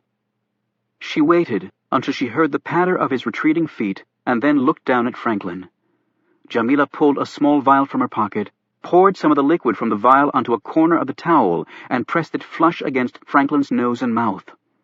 The American thrashed and gagged, and then slipped into unconsciousness. Jamila dragged the sedated woman into the closet and shut the door behind her. She went downstairs, readied the boys, and loaded them into her van. Now that events had started, Jamila didn't think. She simply did exactly as she had practiced. A minute after she'd driven away, the Franklins' downstairs phone rang, and rang. George Franklin hung up the phone in his office. He tried his wife's cell phone. When there was no answer there, he tried Jamila's number. Inside one of the pot drawers in the kitchen, Jamila's phone flashed but made no noise. Timmy had accidentally hit the silent key when he'd hidden it in there. George Franklin put his phone back down. He wasn't worried, he was just annoyed. This wasn't the first time he'd been unable to track down his wife, although Jamila usually answered her phone. He'd wanted his wife to bring him something he needed and that he'd left at the house. If he didn't get a hold of someone soon, he'd just have to go get it himself. He turned his attention back to some papers on his desk. Chapter 52. Brennan finished his speech and accepted a symbolic town key from the mayor while the crowd cheered. A couple of minutes later, waving and smiling, the president made his way down the steps, where he was enclosed immediately by a wall of agents. About 20 yards away, Alex stood near the beast and scanned the crowd, which was certainly the largest this area had ever seen. Before the president hit the first members of the rope line, the senior agent posted there said, "All right, folks, just like we talked about earlier, all hands out where we can see them." Brennan headed to the soldiers first. Some disabled regular army men, a couple of Marines, a young woman in dress blues, and some National Guardsmen. He shook hands, said thank you to the soldiers, smiled, and kept walking while photos were taken. He bent down to shake the hand of a soldier in a wheelchair, even as his Secret Service agents held onto his jacket, their gazes moving at whipsaw speed to each person within touching or shooting distance of the man. And then the president stepped in front of the disabled National Guardsman. Brennan put out his hand, and the man shook it firmly with his prosthetic. The feel of the artificial hand caused Brennan, who had obviously not noted it wasn't a real hand, to look slightly puzzled, but only for a second. He felt the moisture on his hand and subtly rubbed it against his other to wipe it off. He thanked the man for his service to his country, and the guardsman saluted his commander-in-chief with his other hand, or hook, rather. The president looked mildly surprised at this, too, but then moved on, saying his sound bites to the fans on the rope line and shaking hands with another National Guardsman, 2 older men, a young woman, and then an elderly lady who gave him a kiss. While this was going on, the First Lady, accompanied by the governor and the chief of staff, was making her way slowly down the steps of the stage, stopping to wave and chat along the way. Gray had also risen from his seat and was absently scanning the crowd. He looked like a man who'd rather have been anywhere except here. And then he abruptly stopped his random gazing as his eyes locked on Oliver Stone in the crowd, although Stone wasn't aware of this. Gray started to say something, but the words never got out of his mouth. The agent to the left of the president noted it first. Brennan was not looking well. Sweat had appeared on his forehead. Then he clutched his head, and next he ominously pressed the palm of his hand to his chest. "Sir?" the agent said. Brennan said, and then stopped, his breath coming quickly. He looked panicked. The agent immediately spoke into his wrist mic, and using Brennan's code name, said, "Ravensclaw's ill. Repeat, Raven—" The agent didn't get any further, because he was suddenly on the ground. 6 other agents and 5 policemen around the president were also falling as the first wave of shots started. "Guns!" screamed a dozen different agents, and the Secret Service switched directly to emergency response mode. The crowd panicked and started to run in all directions, trying to get away from the violence exploding all around them. 4 of the Arab shooters were killed seconds after they'd fired by the counter-snipers at the tree lines. They were miraculous shots, considering the pandemonium that had flashed in front of their long-range scopes. Next, 3 Fedayeen rushed forward with the crowd toward the motorcade, each lighting a match and pressing it against a small pack concealed under their coats. An instant later, the trio was fully ablaze. One threw himself under the ambulance, and it became engulfed in flames. People raced away, fearing an imminent explosion as the fire neared the gas tank. A dozen agents sprinted forward and hurled themselves against the wall of the crowd, forming a protective perimeter around the president, who'd slumped to the ground, looking very pale. 5 more of these agents went down with the second wave of fire. The remaining agents grabbed the president and carried him to the beast, moving so fast and in synchronization that it appeared they were bound together as some elaborate mechanical insect. Yet 2 more agents were hit as the second firing sequence continued. They fell next to the prostrate form of Edward Bellamy, the president's personal physician, who'd been hit in the first volley of fire. By the time the agents reached the beast with the president, there were only 2 left standing. A cadre of police went to reinforce them, but a third wave of fire dropped almost all of them. The rest of the police were trying to control the crowd, which was climbing fences, rushing out of all the exits, and screaming in terror, as husbands grabbed wives and parents carried children as fast as they could from the nightmare scene. 3 more shooters dropped, their heads punctured by the federal countersnipers, who were now moving toward the president. But their progress was greatly impeded by the turbulent mob of citizens who only wanted to get away. The second wave of Fedayeen had commenced their attack, and more of the vehicles in the motorcade were now ablaze. Carter Gray stood transfixed on the stage. Gone was his momentary astonishment at seeing Oliver Stone in the crowd, replaced by the horror he was witnessing right now. The president's wife was screaming to her husband, but her cries were lost in the noise of the crowd. Surrounding her, Gray, and the chief of staff were 3 Secret Service agents, guns out. The unfortunate governor had stepped off the stage and gotten swept away by a crowd that was now almost as dangerous as the shooters or men on fire. Thousands of people were pushing against the stage in their panic to escape, and the supports holding it up were starting to groan under their collective pressure. During the course of the speech, Kate, Adelphia, and the Camel Club had kept edging forward so that at the conclusion of Brennan's remarks, they were only 2 rows back from the rope line. It was here that Reuben Rhodes was standing next to one of the first shooters. Yet he hadn't noted anything until the shot went off, because his attention was on the giant TV screens showing the president shaking hands. When he did see what was happening, Reuben instinctively yelled, "Gun!"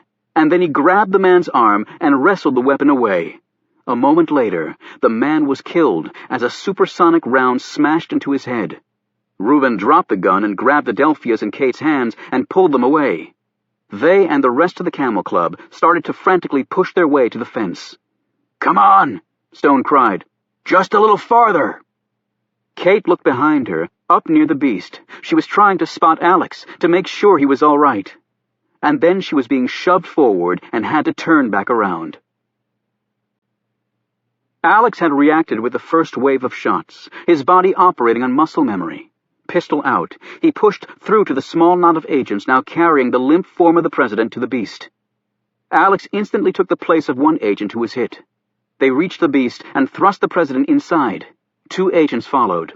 The agent assigned to drive the beast opened the driver's door and was about to jump in when he took a round and slumped to the grass. Alex instinctively raced to the driver's side, grabbed the keys from the front seat, started the car, and hit the gas and horn simultaneously. Fortunately, much of the crowd had fled away from the motorcade and toward the other side of the grounds, where there were more exits. Yet there were still people running everywhere. For an instant, Alex had a sliver of an opening and he darted through it. Through the exit, the enormous engine of the beast responded when Alex smashed his size 13 shoe to the floor, and the limo hit the parking lot and tore across it toward the road. Alex weaved in and out of streams of people running for their cars. He clipped the front end of a truck, but kept going. Back at the dedication grounds, other cars in the motorcade started up and began to race after the beast. An instant before the first car in the line, a state trooper vehicle, reached the exit, the last Fedayee set himself ablaze and threw himself onto the windshield. The troopers jumped from their cruiser before it totally ignited in flames. Wedged right against the narrow entry and exit point to the dedication grounds, the fireball effectively blocked the rest of the motorcade from getting out. Normally, the remaining cars would have smashed through the fenced-in area, but they were stopped from doing so by the thousands of fleeing people. At least the beast had gotten away. At least the president was safe, thought one struck agent before he lapsed into unconsciousness. The 2 agents in the back of the limo were examining Brennan. "Get the hell to the hospital! I think he's having a damn heart attack!" one cried out. Brennan was writhing in pain, clutching his chest and his arm. "Dr. Bellamy?" Alex asked. "Shot!" "And the ambulance has been blown up." Alex eyed the rearview mirror. There was no one back there. The 27-car motorcade had been reduced to 1. He concentrated on the road ahead. Mercy Hospital was only 10 minutes from here. Alex planned to make it in 5. He prayed the president could hang on. Chapter 53. The black chopper soared over the Pennsylvania landscape. Tom Hemingway gave precise landing coordinates to the pilot, even as he watched what was happening at the dedication on his satellite TV. Even though everything was going just as he had planned it, Hemingway still felt an immense pressure in his chest as the events unfolded in real time. Even with all the thought he had given this, all the planning, all the thousands of times he had visualized these very same events happening in his mind, the reality was far more powerful, far more overwhelming. He finally turned off the TV. He simply couldn't watch anymore. Jamila raced through the streets of downtown Brennan, turned left, and then hung an immediate right. She then eased into the narrow alley as the kids chortled and laughed in the back seat. She eyed them quickly, then stopped and hit her brakes. She'd almost missed it. The overhead doors flew up, and the man motioned her in. Jamila swung the van into the garage, and the doors were pulled back down. A half-block up the street from Mercy Hospital, a tractor-trailer pulled out from an alleyway, tried to make a turn heading west, and the engine mysteriously died. The driver got out and opened the hood. The truck was effectively blocking the street in both directions. A few blocks away, on the same street in the other direction, the beast made the turn onto the road on 2 wheels, and then Alex floored it. He could have used at least one damn police cruiser to clear his way, but apparently there weren't any left. However, Alex presumed roadblocks were being set up on all streets leading in and out of Brennan, as no doubt an entire army of law enforcement descended on the area. The beast flashed by a street corner, behind which rose the antique Brennan Water Tower, emblazoned with the stars and stripes. At this section of the street, a work zone had been set up only a half hour before by a pair of men dressed in the brown uniforms worn by town workers. The orange cones and tape effectively cordoned off the sidewalks and directed pedestrians to a detour down another side street. No one knew what work was to be performed, but the few people left in town followed the directive. As soon as the beast cleared the area, 2 explosive charges set into the water tower's front supporting legs detonated. The tower buckled and then fell directly across the street and burst open, disgorging about 12,000 gallons of filthy water that still remained in it. Now this end of the street was as effectively walled off as the other. 10 seconds later, up and down the avenue, smoke started pouring out of businesses, causing people to flee and fire alarms to be pulled. This was the result of the smoke bombs hidden in these establishments earlier by the Arab chemist and engineer. The few souls who had chosen not to attend the dedication were soon out in the streets wandering around in a panic. Alex skidded the beast to a stop directly in front of Mercy Hospital. The rear passenger doors flew open, and the 2 agents burst out carrying the president. They had barely reached the first step leading to the hospital when they were both hit and went down. The president collapsed to the sidewalk and lay there next to the beast. "Son of a bitch!" Alex screamed into his mic as he scrambled out of the car on the passenger side. "Snipers at the hospital! Snipers at the hospital! We've been set up! Repeat, we have been set up! Agents down! Agents down! Raven's Claw!" He paused. "Raven's Claws!"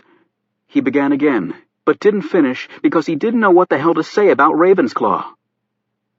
He was frantically trying to spot the muzzle flashes. Alex knew he had to get Brennan inside the hospital. His gaze surveyed the street level and then darted upward. That's when he saw it. 6 flights up, apartment building directly across the street. No optic signature, but twin muzzle flashes. A deuce of snipers. Alex pulled his gun, even as he felt slugs slam into the tires of the beast. As soon as the holes were formed, however, the punctures closed up again, as the self-healing tires did their thing. Rounds hit the limo front, back and on the side. One hit the glass, but didn't damage it. The beast could survive a lot more than they were throwing at it. But the President of the United States was lying on the sidewalk, apparently dying. Protect the man, the symbol, the office. And Alex Ford was the only agent still standing who could uphold that mantra of the Secret Service. Yet as soon as Alex started up the hospital steps with the President, they'd be an easy target for the snipers who'd taken the high ground. Yet Brennan was breathing. His heart was still beating. That's all Alex cared about right now. Not on my watch, sir. Not on my watch. He gripped the man under the shoulders, braced himself, and then pulled. The President was now fully protected behind the steel and polycarbonate wall of the beast. "You're going to be okay, sir," he said as calmly as he could. "I'm dying," the President managed to mutter back between moans. Even with the beast shielding them, Alex instinctively put his body between Brennan and the snipers. Millimeter by millimeter, he edged his head over the rear of the beast. He ducked back down when a shot sailed his way. He immediately sent back a few rounds with his SIG, but he wasn't going to waste ammo. It'd take a miracle shot to even nick one of the bastards at this distance and trajectory. When he glanced toward the hospital, he saw a security guard and shouted, "Get down! Get down! Snipers across the street!" The man immediately ducked back inside. Then 2 seconds later, he burst out firing at the upper floors of the apartment building, hurtled down the steps, and rolled to a landing next to Alex as gunfire hit all around them. "Damn," Alex said. "You got some kind of death wish?" "Is this the President?" Adnan al-Remi asked breathlessly, nodding at the prostrate Brennan. "Yeah, and we need to get him in there fast," Alex said, pointing with his gun at the hospital. "Because the next closest hospital's in Pittsburgh, and he needs help now." "Are you the only security?" Adnan asked in an incredulous tone. Alex nodded grimly. "Looks that way." "We saw on TV what happened." Alex glanced at the man. "You the only security here?" Adnan nodded. "What kind of gun you have?" "Piece of shit 38. "Great." The President moaned loudly, and Alex quickly said, "What's your name?" Adnan answered, "Farid Shah." "Okay, Farid. I'm hereby deputizing you." Alex opened the rear door of the beast, pressed a button on the panel on the back of the passenger chair, and it came down. Behind it was a cache of weapons, including a shotgun, an MP5 machine gun, and a sniper rifle. Alex pulled out the MP5 and grabbed an extra mag for it. He turned back to his newly deputized colleague. "Farid, you look like a pretty strong guy." "I am very strong." "Good.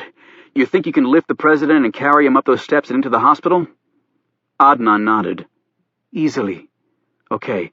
When I count to 3, you're going to do just that. I'm going to put this gun here on 2-shot bursts. That'll give you maybe 10 seconds to get up those steps. And Farid." "Yes?" "You got to do one thing for me, man." "What?" "I'm going to be between you and the President and the snipers. To get to you, they got to kill me first." Alex paused and swallowed hard. "But if I go down, and I probably will, they're going to have to go through you to get him. That means you got to carry him in front of you so that at all times there's a body between the President and the snipers. You got that?" Adnan said nothing. "You got it?" Alex snapped. "Yes." "Good luck." Alex waited for him to pick the President up. Then he turned and said, "Okay. 1, 2, 3! Alex jumped up and opened fire, sweeping the 2 windows where he'd seen the muzzle flashes with his MP5. He wanted desperately to glance back and see the rental cop's progress, but that wasn't an option. Finally, his mag empty, he pulled his pistol and emptied that too. As shots rained at him, he dropped back down, reloaded, and turned. He expected to see that the pair was safely in the hospital, but they weren't. In fact, the rental cop seemed to be taking his time getting up the steps, as though he were in no need of. "Shit!" Alex screamed. He lined up the man's broad back in his gun sight. "Hold it!" The man instantly turned, and Brennan was now between him and Alex. Adnan backed slowly toward the hospital, as Alex tried desperately to find an opening for a kill shot that had absolutely no chance of hitting the President. Unfortunately, there was no such opening, and the pair disappeared into the hospital. Alex screamed into his wrist mic. "They've got the President! Repeat, they have abducted Ravensclaw at the hospital. We need to shut the whole damn town down. Alex was just about to sprint up the steps, fully expecting to be gunned down, when good luck finally landed on his side. Police reinforcements appeared on the scene. Alex waited another minute as the lawmen engaged the snipers and then raced up the steps to Mercy Hospital. With gunshots splattering all around him, he launched himself through the glass doors, shattering them in the process. A split second later, he heard a bomb go off inside the hospital.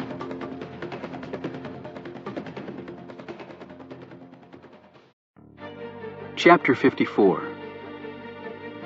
Reuben lifted Kate and Adelphia over the fence and then joined the other Camel Club members there. As terrified people ran screaming past them, they took a moment to catch their breaths and collect their wits. "My God," a very pale Kate said, looking around frantically for Alex Ford. "It is horrible," Adelphia moaned. "It is like Poland and Soviets." Stone was surveying the dedication grounds where the bodies of the fallen lay. The grass was red with the blood of the gunmen. The federal counter-snipers had control of the situation and were now securing the area, moving from body to body, ensuring that the Arab terrorists were actually dead. However, even from the perimeter, Stone could see that there was no life left in the lumps of flesh on the ground. Every one of Captain Jack's men lay dead. Many of the Fedayeen were burned beyond recognition. They could all hear sirens in the distance. A few minutes later, a fire engine appeared on the scene, followed by several others. They quickly attacked the blazing cars with their hoses, and black smoke billowed into the air. Stone continued to watch as the wreckage of the police cruiser was cleared so that the presidential motorcade, at least what was left of it, could start streaming out. Mrs. Brennan and the chief of staff were swept into the second beast and whisked away. The bruised and battered governor of Pennsylvania had been recovered and driven off in a van. Stone felt a big hand on his shoulder and turned to find Reuben staring at him. "We should probably get the hell out of here," he said. "Damn cops might start shooting stragglers and ask questions later." Stone looked puzzled. "Reuben, you grabbed one of the gunmen's weapons. Did you notice anything unusual about it?" Reuben thought for a moment. "Well, I didn't want to hold on to it too long, or else my head would have probably been exploding too. But now that you mention it, it did feel kind of funny, lighter than I would have thought." He looked at Stone. "Why'd you ask that?" Stone didn't answer. He looked again at all the dead Arabs. Seconds after Adnan had entered the hospital, he placed Brennan, who was still moaning continuously, on a gurney that he'd left just inside the front door. The gunfight outside had driven everyone inside the hospital away from the front entrance. Adnan saw a group of nurses, doctors, and aides staring fearfully at him from farther down the hallway. "What's going on?" one of the doctors shouted as he edged forward. Adnan didn't respond to this query, but he did nod at the man who just appeared next to him. It was the hospital's newest staff physician, who'd earlier expressed concern about the need for security guards at Mercy Hospital. "A wounded man?" the doctor called out. "I'll take care of him." "Stay away from the front doors," Adnan warned. "People are shooting." The doctor pulled a syringe from his pocket, uncapped it, and injected the president in his arm. Brennan slipped into unconsciousness. Then the doctor placed a sheet over the president and strapped him to the gurney and pushed it down the side hallway. He got on the elevator there and took it down one floor to the basement. Adnan waited until this had happened and then turned back to the group of hospital personnel. "Hey!" another doctor yelled at Adnan. "Who was that man on the gurney?" They now all started moving toward him. Adnan reached inside his jacket, pulled out a gas mask, put it on, and started walking toward the oncoming group. Then he pulled from his pocket what looked to be a grenade and held it up. "Look out!" one of the nurses screamed as the group turned and ran in the other direction. "Call the police!" another doctor yelled as she scrambled away. An instant later, Adnan reached the fourth tile across from the center of the nurses' station and threw the cylinder against the wall. It exploded, and the hall was immediately filled with thick smoke that was driven in all directions by the hospital's air circulation system. A split second before the smoke bomb went off, Adnan heard glass shattering, but he couldn't see the source. He couldn't know this was Alex Ford throwing himself through the glass doors, but the Arab knew he had to hurry.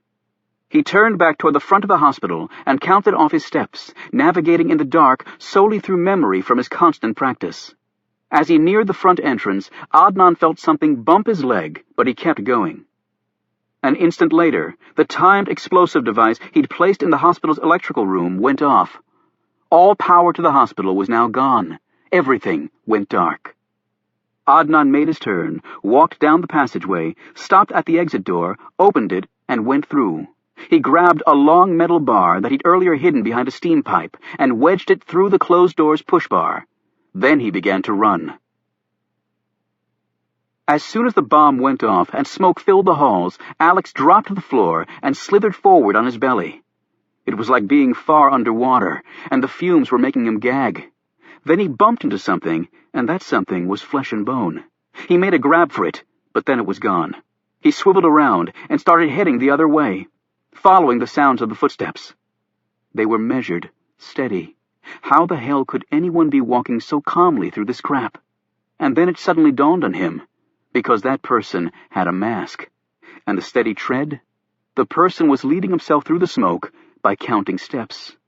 Alex had practiced that very same tactic in the dark at the Secret Service's Beltsville training facility. Alex crawled forward as fast as he could. The footsteps suddenly grew fainter, and he redoubled his efforts, whipping his body back and forth like a serpent closing in on its prey. Thankfully, the footfalls picked up again. He hit another hallway, turned and belly-crawled down it. He heard a door open and then close. He slithered faster, pushing himself to the right and feeling for the wall. When his hand hit metal, he reached up and grabbed the handle, but the door refused to open. He pulled his gun and shot at the door at waist level. One of the slugs hit the push bar, collapsing it, and the metal pole bar Adnan had wedged there fell free. He wrenched open the door and flung himself through. The smoke wasn't as bad in here, but the power to the hospital had obviously gone out because there was no light. Alex rose, found the handrail, and made his way down the steps, slipping and sliding along the way. He missed an entire step and ended up in a heap at the bottom of the first flight of stairs. Bruised and bleeding, he picked himself up and kept going by using the rail the rest of the way down. His panic increasing, Alex started taking the steps 2 at a time before reaching the bottom and hustling down the hall. He burst out of the exit door right as Adnan was getting in the ambulance that was parked there. Alex suspected the president was in the back. He didn't even cry out a warning. Alex just opened fire, hitting Adnan in the arm. Adnan fired back, and Alex had to throw himself to the side, where he lost his footing and tumbled down a set of concrete stairs. He rose, got off another shot, and took a round in return right in his ribs, fired by Ahmed, who'd emerged from the driver's side of the ambulance. Luckily, Ahmed's small-caliber ordnance had zero chance of penetrating the latest stage Kevlar that all Secret Service agents wore on protective detail. Still, it felt like Muhammad Ali had nailed him with his best punch, and Alex slumped down in pain, just as another shot fired by Adnan burned through the skin of his left arm. The ambulance sped off, its siren screaming, as Alex faltered after it on legs that were nearly dead. His chest killing him, his arm bleeding profusely, and his lungs full of smoke. Alex finally dropped to his knees and fired at the ambulance, emptying his mag, but failing to stop it. Then he tried his wrist mic, but it didn't work. He realized the bullet that hit his arm must have also severed the wiring to his compact. The last thing he remembered before passing out was one final sight of the ambulance, and then it was gone. And so was the president. On his watch. Chapter 55. George Franklin pulled his car into the driveway. He'd come from the other side of Brennan, opposite where the ceremonial grounds were located, and he hadn't had his radio on. "Laurie?" he called out. "Jamila?" He plunked his keys on the kitchen island and went through the house calling out again. He opened the door to the garage and was puzzled to see his wife's convertible and the big Navigator SUV parked there. Had they all gone out in Jamila's van? "Laurie? Boys!" He went upstairs, starting to become a little uneasy. When he opened the door to his bedroom, that unease turned to panic as he saw the phone lying on the floor along with a torn-up sheet. "Laurie, honey?" He heard a sound from the closet. He rushed over and ripped the doors open and saw his bound wife. Laurie's eyes were not focusing well, but she did seem to be looking at him. He raced to her side and pulled her gag off. "My God, Laurie, what happened? Who did this?" he said frantically. She mouthed the name, but he couldn't hear it. "Who?" she said softly. "Jamila. She has the boys." And then Laurie Franklin started sobbing as her husband held her. The ambulance raced into the garage, and the doors shut behind it. Adnan and Ahmed jumped out of the ambulance, opened the back door, and unloaded the president. Jamila had already opened the back of the van and was standing next to the rear passenger door, where she was trying to keep the boys calm. They were all upset, but fortunately, they were also too young to free themselves from their car seats. Now Jamila raced to the rear of the van and pushed the button that was hidden in a crevice inside the interior there. The floor lifted up, revealing a compartment. It was lead and copper-lined and cut into two shapes, one of a man in a fetal position, and the other of a small cylindrical object. The shape of the man conformed to the measurements of President James Brennan, with an inch all around to spare. Jamila stared at the young man who had stepped back to let the doctor, Adnan, and the other men present lift Brennan from the gurney. "Ahmed?" she said unbelievingly. He looked at her. "Ahmed, it is me, Jamila."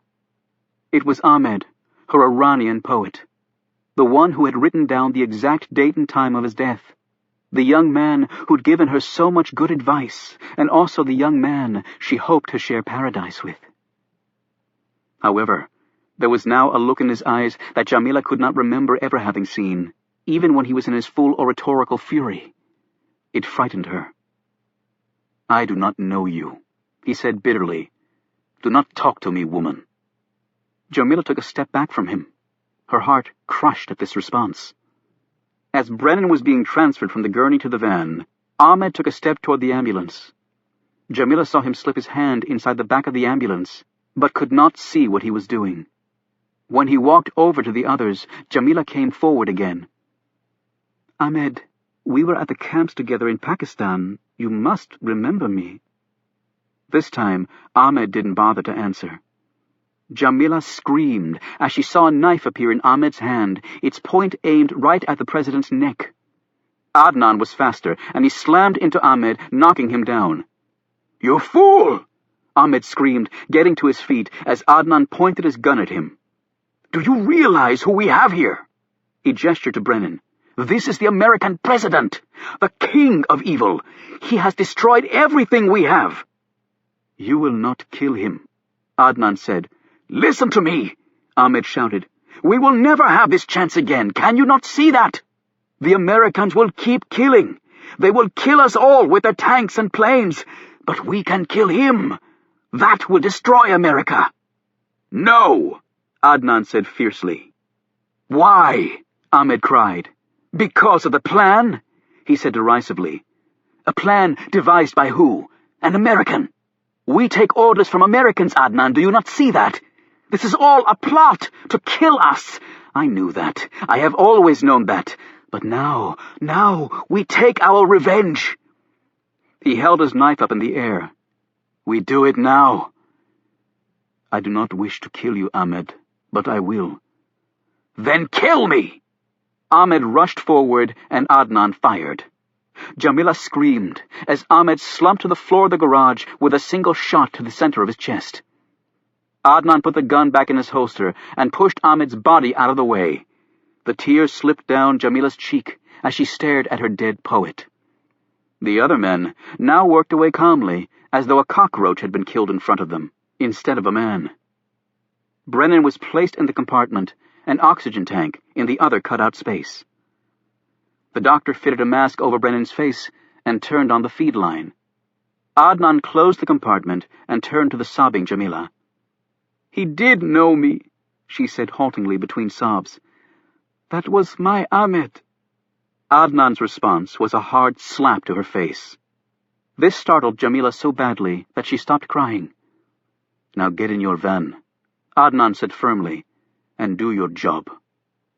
Without another word, Jamila did exactly as he said. The garage door flew back up, and the van raced out. Adnan looked at the other two men and nodded at Ahmed's body. They picked it up and placed it in the oil pit, while Adnan wrapped up his bleeding arm where Alex had shot him. Adnan had suspected that Ahmed would try something.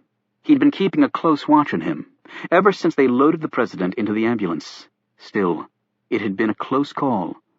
Seconds later, the three climbed into the ambulance, where Adnan became the patient, with the doctor presiding over him and the third man driving.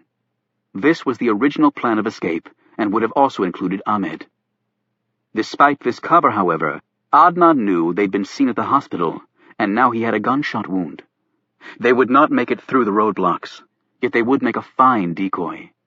And then, very soon after that, it would be over. Adnan gazed at the doctor, a man of 50, and understood from his look that he knew this to be the case too. Adnan closed his eyes and held his wounded arm. The pain wasn't bad. He'd had far worse. It was just one more scar to add to what he already had. However, this time, Adnan sensed it would be the last scar for him. He had no plans to rot in an American jail, or let the Americans electrocute him like some animal. After the apartment building had been cleared except for the snipers, the lawmen had launched multiple RPGs into the 6th-floor apartment. Only then were the two gunmen finally silenced, after the most intensive gun battle Pennsylvania had seen since Gettysburg. When the apartment was stormed, the shooters were both found dead, but only after having fired all of their M50 ammo and thousands of rounds from their overheated machine guns, which were now both sizzling to the touch. The hospital was evacuated, and Alex Ford was discovered lying bleeding on the asphalt. When he was revived, he told them what he'd seen, and an APB went out on the ambulance. Jamila ran into a roadblock barely 5 minutes outside of Brennan. There were 3 cars in front of her, and the police were making people get out of their vehicles. She glanced back at the boys. The baby had fallen asleep, but the other 2 boys were still crying hard, and Jamila too felt tears sliding down her cheeks again. Ahmed said he did not know her. He had told her not to talk to him. Ahmed had been killed right in front of her. He had tried to stab the man. He'd gone against the plan and been killed for that. And yet what hurt her most of all were his words, "I do not know you." His hatred had consumed him, crushing the poet's heart in its grip. That was the only way Jamila could make herself understand what had happened. She was brought back from these thoughts by a tapping on her window. It was the police. She rolled down her window, and the howls of the children reached the ears of the officers. "Damn, lady. Are those kids okay?" "They are scared," Jamila said, launching into her prepared speech. "I am scared too. There are sirens and police and people running and screaming. I have just come from downtown, and people there screaming everywhere. It is mad. The world has gone mad. I take children to their home. I am nanny," she added, probably unnecessarily. She started to sob, which made the kids cry even harder. This woke the baby up, and he added his powerful lungs to the crisis. Okay, the officer said. "We'll make this real fast." He nodded to his men. They looked through the van and underneath it. They were searching inches from where the president lay unconscious. However, he might as well have been invisible, and the police were quite anxious to move on to another car. From the putrid smells coming from the back seat, all 3 boys had gone to the bathroom. The officers slammed the doors shut. "Good luck," one of them said to Jamila, and waved her on.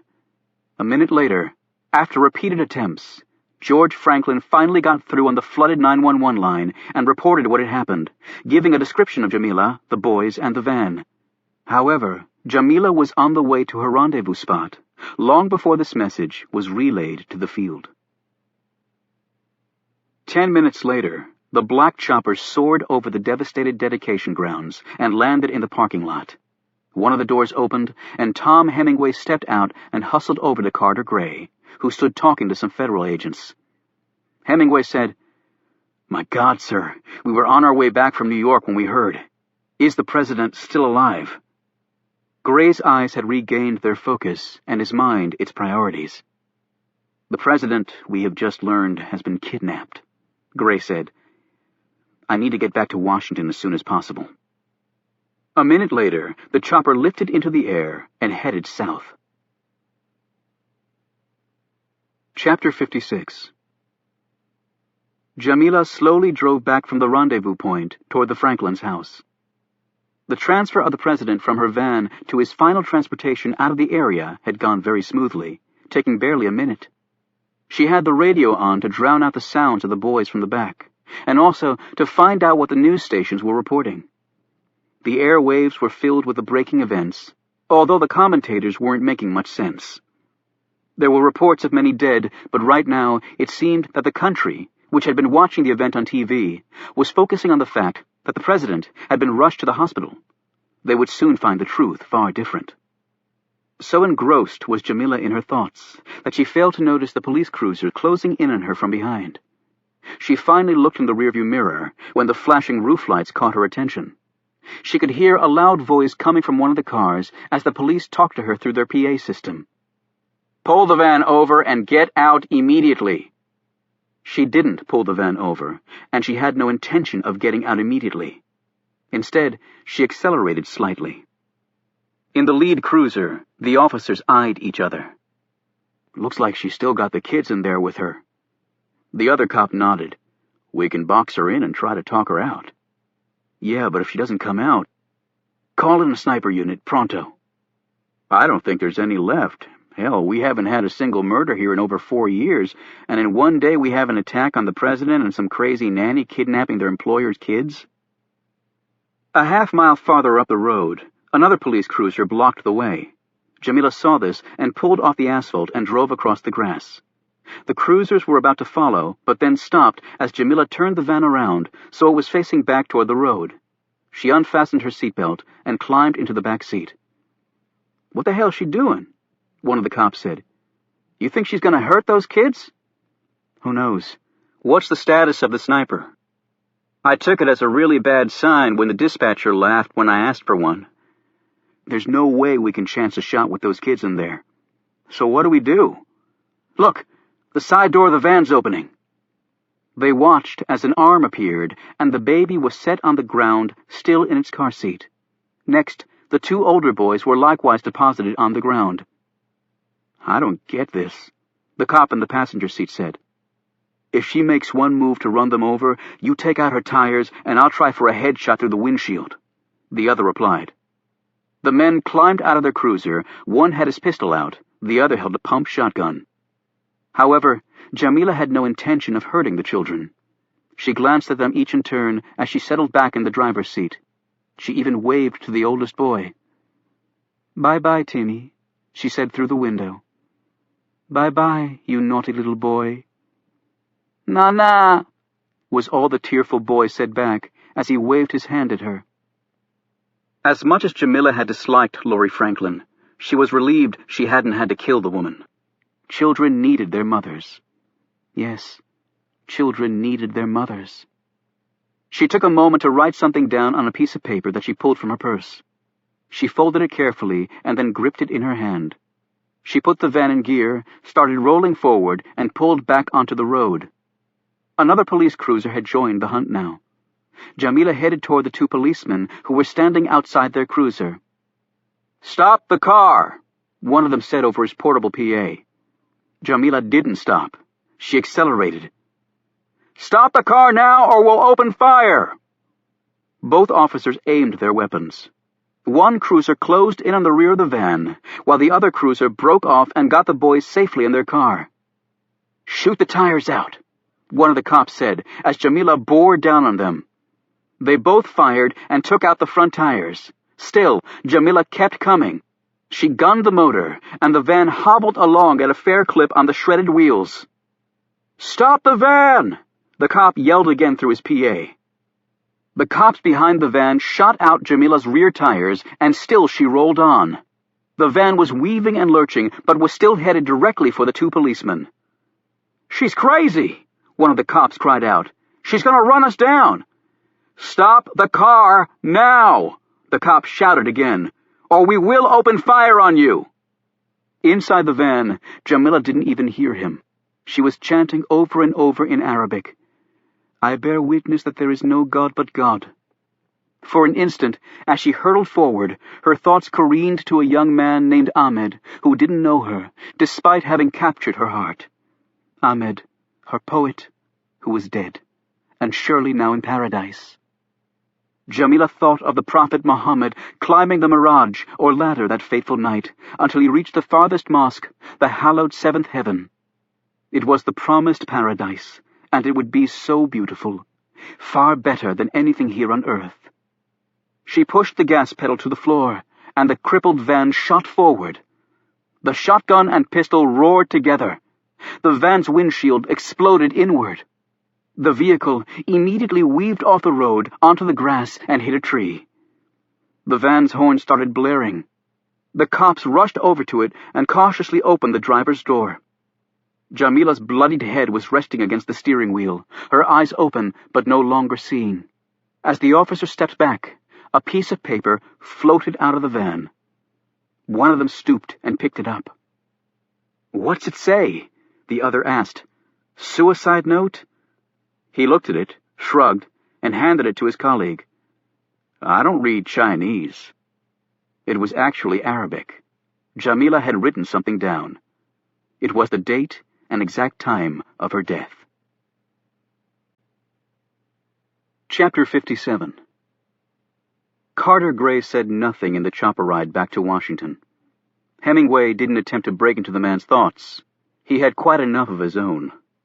They landed at NIC, and Gray climbed out of the chopper. "Do you want to go home, sir?" Hemingway asked. Gray looked at him incredulously. "The president is missing. I have work to do." He walked into NIC headquarters as the chopper lifted off again.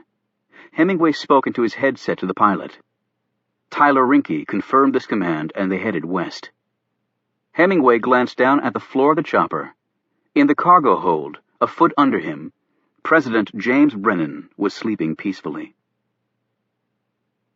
Within a few hours, even the most remote parts of the world knew at least some of the details of what had happened in the small town of Brennan, Pennsylvania.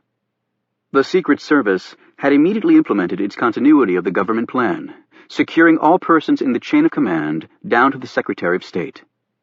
The Vice President, Ben Hamilton, had assumed the duties of the Chief Executive in accordance with the 25th Amendment of the U.S. Constitution, the first time it had been invoked in response to a kidnapped president.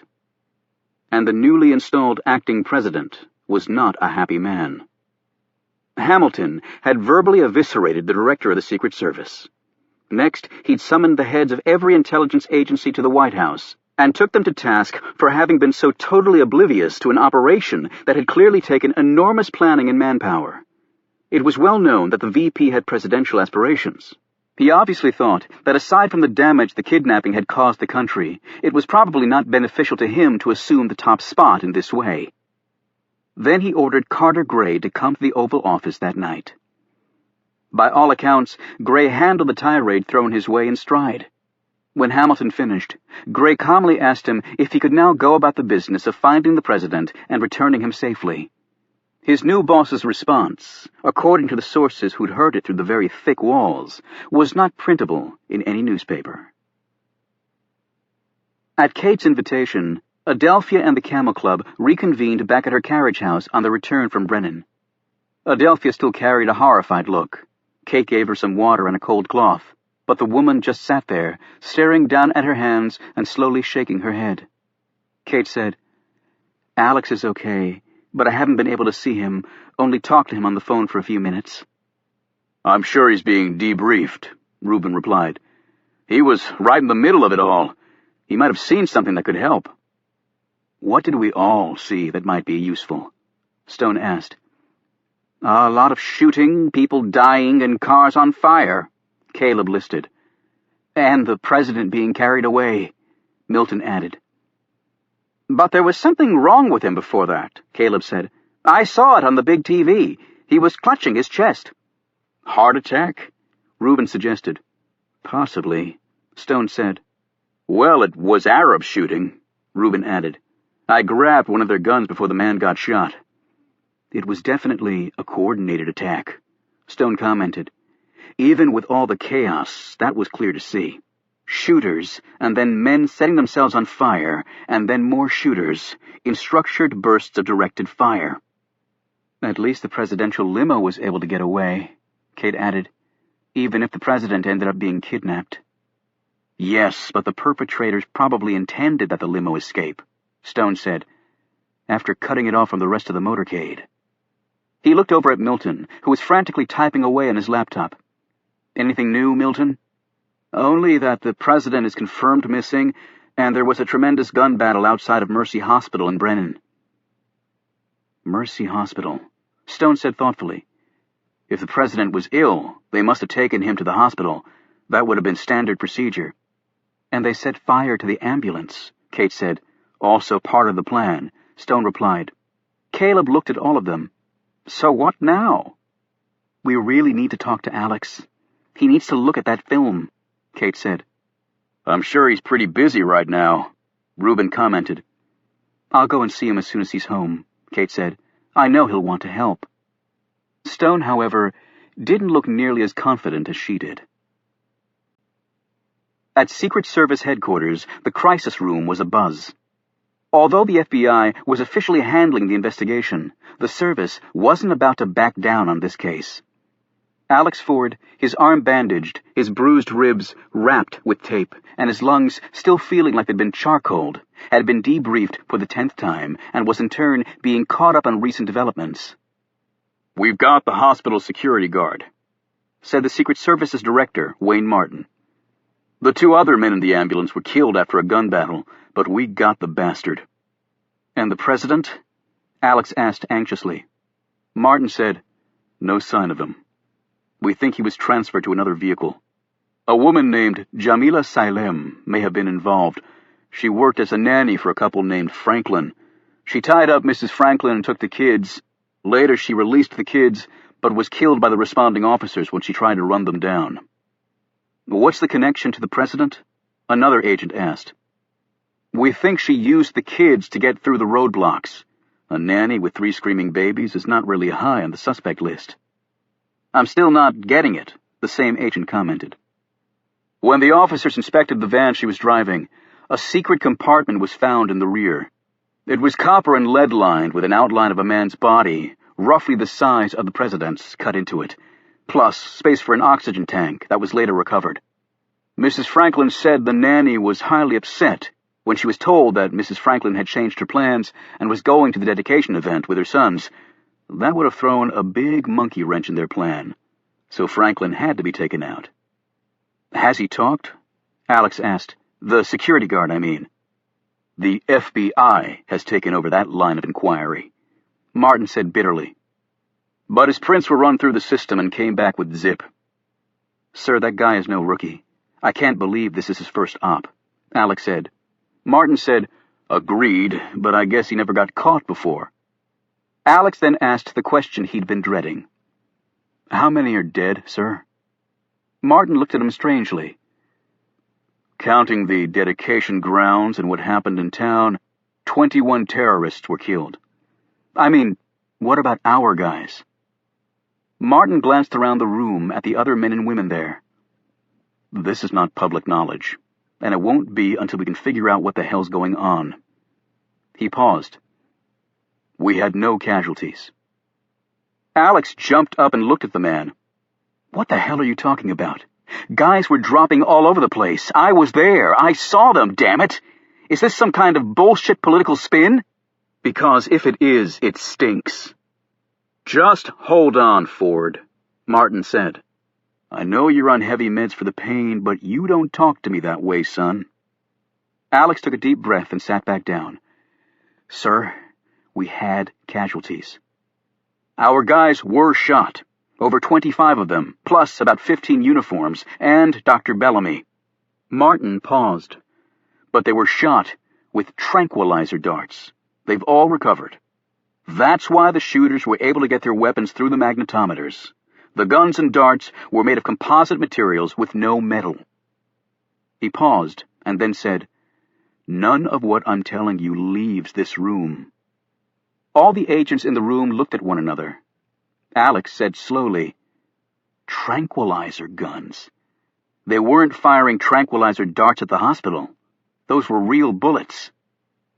The snipers fired darts into the 2 other agents we found there.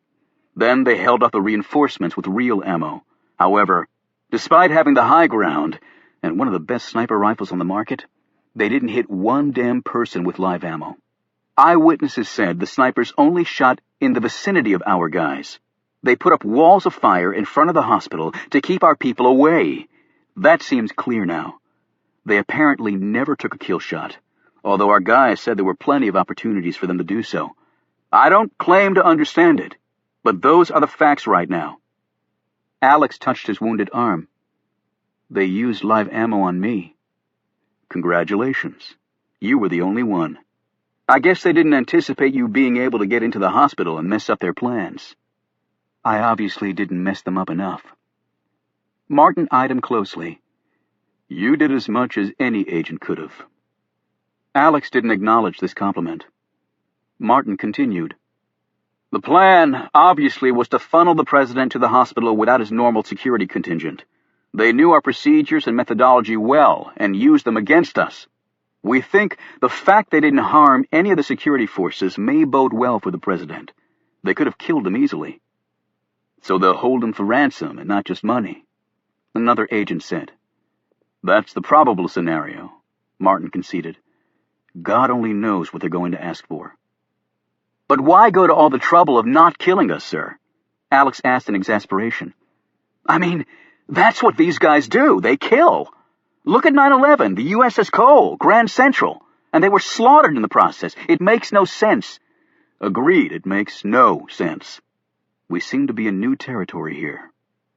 Martin picked up a remote and pointed it at a large-screen plasma TV hanging from the wall. We've just got this video feed in. I want everyone to sit here and watch this thing. Anybody sees something that strikes them funny, sound off. The TV came to life, and Alex watched as the horrific events at Brennan unfolded. They viewed it 3 times, and while a few agents had some comments, nothing jumped out at them. It was clear that the terrorists had been very organized and very disciplined. They took the ambulance out, and Dr. Bellamy too, so we'd have to take the president directly to the hospital for treatment, Martin said. Then they used a tractor-trailer and a downed water tower to block off reinforcements. Pretty damn clever. Lucky we weren't facing these guys when Reagan got shot. He got to the hospital with a handful of guys. Somebody waiting there would have had a pretty easy target. Which means we're going to have to change how we do things from now on. But the president was looking ill, Alex said. I remember seeing him grab at his chest. When we got to the hospital, he told me he was dying. I checked his pulse. It seemed okay, but I'm no doctor. The hospital staff said a doctor at the hospital injected him with something and he went unconscious. Martin added. They couldn't just count on him becoming ill and going to Mercy Hospital, Alex said. They had to make that happen at the ceremony. Right, but we don't know how they did it. Another agent spoke up.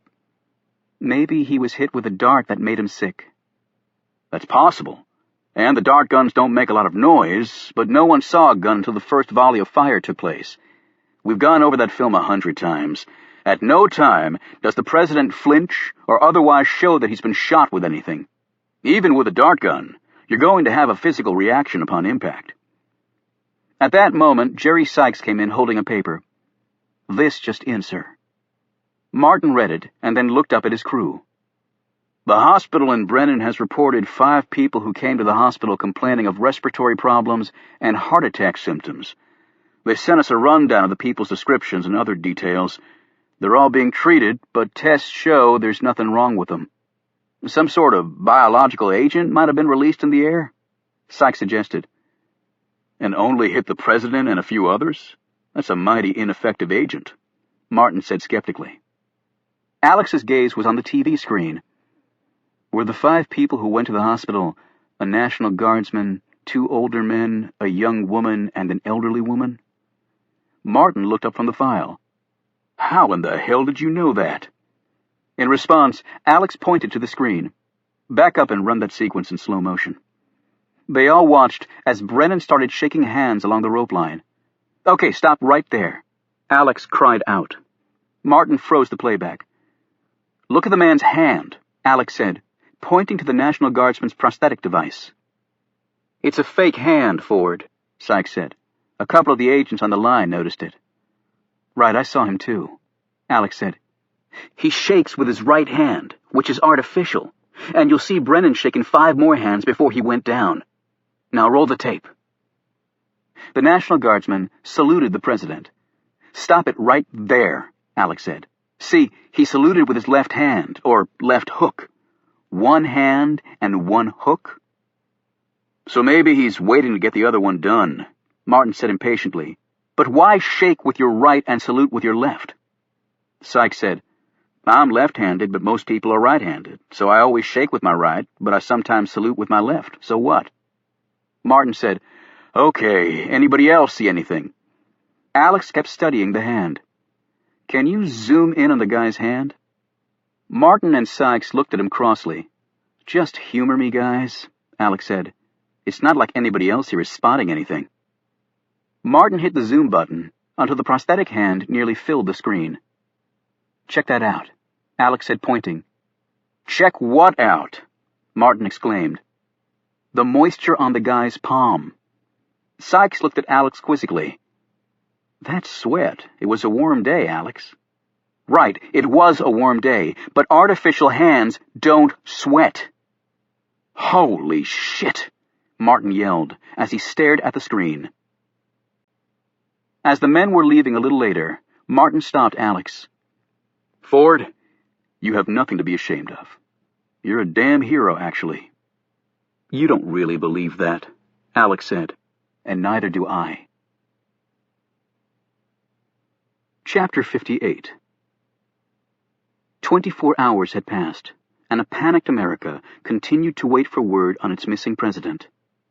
The National Guardsman's address had been tracked down, but he was long gone by the time they got there. The other sickened people at the hospital were found to be suffering from a powerful synthetic hallucinogen that was absorbed through the skin.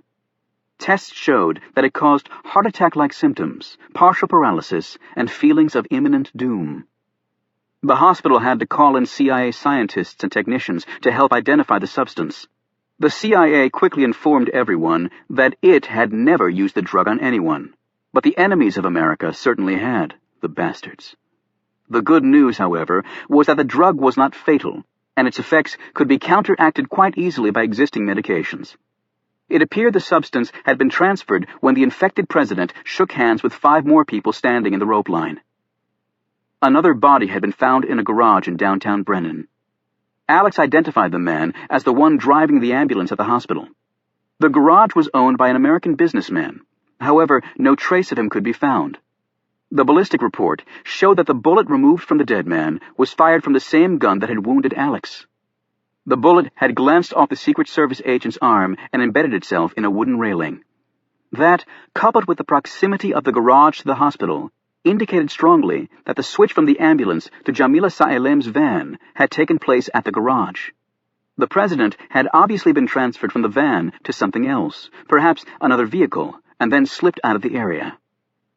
Acting President Hamilton had spoken several times to the American people to reassure them that the country was stable and its leadership running smoothly, and that whoever had done this terrible thing would be severely punished. He demanded that whatever terrorist group had kidnapped James Brennan return him at once unharmed, or the United States retaliation for the brutal act would be nothing short of annihilation for both the perpetrators and any countries aiding them. However, the kidnapping had clearly stunned the United States. The financial markets had plummeted. People were afraid to leave their homes. The country had come to a standstill. It didn't help matters that some Muslim extremists were calling upon the kidnappers to kill Brennan, if he wasn't already dead, and show his body to the world. The Armed Forces and the Strategic Air Command, SAC, were at DEFCON Level 2, only the second time SAC had been placed on that level, the other being the Cuban Missile Crisis in 1962. Even the events of 9/11 had only pushed the DEFCON level to 3. Military experts warned that depending on how things developed, the DEFCON level might very well go to 1, the highest. Then all bets were off. The intelligence sector was doing all it could to identify the kidnappers. Diplomatic inquiries were also put out to all quarters, and the Pentagon was itching for a target on which to use its high-tech weaponry.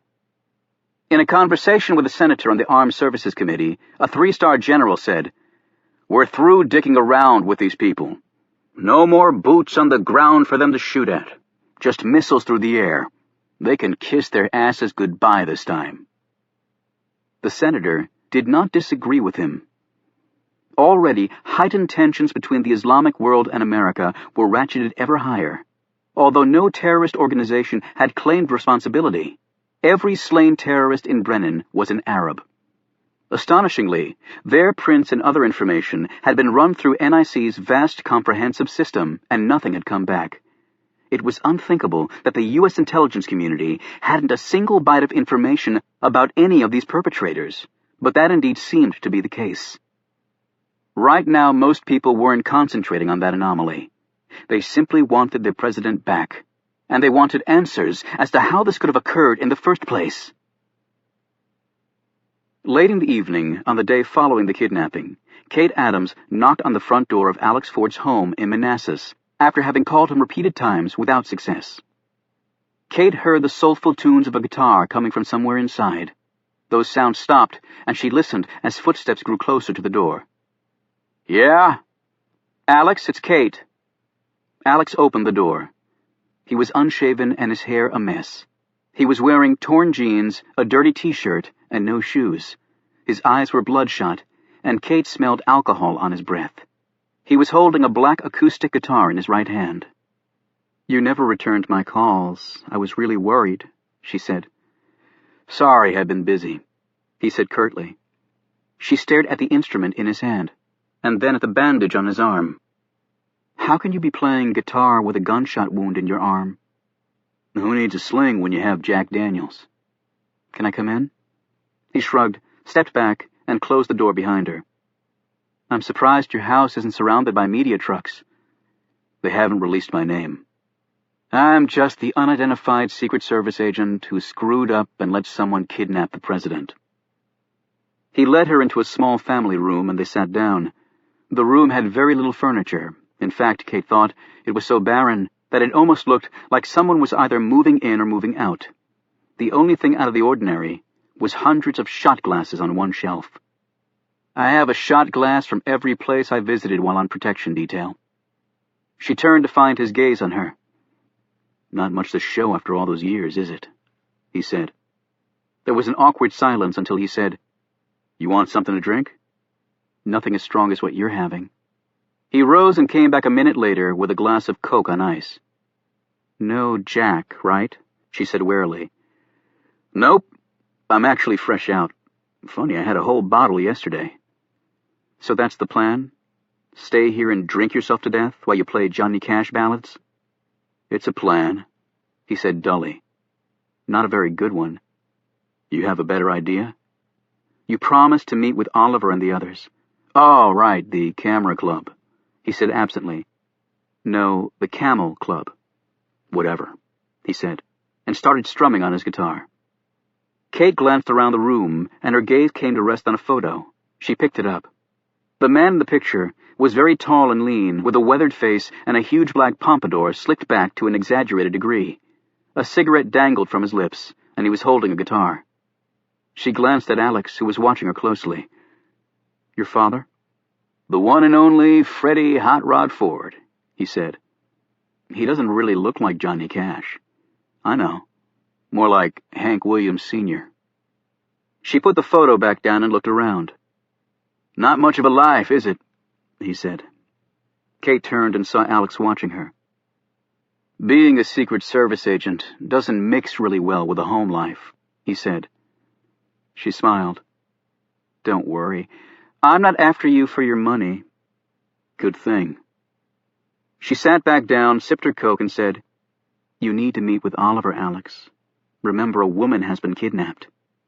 "Then call in the FBI, although I think they're tied up on another kidnapping right now." "They want you." He pointed to himself. "Look at me, Kate. If your sister were missing, would you really want me handling the case?" "Yes." "Bullshit." "Please, Alex, will you meet with them?" "No, I won't." "Why not?" "I don't owe you or anyone else a damn explanation." She set down her glass and stood. "I'm sorry you feel that way." She turned to leave, but he put a hand on her shoulder and turned her back toward him. "I screwed up, Kate," he said simply. "I didn't do my job. It wasn't your fault. They almost killed you. No, they suckered me like I was a rookie. This Middle Eastern security guard just happens to stroll out of the hospital, and he just offers to risk his life to help me, and I let the son of a bitch walk away with the President of the United States?" "You didn't let him walk away. You figured out what they were up to." "Yeah, about 60 seconds too late, and in my job, that doesn't cut it." He leaned against the wall. "You remember what Clint Hill, Kennedy's Secret Service guy, told me? That you didn't want to be like him because he'd lost his president." "That's right," Alex said. "And now I know exactly what the man meant." Chapter 59. Carter Gray had barely slept since Brennan disappeared, yet the NIC chief had little to show for his efforts. 36 hours after the president had been kidnapped, he was sitting at a conference table at NIC. Across from him, shackled to a chair with 2 burly guards hovering nearby, was a man answering only to the name Farid Shah, which matched his official documents. Gray knew that it was all phony, and had managed to wrest control of Shah from the FBI, based mainly on the fact that he had considerable dirt on the FBI director. "Farid Shah from India," Gray said. "But you're not Indian." "My father was Indian, my mother was Saudi. I took after her," the prisoner said quietly. His wounded arm was taped to his side. They weren't going to allow him to wear a sling, since it would also make a very effective suicide tool. "A Hindu marries a Muslim? Out of 1 billion people, you'd be surprised how much it happens." "And how exactly did you get from India to America?" "America, it's the land of opportunity," he answered vaguely. "Are Muslims now recruiting Hindus as terrorists?" "I am a practicing Muslim. I'm sure you've watched me perform my salat in my cell, haven't you?" "You know, Mr. Shah, you look familiar to me." "I've found that to most Americans, all of us look alike." "I'm not most Americans." "And how exactly did you get your job as a security guard at the hospital?" The prisoner looked down at his hands and said nothing. "And who are these people?" Gray asked as he spread out the photos on the table. "Are these your family?" No reply. "They were found in your apartment, so presumably you know who they are. It's interesting. On the backs of each photo are dates written in Arabic. They appear to be the dates of birth and death, and also some other information." Gray held up one photo of a teenage boy. "This says he was 16 when he died. It also says he was killed during the Iran-Iraq War. Was he your brother? Which side of the war was he on? Which side were you on?" Gray didn't wait for an answer that he knew wasn't coming. He picked up another photo, this one of a woman. It says she was killed in what is written as the first American invasion of Iraq. I'm assuming you're referring to Persian Gulf I, when Iraq invaded Kuwait, and the United States came to Kuwait's aid. Was she your wife? Did you fight for Saddam Hussein? Again, nothing. Gray picked up one more picture, that of a teenage girl. He turned it around and read, "Killed in second American invasion of Iraq. Was this your daughter?" The prisoner was still studying his hands. "You've lost all these people, your family and friends in war and insurrection, Muslim against Muslim, and then Muslim against American. Is that what this is all about?" Gray leaned in closer. "Is this all about revenge?" Gray slowly collected the photos and nodded to the guards. As he rose to leave, Gray said to the prisoner, "I'll be back very soon, and then you will tell me everything." The following morning, responding to news rumors, the nation was finally told that during the kidnapping of President Brennan, the terrorists had used tranquilizer guns. These resulted in no deaths to any American, although numerous people suffered injuries when the crowd stampeded at the dedication ceremony. The confirmed killing of 21 Arabs had the world shaking its collective head. The New York Times headline put the issue succinctly: "Suicide killers who kill only themselves?" A commentary in the Washington Post wondered if it was due to the fact that real guns would have been detected by the magnetometers. Yet no one could explain why the snipers at the hospital also used tranquilizer guns. The New York Post put it most bluntly with its headline, "What in the hell is going on?" Violence was spreading into the streets across America and the world. Clearly, it was only a matter of time before something major happened. On that very same morning, the White House absorbed more stunning news. Each of the major American television networks had received a heads-up from Al Jazeera that it was about to release a ransom note from the kidnappers that had just been delivered to the Arab News Network. There were stunning revelations contained in the note, representatives of Al Jazeera claimed. No one, not even the acting president, would be given an advance copy of the ransom demand. Apparently, the kidnappers wanted the government to find out at the same time as the rest of its citizenry. Acting President Hamilton's response to this, if it had been on live TV, would have required a number of bleepovers and an official FCC rebuke for on-air profanity. Yet what could he do? Hamilton assembled his cabinet, advisors, and military commanders to watch the announcement. How the hell do we even know if these people have Brennan? This could all be a load of crap. The National Security Advisor warned. Exactly. The Secretary of Defense Joe Decker echoed. He was well respected as a cabinet member who did his homework and played the political games to the fullest. He also had the reputation of a man unafraid to pull the trigger when it came to unleashing America's military juggernaut. Decker had been an Iron Man in Brennan's administration, and Hamilton was relying heavily on him during this crisis. Hamilton withdrew a slip of paper from his pocket. This was forwarded to the White House a few minutes ago from the networks. It accompanied the demand letter. What is it, sir? Decker asked. They say it's the nuclear codes that President Brennan was carrying with him. We'll need to confirm that they're accurate. Obviously, the codes are no longer valid. 2 minutes later, after a quick consultation and a confirming phone call, Defense Secretary Decker glumly looked around the room. They're the ones. The other men and women in the room stared downward, avoiding eye contact with each other.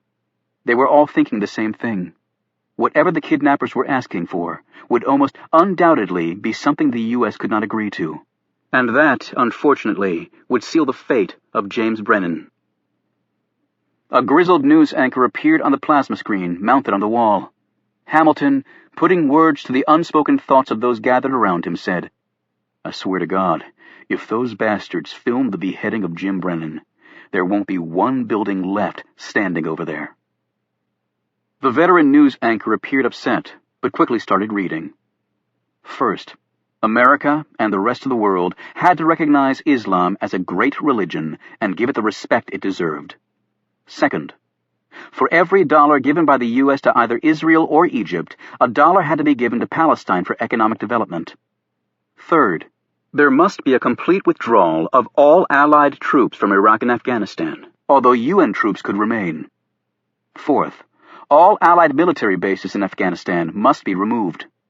Fifth, all private foreign oil interests in the Middle East must be turned over to the country where such oil interests were located, including the oil pipeline running through Afghanistan. Sixth, any foreign businesses operating in the Middle East must be majority owned by Arabs, and must reinvest all their profits in the region for the next 2 decades to help build infrastructure and create jobs. Seventh, there must be agreement by the United States and its allies that they would not invade another sovereign nation unless specifically attacked by that nation's military, or unless there was credible evidence of such nation's support of a terrorist attack against the U.S. or its allies. Eighth, the United States must refrain from using its powerful military to reshape the world in its image, and must respect the diverse cultures in the Middle East. Ninth, there must be an acknowledgement that many problems in the Middle East were the result of the West's misguided foreign policies and colonial exploitation, and that a widespread dialogue must be initiated on how best to move forward. As this list was read off, the mood in the room at the White House darkened even more. A general exclaimed, "Same old crap! I'm a little disappointed they weren't more creative." "We can't bow to blackmail," Hamilton said. He looked around the room for confirmation. "Absolutely not," the NSA agreed. "Clearly we can't," Secretary Decker added forcefully. A Around the table, people started scribbling notes on the appropriate spin for this chain of events. Meanwhile, the generals and admirals huddled in a corner, sketching out a military response. The Secretary of State, Andrea Mays, spoke up. "Wait a minute. People! Damn it! Let's not just write Jim Brennan off." She was a close friend of the kidnapped president. The Pentagon group looked at her in utter disbelief. One of them snapped, "Do you really believe that they're just going to hand him back to us?" There were eruptions around the table. Then a very loud voice boomed out. Everyone's attention was directed to Carter Gray, who sat at one end of the table. Though his aura of invincibility had been substantially damaged, he could still command respect. "Perhaps," Gray said, motioning to the TV, "we should listen to the rest." The room grew silent. "This is a new section," the TV anchor said, holding the paper tightly. He cleared his throat and began reading. "Civilized countries that unilaterally spread their will with bullets and bombs are terrorists, and have no right to deny other countries the same privilege. When you lead with the sword, you often die by it." The anchor paused again. "Now we come to the most bizarre part of this message, although, quite frankly, what has happened thus far is the most incredible series of events that I have seen in my 32 years of covering the news." He paused a third time, as though to give the moment the substantial gravitas it deserved. "Damn it!" Secretary Decker roared. "Just tell us, for God's sake!" The anchor started reading again. "Whether or not these demands are met, 1 week from today, President James Brennan will be released unharmed, left at a safe location, and the appropriate authorities will be contacted immediately to retrieve him. However, we ask the world to take these demands with the utmost seriousness if we are ever to truly have salam." The anchor added hastily, "That means peace in Arabic." The White House group simply stared at the TV, shock and awe all over their faces. "What the hell did he just say?" Hamilton asked. Gray answered in a clear voice. He said that even if the demands are not met, President Brennan will be released unharmed. "Bullshit!" Decker yelled. "Do they think we're all idiots?" Gray thought, "No, I don't believe they think you're all idiots." "This is preposterous," Decker said angrily. "What I want to know is where they recruited the people to pull this off." Gray looked at him disdainfully. "There are over 1 billion Muslims on this earth. Muslims follow their faith fervently and do what is asked of them without question. So do you really think that it would be that difficult to find fewer than 24 of them willing to sacrifice their lives under these circumstances? Do you?" he asked again. "We're fighting a war against these people, Joe. If you don't even know your enemy, I respectfully suggest that the Defense Department is not the best fit for your capabilities." "Where the hell do you get off?" Decker began, but Gray snapped. "The question we should be asking ourselves is who planned the scheme, because I seriously doubt it was any terrorist organization of which I'm aware. That means there's someone else out there. Someone else we have to find if we're to have any chance of getting the president back alive." Chapter 60. After the stunning demand, Carter Gray had gone back to work with renewed purpose. The files at NIC contained no record of Farid Shah, so Gray had mulled where next to search. The FBI had its APHIS criminal files, yet Gray was almost certain the name Farid Shah would not be found there. One did not assume a false name with a criminal record attached to it, and as Gray had predicted, a search in the APHIS database also turned up negative. Next, Gray hopped a chopper to Brennan, Pennsylvania. A temporary morgue had been set up there, and Gray examined all of the bodies. The corpse of the doctor from Mercy Hospital looked familiar, but that was all. The problem was many of the photos NIC had in its terrorist files were anywhere from 5 to 15 years old. People could change a lot in that amount of time. Gray then traveled to the dedication grounds, the garage, the hospital, and finally, the apartment building where the snipers had kept the police at bay. Nothing occurred to the NIC chief except his ability to marvel at the terrorists' intricate planning. Who had set this in motion? Who? On the chopper ride home, he pulled out the photos he'd taken from Shaw's apartment. A sudden thought occurred to him. The chopper was redirected to Langley. When he arrived, Gray gave the photos and also a mugshot of Farid Shah to the DCI and asked him to make immediate inquiries to try to identify any of them. Late that evening, back at his office, Gray received a phone call from Langley. They had turned up an Arab informant who thought he recognized one of the people in the photos. It was the young girl. She was the daughter of someone the informant had fought with in Iraq. First, as part of an underground movement against Saddam Hussein, and then against the American occupation. When the informant saw Shah's mugshot, he identified it immediately, although the man's appearance had changed drastically. He was the young girl's father. "What was the father's name?" Gray asked impatiently. "Adnan al-Remi," the CIA director said. "But that can't be right. He's dead." Gray acknowledged this, thanked the man, and hung up. He immediately accessed the database, pulled up al-Remi's file photo, and compared that picture with the current mugshot of the man calling himself Farid Shah. Though there was some likeness, even allowing for shaved hair and beard and weight changes, it was not the same man. Gray sat back in his chair and dropped the photo on his desk. NIC's database had been corrupted, and photos and fingerprints altered. Patrick Johnson had been paid to do it and then killed. That all made sense now. Yet where did it leave Carter Gray? He'd been fighting this whole damn war with flawed intelligence. It was far more than a disaster. It was the greatest professional setback Gray had ever experienced. He walked outside and sat on the bench by the fountain. While Gray listened to the soothing water, he stared up at the NIC facility, the greatest intelligence agency in the world, and right now he knew it was absolutely useless to him. This had been an inside job. His earlier suspicions about terrorists killing terrorists and then being resurrected had been confirmed. But who was the traitor? And how deep did the treachery go? Despite the vast resources at his disposal, Carter Gray was now very much alone.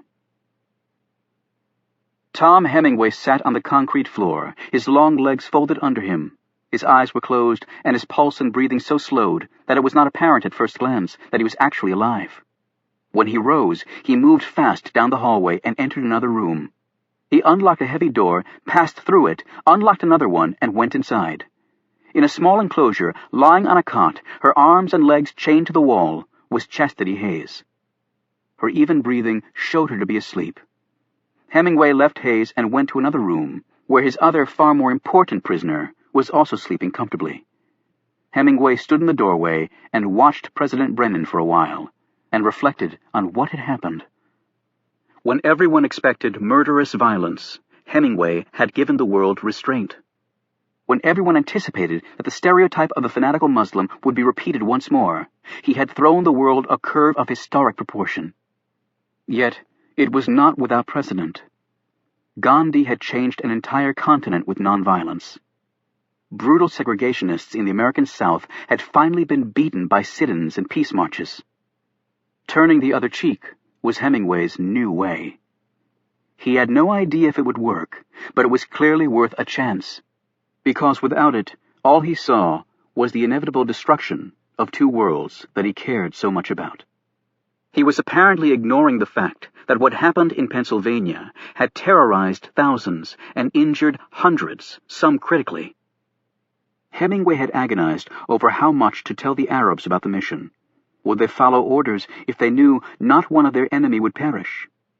Yet finally, Hemingway had decided that if he was asking them to die for this cause, they should die fully informed. It was the right thing to do. So the men in Brennan, Pennsylvania, sacrificed their lives with the knowledge that their foes were safe. It was one of the most courageous acts Hemingway had ever witnessed. Hemingway checked his watch. There would be another message delivered to the world shortly. It involved where the president would be returned, and this would be just as stunning as the last message. Kate met with the Camel Club at Oliver Stone's cottage and reported her failure with Alex Ford. She said, "He blames himself for what happened to the president. Having come to know him well over the years, I can't say I'm surprised," Stone replied. "He's a proud man who takes his work very seriously." "Too much pride is sometimes a bad thing," Kate said. "Well, we're running out of time," Milton said. He had his computer on and pointed to the screen. "It's getting very ugly out there." They all crowded around him, staring at the news flashing across the computer. Milton said, "Even with the demand note saying they'll let Brennan go, the violence is getting out of control. Muslims are being beaten and killed by mobs all over the world, and the Muslims are retaliating. 5 Americans were ambushed in Kuwait and beheaded, and Iraq has become totally destabilized again." Stone added, "And now even the more moderate Islamic elements are calling for the kidnappers holding Brennan to extract a heavy price for him from America." "One group is calling for the kidnappers to demand nuclear weapons in exchange for his return," Caleb said. "My God, the whole world is collapsing. Why can't people just sit and read books and be nice to each other?" Reuben raised a thick eyebrow at that naive comment. "The U.S. military is cocked and locked, just waiting for the word to go." "This might cause an all-out war with the Islamic world," Caleb said. "Some people might want war," Stone said. "Carter Gray might want that." "What if the president is released?" Kate said. "It might not matter," Stone replied. "With the world so divided, all it could take is one single catalyst to set the final battle in place." "But if we can find out who did it," Kate said. "Us?" exclaimed Reuben. "We haven't got a bloody chance in hell of doing that." "You're wrong, Reuben," Stone interjected sternly. They all looked at him. "Alex Ford once paid me a visit here. Perhaps it's time the Camel Club reciprocated."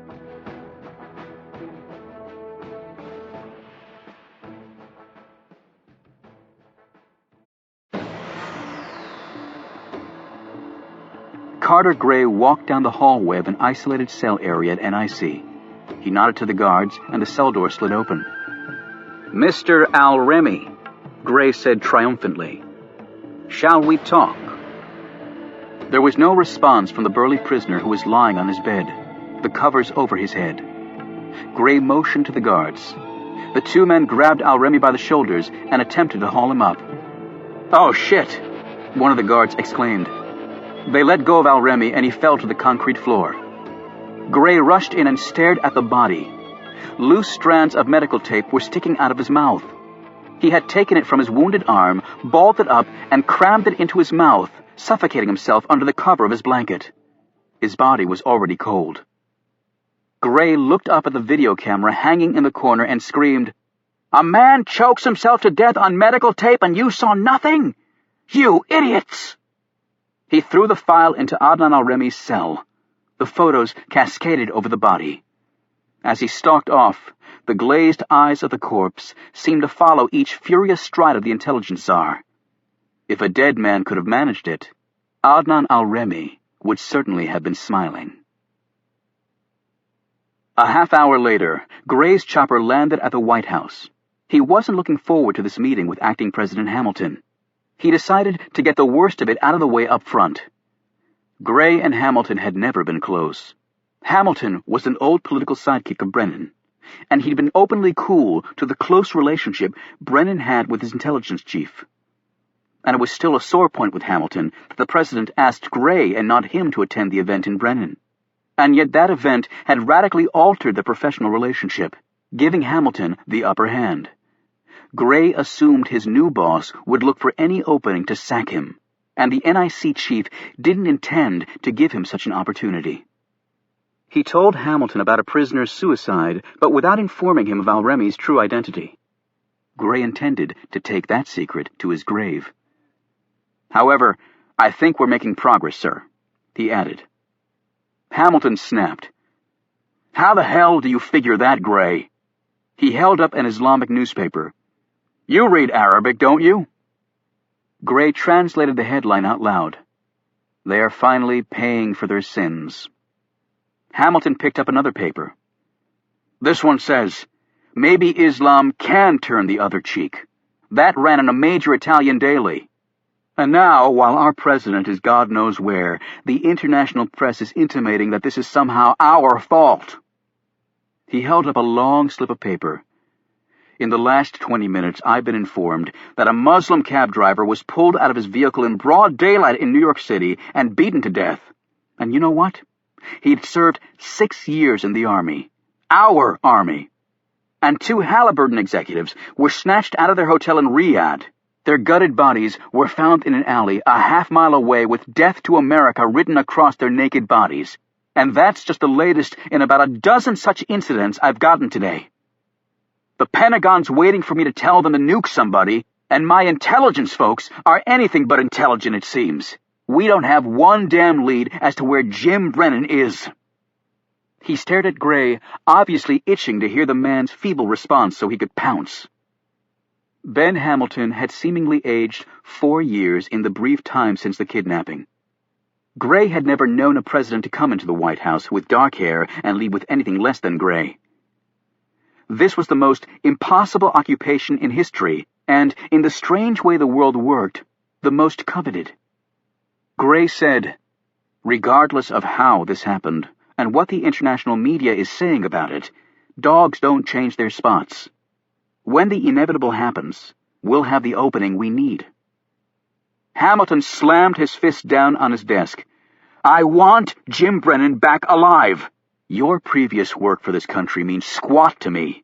This happened on your watch, and I hold you fully accountable for it. The United States has been humiliated by a bunch of damn Arabs. Unless the president is returned safe and sound, you will no longer head this country's intelligence community. Are we perfectly clear on that?" "Absolutely," Gray replied impassively. He knew this to be baseless rhetoric. There was no possible way the acting president could afford to fire his intelligence chief during such a crisis. But let me point out that there is not one demand of the kidnappers that this country can seriously consider, given our current foreign policies, and we can't wait 1 week for his release. Not that I believe they'll release him. The American people will not tolerate that, and the violence is only going to become worse in the meantime. Hamilton snapped, "Well, then I guess you'll just have to find him on your own." Gray studied the man keenly. He sensed exactly what his adversary was thinking. Politicians were all too transparent. Ben Hamilton had wanted this job more than anything. He had patiently paid his dues, waiting for Brennan to serve his 2 terms before it was his turn to wear the American crown. Now he had the throne, yet could he do the job? In Gray's mind, it wasn't even a close call. Ben Hamilton didn't make even a worthy vice president. The chief of staff suddenly burst into the room with a Secret Service agent hard on her heels. "Sir," she exclaimed, "this is just in from Al Jazeera. The kidnappers have disclosed the location where the president will be released." "Where?" Gray snapped. "Medina." Hamilton exclaimed, "Medina? How the hell did they get Brennan out of the country and to Saudi Arabia?" "Private plane and private airport," Gray answered. "Not that difficult." Hamilton's face flushed. "We spend billions on airport and border security, and they managed to sneak the damn President of the United States to the Middle East?" He stared at Gray as though he meant to fire him right that instant. Gray spoke quickly. "It makes sense. Medina is the 2nd holiest city in the Muslim world behind Mecca." Hamilton looked at his chief of staff. "Get in touch with the Saudis and tell them that Medina is going to be annexed by this country until we get Brennan back." He eyed Gray. "I want every military and intelligence resource we have in the area focused there." "I'm on it, sir," Gray said, rising from his chair. He wanted to get out of the room as fast as he could. "I serve at your pleasure," Gray thought, as he fled the Oval Office. Chapter 61. Captain Jack sat back in his chair and smiled with excellent reason. He had in his hand the password he needed to set his final plan into motion. Their captive had endured far more torture than had been anticipated, although his North Korean colleagues were very skilled at such exercises. Yet the man had finally broken. They all did eventually. Captain Jack read the Arabic words and smiled. From a cloned phone that was not traceable to him, he made one call. Speaking in fluent Arabic with well-honed inflections, he said what he needed to say and then used the precious password. This authenticated the source of Captain Jack's statement to the party on the other line, and it would be immediately relayed to the world. Captain Jack clicked off the phone and used his lighter to burn the piece of paper. If Tom Hemingway thought he had stunned the world, wait until it heard what his old friend had to say. Secretary of Defense Joe Decker stared across the desk at Acting President Hamilton. They had just been informed of the latest statement issued through Al Jazeera, and they were furious. "It's our only choice, sir," Decker said. "We simply don't have the troops to deploy there, and frankly, even if we did, it might quickly turn into another Iraq. We have to avoid that at all costs. We can't afford it." Andrea Mays, the Secretary of State, who'd been hovering in the back of the Oval Office, came forward. She was a tall, large-boned woman with graying hair. "What Secretary Decker is proposing is a direct violation of the Non-Proliferation Treaty, sir. We can't do it." "Yes, we can," Decker insisted. "How?" Hamilton asked sternly. "This country has made it clear that any use against it of weapons of mass destruction, biological, chemical, or nuclear, would void the terms of the Non-Proliferation Treaty with regard to the offending country." "But Syria hasn't attacked us," Mays exclaimed. "The Sharia group has just now claimed responsibility for kidnapping President Brennan. Sharia is based in and financed by Syria. Under the foreign policies outlined previously by this country, that means Syria has attacked us through the Sharia group, and they used some chemical agent to abduct the president. And we have evidence that Syria has recently started up a WMD program. Now, even though Syria hasn't used WMDs against us yet, the U.S. has no obligation to simply sit here and be attacked. Coupled with the fact that they've kidnapped our president and are now throwing that fact in our faces, more than justifies our position." Mays shook her head in disbelief. "Syria is not a threat to develop WMDs. They are a fractured nation of Kurds, Sunnis, and religious minorities." "They are no friend of this country," Decker shot back. Mays said, "They don't want the chaos and violence they see in Iraq. Who would? And they don't buy our democracy goal. We're giving money to Libya because it dropped its nuke program. It's still a dictatorship. Saudi Arabia is one of the world's worst offenders of human rights, and their record on women's rights is atrocious. And yet we allow them the status of one of our greatest allies. How can we expect other Arab nations to take us seriously with such inconsistency in our foreign policies? The public in Syria is very aware of its government's shortcomings, and opposition groups are growing stronger there. The government repealed the death penalty for members of the Muslim Brotherhood. There are other positive signs pointing to freedom growing there, without a U.S. invasion. Their government will change, but it'll take time." May stopped speaking and looked at the president. "That's what I've been telling Jim Brennan for 4 years. These things take time. We can't just uproot a 1,000-year-old culture overnight." Decker piped in. "Many of the dissident groups in Syria are leftist and communists. We don't want to go down that road again." Hamilton looked at the Director of Central Intelligence, who was sitting in front of the fireplace. "Are you on board with Joe's opinions, Alan?" The director said, "It's not a slam dunk, but it's close enough. And there's no reason to waste time going to the UN or building a coalition, sir," Decker added quickly. "They have our president, and we need to get back in the driver's seat, and this will put us there fast. And we can and should do it alone." Decker's eyes blazed. "Damn it, sir, with all due respect, we are the world's only superpower. I say we start acting like it." "And Jim Brennan?" Hamilton asked. "If he's still alive, and we all pray that he is, then this will probably be the only shot we have of getting him back." Hamilton mulled this over and finally said, "Okay, gentlemen. Call the networks and get me airtime immediately. I'm going to inform the public about this." He turned to Decker. "God help us if we're wrong, Joe." When Alex Ford opened his door, Adams and the Camel Club stared back at him. "Oh, hell!" Alex began angrily. Kate said, Alex, please, we have to talk to you. Reuben added, It's bad, Agent Ford. Really bad. Alex said, What are you talking about? Stone answered, There have been some major developments. What developments, Oliver? Alex asked. Kate cut in. A terrorist organization has claimed responsibility for the kidnapping. We heard about it on the drive over here. The Sharia group. It has clear ties to Syria, Stone said. Where's your TV? Kate asked. The president is coming on in 2 minutes. Alex led them inside and turned on his TV set. Ben Hamilton appeared on the screen a few minutes later, looking very grave. He summed up the situation to the country and then said, America is a generous nation. We have always been a people that reach out to others in need. We came to the aid of our friends during 2 world wars. Wars fought to keep the world free.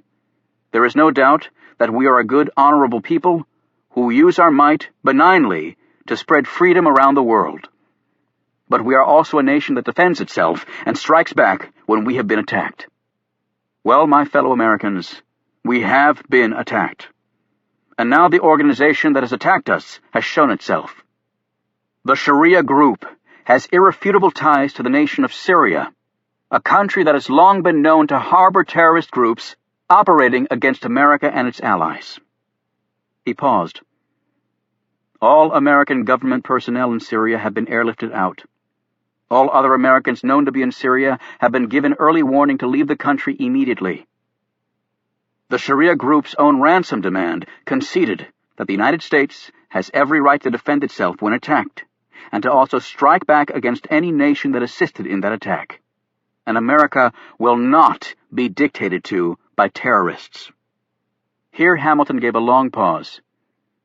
Thus, my fellow Americans, the decision has been made by me, as your Commander-in-Chief, after consultation with the Secretary of Defense and the Pentagon.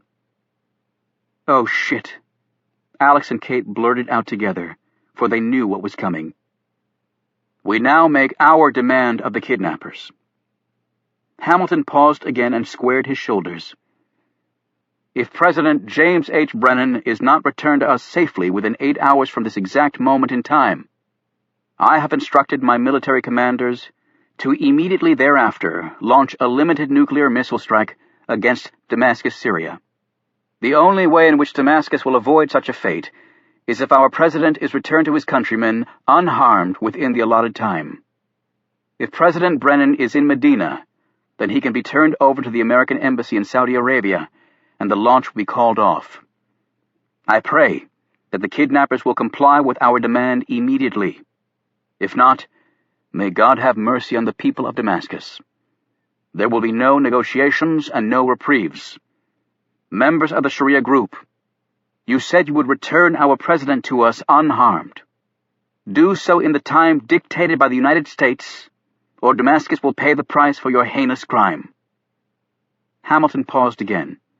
God bless you, my fellow Americans, and may God bless the United States. As the president faded out, everyone in Alex's living room sat motionless in their chairs, holding their breaths. It was a scene doubtless replicated in 100 million homes around America and across the world. An anguished Kate looked over at Alex. This could be the beginning of the end. If it is, it is, Stone said calmly. But it will do us no good to sit around waiting for the mushroom cloud to appear over Damascus. What the hell can we do, Oliver? Alex asked. Find the president, Stone snapped. How? Alex shot back angrily. He's in Medina. I don't believe that, and I hope you don't either. He looked at Milton. Show him the DVD. Milton opened his laptop. This is the video that was taken during the break-in at my house, Agent Ford. What the hell does this have to do with anything? Alex shouted. We're going to launch a nuclear missile in 8 hours. Don't you understand that? Look at the film, Alex, Kate pleaded. Alex finally threw up his hands and plopped down on the floor in front of the laptop. Damn, he said a minute later. That's Tyler Rinke and Warren Peters. They're from NIC. I thought they were NIC employees, Stone said. Why'd you think that? Because they were also the ones who killed Patrick Johnson. Alex sat back, stunned.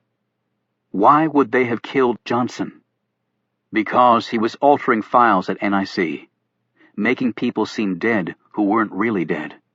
And I think someone was paying him a lot of money to do it. But Johnson got greedy or sloppy, or both. Let me get this straight. Johnson was altering files at NIC to make some people appear dead who really weren't? Stone said, "We believe that these men were the ones used in Brennan, Pennsylvania. The newspaper said that not one of the Arabs killed there was in the NIC files. That is inconceivable. I think these men were human, sterilized weapons, and they were used to kidnap President Brennan. When we searched Rinke's home, we discovered that he'd invested a lot of borrowed money in expectation of the stock market plummeting, which it has now." "Are you saying this whole thing was about making money in the stock market?" Alex exclaimed. "No, it's much deeper than that," Stone replied. Alex looked at him. "Any idea who's behind it?" "Someone high up at NIC," Stone ventured. "Higher than Rinke and Peters, certainly." "Let me take another look at that video," Alex said. He watched once more as Rinke and then Peters appeared on the screen. Then he pointed at the image of the man in the black mask as he leveled the security guard. "He hit the guy pretty hard," Alex noted. He had to check his pulse to make sure he hadn't killed him. Reuben suddenly put a finger up to his lips and motioned toward the window. The blind was drawn, but the window was open. They all heard it now. Footsteps. Alex eyed Stone, and the pair quickly reached a silent agreement. Stone motioned to Reuben to join the Secret Service agent. While the group talked as though they were all still there, Alex pulled his gun and silently opened the front door. He went left, while Reuben went to the right and around the side of the house toward the rear. A minute later, they all heard screams and a struggle, and then silence. Then the front door opened, and Alex marched in. Behind him, Reuben was carrying someone. Jackie Simpson didn't look very happy. Chapter 62. "What the hell are you doing here, Jackie?" Alex demanded. She glared at him. "I've been calling your house to see how you were doing, but you never called me back. So I came by tonight to see you. And I seem to have stumbled upon a conspiracy. What's going on, Alex?" Stone hadn't taken his gaze off Simpson. "We're actually trying to figure out what's going on at NIC. I know I heard that part, and that Rinke and Peters broke into someone's house." Simpson looked at Alex. "If you know something about the president being kidnapped, you have to take it to the service. Alex, you could get into a lot of trouble for withholding that sort of information." Stone cut in. "I don't believe that's a good idea." Simpson stared at him contemptuously. "Who the hell are you?" He held out his hand. "Oliver Stone." "Pardon me?" she asked incredulously. "His name's Oliver Stone," Alex interjected. "And these are his friends Reuben, Milton, and Caleb. You've already met Kate Adams." Stone said, "And you are Jackie Simpson, the only child of Senator Roger Simpson of Alabama and the goddaughter of Carter Gray, the Secretary of Intelligence." "Is that a problem?" she asked coolly. "Not at all. But going to the authorities at this stage would be a huge mistake, Agent Simpson." "Listen, Oliver Stone, or whatever your real name is, I can do anything I damn well please. I'm a cop, okay? And you're a very intelligent cop," Stone broke in, gazing at her. "And because you are, I'm sure you've already considered the obvious." Simpson rolled her eyes, but Stone continued to stare at her, until she said, "And what might that be?" "If we're right, and NIC's files have been corrupted, the unfortunate result was that an army of terrorists was allowed to go to Brennan, Pennsylvania, and successfully kidnap the president. That does not bode well, either for your godfather, who heads that agency, or your father, who oversees its operations as chairman of the Senate Intelligence Committee. I'm quite sure that you wouldn't want to do anything to hurt them professionally. If you go to the authorities now, you could very well destroy both of their careers." All eyes were on Jackie Simpson, as she and Stone engaged in a protracted stare-down. Finally, Simpson broke off and looked at Alex for help. "Alex, what the hell is going on? What am I supposed to do here?" "We're trying to figure this all out, Jackie. Until we do, we can't say anything to anybody." Caleb looked at his watch. "We now have exactly 7 hours and 41 minutes to find Brennan and prevent a possible Armageddon." "Well, everybody ought to cross their fingers and toes then," Reuben said. "Oh my God," Alex asserted. "Fingers!" "What?" Kate exclaimed. Alex snatched Milton's computer and replayed the DVD. "There," he said, pointing. "Right there. Do you see that?" They all looked confused, because he wasn't pointing at Rinky or Peters. He was pointing at the man in the mask who'd knocked out the security guard. Stone looked at him puzzled. "All I see is a man in a mask, Alex. What else is there to see?" He froze the screen and pointed with his finger. "This." They all squinted at the screen. Simpson said, "The security guard's neck?" Alex said, "No, the right hand on that neck. He took his glove off to check the guard's pulse." Reuben shrugged. "Right. So what?" Alex looked exasperated. "Look at that hand. Tell me you don't recognize it." Kate said, "Recognize a hand? Are you serious?" "Like I told you before, Kate, hands are my specialty, and I recognize that hand. It's very distinctive, with bolt-sized knuckles and fingers thicker than I've ever seen." He hit another button, and the picture zoomed in on the hand. And the thumbnail has a black spot the shape of a triangle in the upper left-hand corner. When I saw that earlier, I thought it was some weird tattoo. "Saw it earlier? What are you talking about? When did you see it earlier?" "In the bar that night, when you introduced me to Tom Hemingway. And I saw it again when he met us at NIC." Kate stared at him open-mouthed and then glanced at the screen. "You're saying that's Tom Hemingway's hand?" "There's no doubt about it. To me, hands are as good as fingerprints, Kate." Simpson said, "I think Alex is right. I believe that is Hemingway's hand." Stone ventured, "So this Hemingway may have kidnapped the president. Why?" "Who the hell knows?" Alex exclaimed. "But I think we might be able to figure out where they're holding him, and Kate might have the answer." "Me?" Kate exclaimed. "How?" "You mentioned that you and Hemingway were working on a project together." "That's right." "If I recall correctly, you said it involved an old building." She said slowly, "Right, near Washington, Virginia. I think it used to be a CIA asset, but it's been abandoned a long time.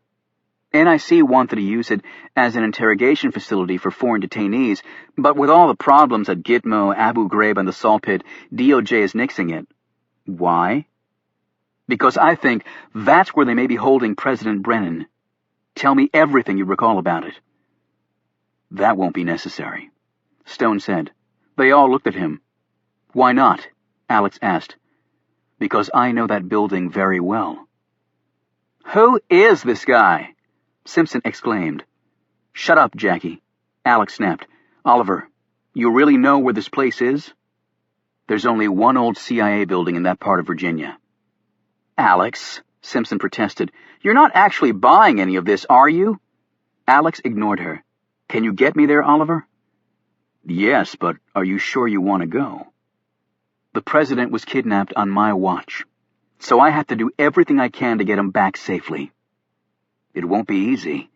Not only is it well hidden, it's designed such that a very small force inside can hold back a very large force outside indefinitely." "What the hell kind of place is it?" Reuben asked. "It was a CIA training facility for very special operatives." Alex checked his watch. "Washington, Virginia. If we start now, we can be there in about 2 hours. "Longer than that, actually," Stone said.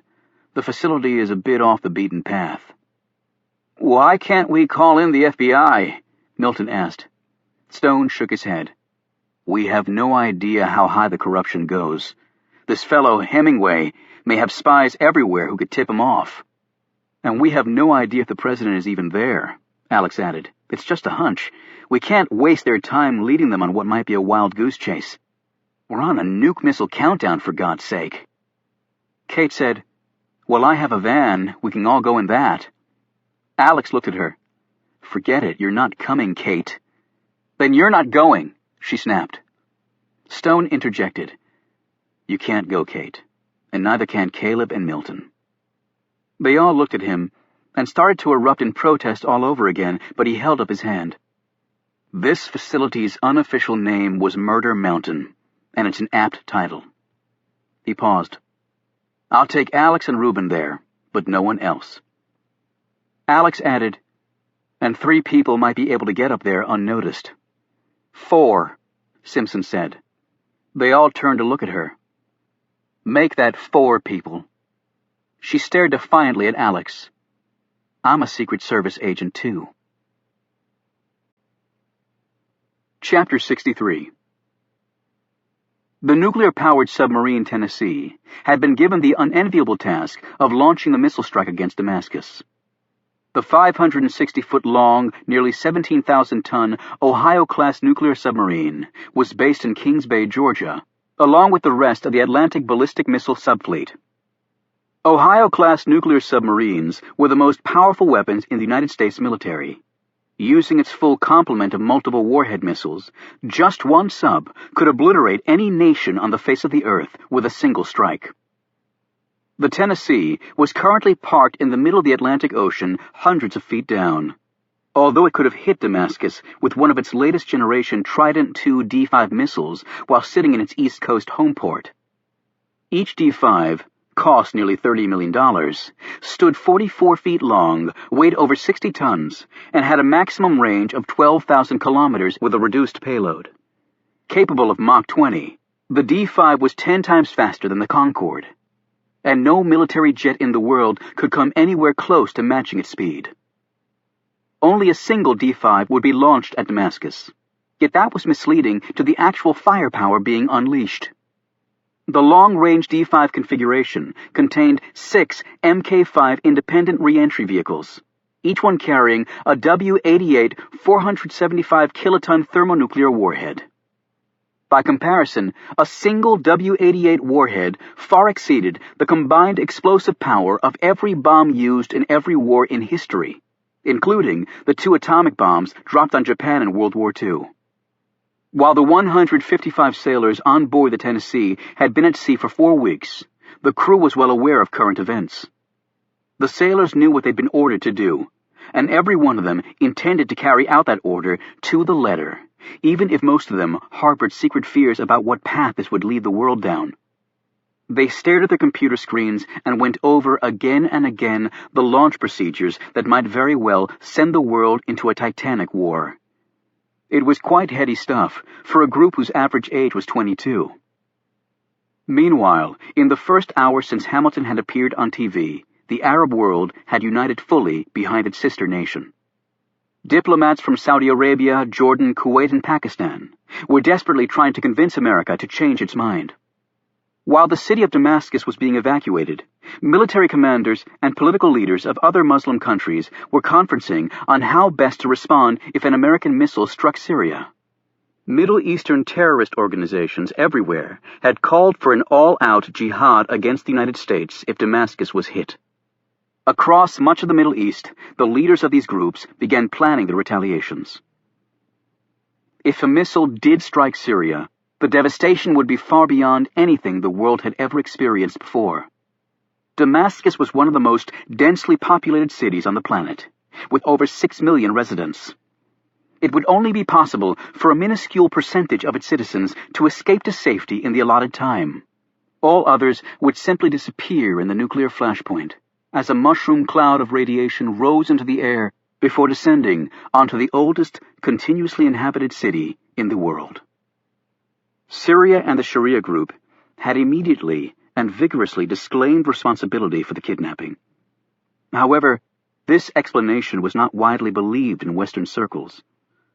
The Sharia group had become far more active in terrorism over the last year, and the person making the call to Al Jazeera had used the complex password assigned to Sharia by the Arab network for authentication purposes.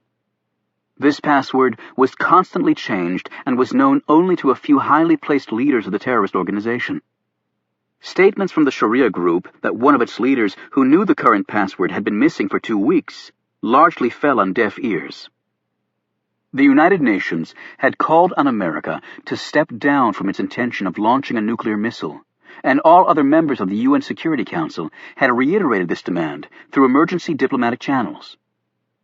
To all these pleas, the United States' reply was the same. It was all up to the kidnappers. All they had to do was return James Brennan unharmed, which was what they said they were going to do anyway, and the Syrians could live. The only difference was the U.S. was now dictating the timetable of the return of the president. Israel was on the highest alert. Its leaders well knew that the country would be one of the first targets of an Islamic counterattack. And Syria was close enough to Israel that the issue of nuclear fallout caused the Israeli Prime Minister to contact acting President Hamilton for clarification on the matter. Its vital Golan Heights water sources weren't that far from the target zone. The government in Beirut also contacted Washington, since Damascus was close to Lebanon's border. Washington's terse reply was the same to both countries. Take all precautions you deem necessary. Back at the White House, acting President Hamilton sat in the Oval Office with Defense Secretary Decker, his military commanders, the National Security Council, Secretary of State Mays, and a few other members of his cabinet. Carter Gray was conspicuously absent from the group. The momentous decision to launch nuclear weapons was clearly weighing on Hamilton. His skin pale and his face drawn, the man looked terminally ill. He sipped on bottled water to alleviate the acid burning through his stomach, while his generals and admirals conversed with each other in low voices. Decker left one of these groups and walked over to Hamilton. "Sir, I understand the enormity of your decision, but I want you to know that we have more than enough capability to do this." "I'm not worried about your hitting the damn city, Joe. I'm worried about what happens after that." Syria has been aiding terrorists for a long time. Damascus is full of former Ba'athist heavyweights just biding their time before attempting a coup in Iraq. It's well known that mosques in Damascus are recruiting stations for mujahideen. And Syrian militia are all over the Sunni Triangle in Iraq. It's time we drew a hard line in the sand with them. It's the same domino theory as spreading democracy in the Middle East by starting with Iraq. We make an example of the Syrians, then everyone else follows suit. "Yes, but what about the radiation fallout?" Hamilton asked. "There will be some, certainly, but where Damascus is situated, we believe that it will be somewhat contained." Hamilton finished his water and threw the bottle in the wastebasket.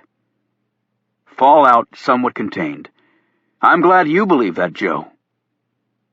"Mr. President, you made the right decision. We couldn't allow this to happen without retaliation. That would empower these people to do even more. It has to stop. And deploying more troops would only stretch our military beyond the breaking point and allow the Syrians to successfully fight us guerrilla style, just like the Iraqis are doing. Besides, when they realize we're not bluffing, they'll release the president. We won't have to launch." "I hope you're right." Hamilton stood and stared out the window. "How much time left?" Decker instantly looked at his military aide. 6 hours, 11 minutes, 36 seconds. The aide promptly replied, as he studied the laptop in front of him. "Any more word from the Sharia group?" Hamilton asked. "Only that they don't have the president." Andrea May said. The Secretary of State came over and stood next to her boss. "And what if they're telling the truth, Mr. President? What if they don't have him? Maybe someone is trying to lay the blame on Syria in hopes that we do exactly as we are doing." Decker interjected. "I'll grant you that even though authentication passwords are changed by Al Jazeera regularly, there is the possibility that someone else might have gotten access to it. But the person calling in the information had intimate details of the kidnapping that only the perpetrators would have known. Any terrorist organization that pulled off something like this would want the world to know. Historically, their strategy has never been to lay the responsibility off on another group. The only difference is the Sharia group never expected us to use the nuclear card. That's why they're backtracking now and disclaiming culpability. The bastards have him all right. Hamilton stared at Decker. But if they don't, and we level Damascus? Hamilton shook his head, turned back around, and stared into the darkness of an otherwise beautiful late summer night in Washington, D.C. From the streets of the city, thousands of voices screamed back at him in protest. The chants of no nukes managed to pierce even the thick walls of the White House, as the citizens of the U.S. made their opinion very clear to their leadership. Yet once the nuclear threat had been made, it could not be withdrawn. Hamilton understood. Otherwise, America's trillion-dollar nuclear arsenal would instantly become worthless. Instead of going to the White House and participating in what he considered a useless death watch for 6 million Syrians who were on the precipice of extinction, Carter Gray had remained at NIC headquarters. He stopped at Patrick Johnson's empty cubicle and stared at the blank computer screen. Glitches and computer crashes, and presto, living, breathing terrorists were placed neatly into their digital graves. He sat in Johnson's chair and surveyed the room. The picture of his fiancée, Anne Jeffries, was still on the desk. He picked it up and studied it. A nice-looking woman, Gray thought. She would find someone else to spend her life with. Johnson, from what he'd determined, was highly competent at his job, but possessed the personality of a slug. He had certainly not concocted this scheme. It truly was an unbelievable thought, Gray mused. Someone at America's premier intelligence agency had orchestrated the use of a group of supposedly dead Muslims to kidnap the President of the United States, and now the world was on the brink of global jihad. Gray had had the databases checked thoroughly. There were no electronic tracks showing who might have altered the files. That was not surprising, considering Johnson's expertise and the fact that he helped create the database and spent his days troubleshooting the system. He well knew how to hide what he'd done. Yet who got him to do it in the first place, and paid him well, judging by his expensive home and cars? And Gray pondered something else. Where was the President? It had to be somewhere relatively close by. Despite what he'd said to Hamilton on the subject, Gray did not believe for one moment that James Brennan was in Medina, Saudi Arabia. No Muslim would take a Christian there. He thought back to the day Jackie Simpson and that other agent came to NIC. They were accompanied by 2 of his men. Reynolds? No, Rinky. The tall, lean one. The other one was shorter and thicker. Peters. That's right. Hemingway told him that they'd been assigned to look into the Johnson homicide. Gray picked up a phone and asked for the whereabouts of these 2 agents. The answer was surprising. They had not reported for duty tonight. He made another query. This surprised him even more, and then he wondered why he hadn't asked that particular question before now. Gray was told that Tom Hemingway had assigned the pair to investigate the death of Patrick Johnson. At least Gray knew where Hemingway was. He'd been dispatched to the Middle East under deep cover soon after the kidnapping to see what he could find out. Hemingway had volunteered for the mission, yet there was no way to communicate with him. They had to wait for him to contact them. Wait for him to contact them. Gray put his hand in the biometric reader on Johnson's desk, instantly giving him access to the dead man's computer. Gray typed in a command, and the result was very swift. Tom Hemingway had accessed Johnson's computer. When Gray looked at the timestamp of when this occurred, he concluded it was when Hemingway met with Simpson and Alex. And yet something puzzled Gray greatly. Hemingway wasn't supposed to have access to Johnson's computer or any of the other data supervisors. Gray slowly rose from the chair. He was too old for this job. He wasn't up to it anymore. The truth had been dancing in front of his eyes this whole time. Gray's next question was an obvious one. Where? The answer to that query came almost immediately. Gray picked up the phone again and ordered his chopper readied immediately, and then called up a team of his most loyal field operatives. He bolted from Johnson's office and jogged down the halls of NIC. Gray didn't need fancy databases to guide him. His gut was screaming the answer at him, and his gut had rarely led him down the wrong path. Chapter 64. They were in Alex's Crown Vic heading southwest on Route 29. Alex and Stone were in the front, while Simpson and Reuben rode in the back. Alex glanced sideways at his companion. Here the Secret Service agent was heading toward a possible showdown with the man who masterminded the kidnapping of a United States president. His rescue team consisted of a rookie Secret Service agent and a big guy pushing 60 whom Adelphia called Shifty Pants. And then there was the man named Oliver Stone, who worked in a cemetery, leading them all to a place called Murder Mountain. And to top it off, if they failed, the world might very well be toast. Alex sighed. We're all dead. About 35 minutes after they'd branched off from Route 29 onto Highway 211, they entered the small town of Washington, Virginia, the seat of Rappahannock County. From there, Stone gave intricate instructions, and they rose into the mountains, soon leaving any semblance of civilization behind, as asphalt roads turned to gravel and then to dirt.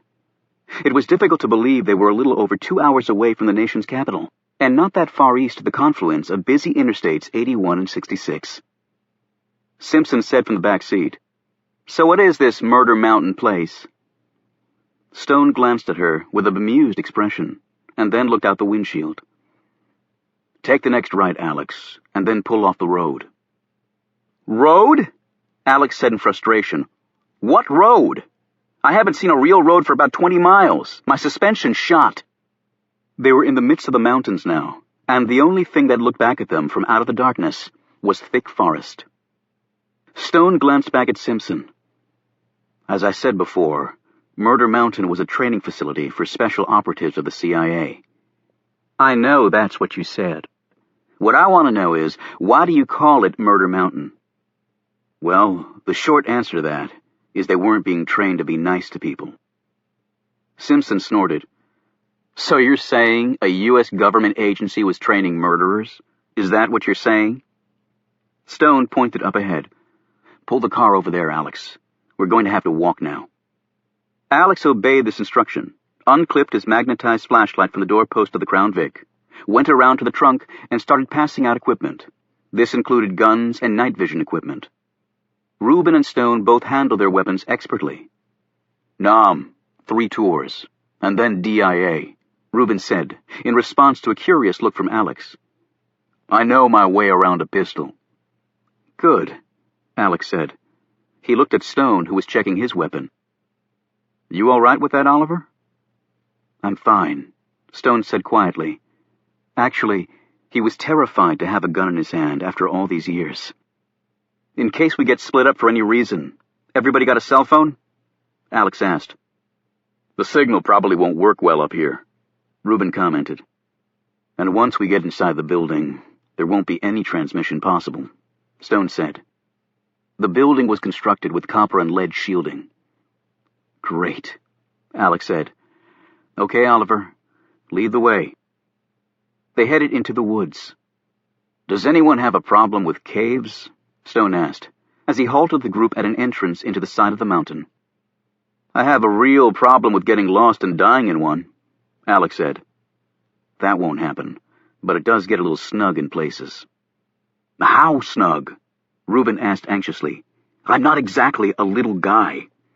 "You'll be fine," Stone reassured his friend. Alex stared into the pitch-black hole. Is this the entrance to the building? "It's not one of the official entrances, but they'd be watching the official entrances, wouldn't they?" Stone replied. "Okay, stay close to me." He shone his light ahead and stepped inside. Simpson was the last to enter, and she clearly wasn't very happy about this turn of events. She glanced around behind her, shivered, and followed the others inside. It took them some time to navigate the curving passageways. In 2 spots, they had to clear debris that had fallen down and blocked the way, and in several other locations, they had to crawl through. Above them, the ceiling creaked and groaned, prompting them to hurry along faster. They reached a shaft that had rough foot and handholds carved into the rock. Stone went first. When he reached the top, he shone his light on a wall of black rock. However, when he tapped it, the wall was hollow. He felt along the wall, then carefully pushed on it until the section started giving way. Alex clambered up and helped him, and soon the wall had been pushed back. They all scrambled through the opening. The wall they had pushed out was wooden, but painted on the backside to look like rock. The other side of the wall, the one inside the building, had a shelf attached to it. Stone popped the wall back into place. Stone whispered, "Now I think it would be wise for everyone to have their guns ready. We don't know how close we might be to someone." As they walked along, they looked around at the immensity of the place, and it was as though they had stepped back in time 40 years. There were even ashtrays built into the stainless steel walls. A few moments later, loud noises echoed from somewhere, causing all except Stone to point their weapons in all directions. "It's only birds that have gotten in," he explained. "That happened in the old days, too." With those words, Stone felt himself freeze. The old days. It sounded so innocuous, as though he were returning to his cherished alma mater for a reunion. This place had been his home for 12 months. A year of his life devoted 24/7 to learning the most precise and intricate ways to kill people. As a young man, Oliver Stone had excelled in these surroundings and at that task. A Special Forces soldier, the transition to the CIA team had not been that difficult. He had traded one weapon for another, and his enemies became civilians who didn't even know they were under attack. As a young man, his successes in the field had made him a legend in the special ops world. As an older man, he found it all too horrible to contemplate. He couldn't believe that two such different men could inhabit the same body. As they walked along, memories kept flooding back to Stone. Every new sighting, every fresh smell or distant sound brought with it a recollection of past horrors. The others would all be looking to him to lead them, perhaps to save them. And yet he'd never been trained to save anyone. The sweat broke over Stone's forehead. He'd brought 3 people he cared much about to die here, on Murder Mountain. Rinky and Peters had driven to Murder Mountain after they heard Sharia's claim that it had kidnapped Brennan, and then acting President Hamilton's televised demand. They left their car in a clearing and sprinted toward the woods. Passing through a narrow cleft in the trees, they reached another open area. Here a mass of fallen rock lay along with overgrown bushes. Picking their way around this barrier, a door was revealed when Peters drew aside a curtain of kudzu. Murder Mountain had been built right into the rock. Peters lifted a small metal cover on the door, revealing a button and loudspeaker. "It's me and Tyler," he said, talking to the loudspeaker. "Things are out of control. Hurry!" Rinky put the metal sheet back down and stepped back. As the massive door clicked open, 3 figures leaped from behind a pile of fallen rock. Tyler, Rinky, and Warren Peters dropped to the ground, their throats garroted. Captain Jack walked out from behind the rock and stood over them. He nodded approvingly. Rinky and Peters hadn't even been able to make a sound to warn their colleague inside. A number of other men joined them, and Captain Jack led them all into the building. Chapter 65. Captain Jack brought with him 11 North Koreans with well-earned reputations as killers of considerable skill and ruthlessness. It had been relatively easy to get them into the United States, posing as South Koreans, as part of a technology fact-finding program. Asians coming into the country didn't inspire near the scrutiny that Middle Easterners did. However, despite his men's murderous abilities, Captain Jack was also well aware of Tom Hemingway's prowess, and he wisely chose to split up his crew, keeping 2 men with him. Captain Jack had seen firsthand what Mr. Hemingway could do in a fight. 8 members of a Yemeni death squad had the misfortune of running into Hemingway, while Captain Jack observed from a safe distance. It had been a slaughter. All 8 Yemeni, each tough, hardened, and armed, were dead within 5 minutes. Hemingway never even pulled his gun. He did it all with his hands and feet, moving with a speed, precision, and power that Captain Jack, with all his world travels, had never before encountered. By now Hemingway would realize that something was wrong, and he would be coming for them.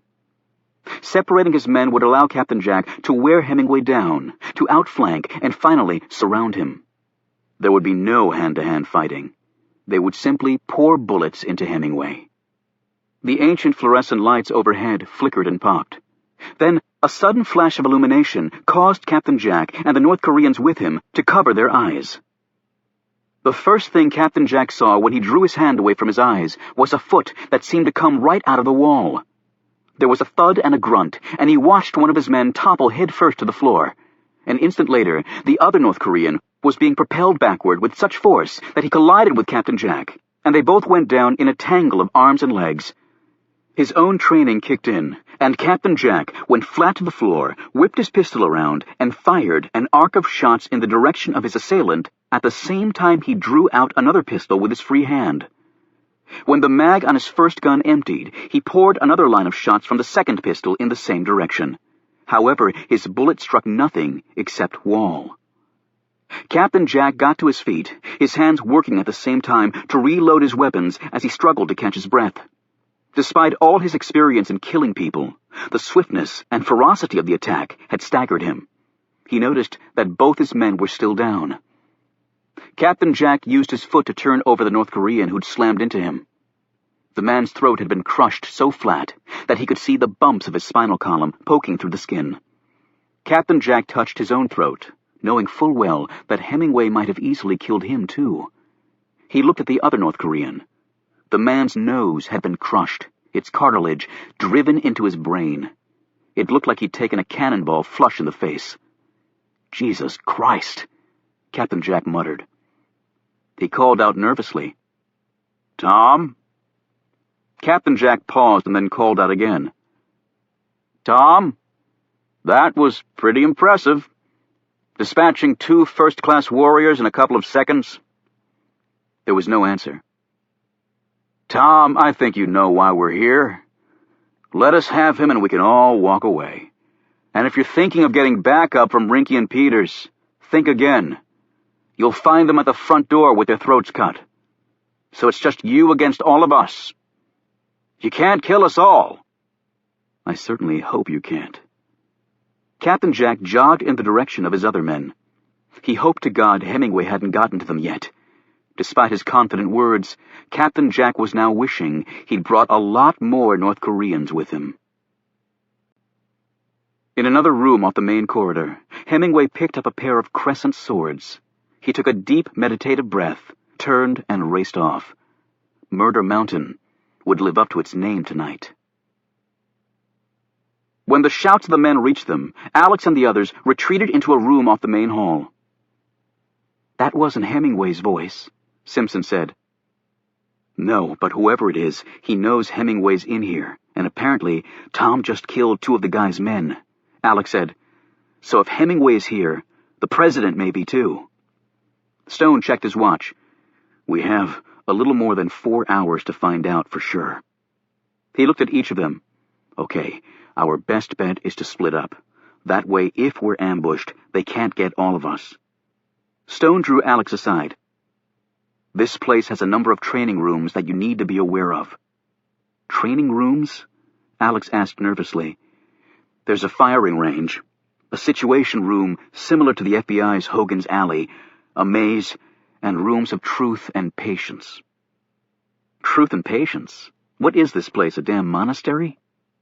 Stone went on to explain that the training rooms were situated on either side of the main corridor, with 2 rooms on one side and 3 on the other.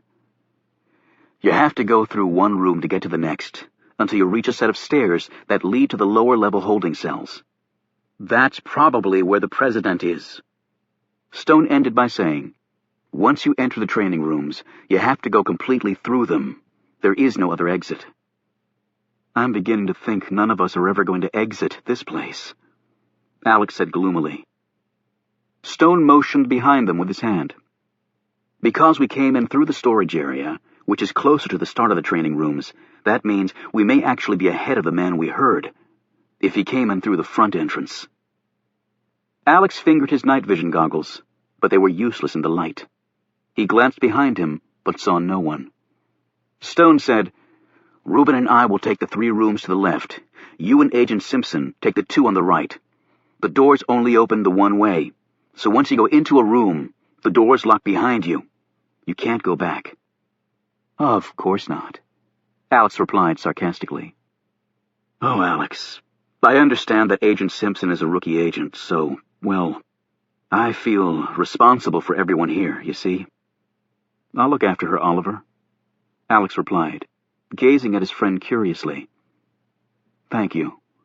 Now, there are some things you need to know about the rooms you'll be going into. What I'm about to tell you, you need to follow to the letter. Understand? You're the guy, Oliver. Just tell me and it's done. After Stone had finished talking with Alex, he led Reuben down the hall and reached the first door that was located off a side corridor, where the two men ducked inside.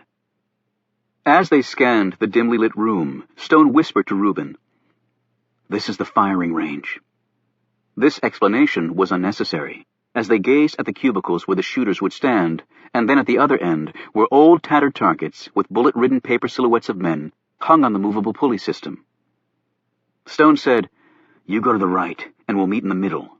Once we've cleared the room, the door out to the next room is over there." They parted, and Stone made his way cautiously down the left side of the firing range. He'd barely gone 10 feet when the door to the firing range opened. Stone immediately extinguished his light and crouched low, raised his pistol, and forced himself to remain calm. It was nearly 3 decades since he'd done this sort of thing. He looked up for an instant and thought he saw someone flit by, but it was difficult in the poor light to make out who. The last thing Stone wanted to do was shoot Reuben by mistake, and there was just enough light to make his night vision goggles useless. Footsteps crept closer, and Stone eased forward on his belly until he was at the very back of the firing range next to the targets. As the seconds passed by, Stone could feel a strange sensation overtaking him. Changes seemed to be taking place in his mind and body.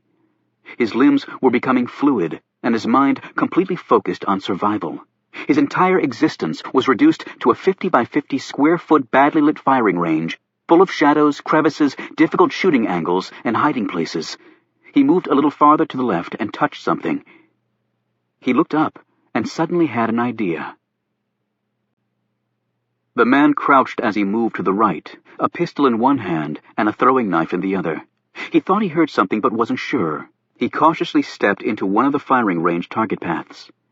Seconds passed, and then the North Korean was startled by a scream. He turned and saw the thing flying at him. He fired, and his bullets ripped through it. Stone fired an inch above the man's muzzle flashes. There was a groan, and the North Korean dropped to the floor.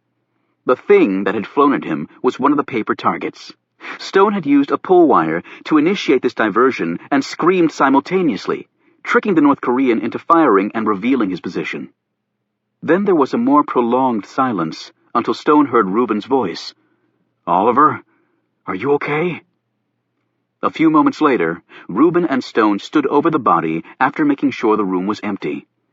Stone shone his light on the body. There were 2 bullet holes within a centimeter of each other, dead center of the man's chest.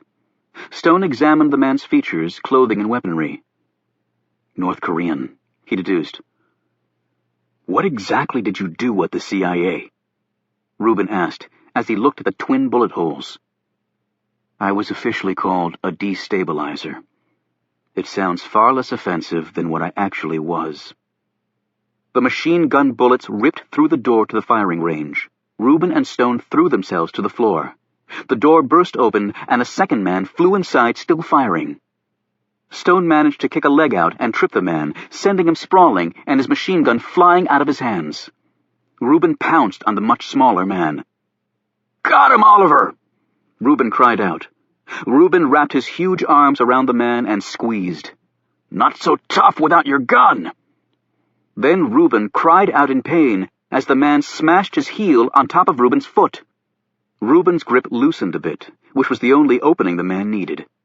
2 blows slammed into Reuben's chin, then 2 more thunderous strikes knifed into his gut, and Reuben was on his knees gasping for air and spitting up blood. The man's hand raised, the blade in it held in a killing position. It descended toward the back of Reuben's neck. The bullet hit him flush in the brain, and he dropped to his knees and then toppled to the floor. Stone thrust the pistol back in his belt and ran over to his friend. "Reuben," he said shakily. "Reuben!" "Damn, Oliver," Reuben said slowly through his busted mouth. He rose on trembling legs. The two men looked at each other. "What the hell are we doing here, Oliver?" Reuben said, wiping the blood away. "We're way out of our league." Stone looked down at his trembling hands and felt the pain in his leg where he'd tripped the man. He'd killed 2 men tonight, after not having killed anyone for nearly 30 years. Despite his brief feelings of his old training coming back, this was not like riding a bicycle. It was less about physical training and youthful strength and more about a mindset that said it was okay to kill another human being by any means possible and for any reason. Stone had once been such a man. He no longer was. And yet he was trapped in a building that would very likely be his and his friend's crypt if he didn't continue to summon his old homicidal instincts. He helped his friend up. "I'm sorry for bringing you here, Reuben. I'm very sorry." Stone's voice cracked as he said this. Reuben put a big hand around his friend. "Hell, Oliver, if we gotta die, I'd rather go with you than anybody else I know. But we have to get back. I mean, what would Caleb and Milton do without us?" Alex and Simpson were in a large dark room that smelled distinctly foul. They hadn't heard the shots from the firing range because it was insulated for sound. Using his night vision goggles, Alex was able to see that there was a narrow elevated passageway leading across the room that was reachable by a set of metal steps. He whispered to Simpson, "I'll go first to make sure it's okay, but cover me close," he added. "Why do you get to play hero?" she asked. "Who says I'm playing hero? If I get in trouble, you better damn sure come bail me out, even if it means getting your ass shot up. Now listen, when you go across that passageway, you stay right in the middle, okay? Do not step on the sides." "Why? What'll happen?" "I don't know, and I don't want to find out. Oliver just told me to stay smack in the middle, and that's what we're going to do." Alex made his way cautiously up the stairs and then walked across the catwalk, staying right in the middle and keeping low. He reached the other side, saw the door to the other room, and called back softly, "Okay, it's clear. Come on." Simpson hurried after him. As soon as she reached him, the entry door to the room opened and closed. Alex and Simpson instantly crouched low. Alex studied the situation and then tapped Simpson on the shoulder and motioned to the exit door behind them and then indicated he was staying behind. As Simpson started off, Alex crouched on the edge of the catwalk, his pistol pointed straight ahead. He glanced back at Simpson and nodded. She opened the door and eased through. However, she made a slight noise, and this caused the other person in the room to hurry up the steps and onto the catwalk. Alex stepped forward and, unfortunately, to the side of the passageway. He heard a click, and the floor under him disappeared. He plummeted downward and landed in knee-deep sludgy water. He heard another splash farther down the tank. The other guy had apparently fallen in too. It was now so black in here that Alex couldn't even see himself, and his night vision goggles had fallen off into the muck. Alex prayed his adversary didn't have night vision equipment, or he was dead. A shot was fired, and the bullet clanged off the side of the tank far too close to Alex's head. He crouched down, returned fire, and then moved. He tried not to breathe in the stench of the shit he'd fallen into. The wound in his arm was hurting, his bruised ribs were aching like hell, and his neck was on fire. Other than that, he was in great shape. Alex had another problem besides these physical injuries. Because he was in knee-deep sludge, it was impossible to move without revealing his position. So Alex didn't move. The problem was, neither did the other man. This was turning into a battle of the first one to move dies. And now it occurred to Alex. This was the patience room that Stone had mentioned. After some minutes of standing still, Alex realized he needed another strategy. He slowly reached out until his fingers touched the metal sides of the tank. Then he drew out his flashlight. Alex suddenly jerked his torso to the side, and the knife sailed by him, clanged against the sides of the tank, and fell into the water with a small splash. Alex didn't fire his weapon, though, which was undoubtedly his opponent's hope. He hefted the flashlight in his hand, reached up, and placed it carefully against the metal side of the tank. Its magnetized side instantly clamped securely there. Next, Alex ducked down, and stretching his arm as far as it would go, he placed his index finger on the flashlight's power button. He readied his pistol, said a heartfelt prayer, pushed the button, and whipped his hand back. The light blazed on, and a second later, 2 shots hit it directly. Another instant, and Alex's own gun rang, and he let out a sigh of relief as he heard the body hit the water. Then someone was scrambling past overhead. How was that possible? There was no floor anymore. Then someone else raced by. Alex jumped as high as he could, trying to reach a handhold to pull himself out. Twice he missed and fell into the water. The third time, he was on target, pulled himself up, and managed to jerk himself along the handrail to the next door and through it.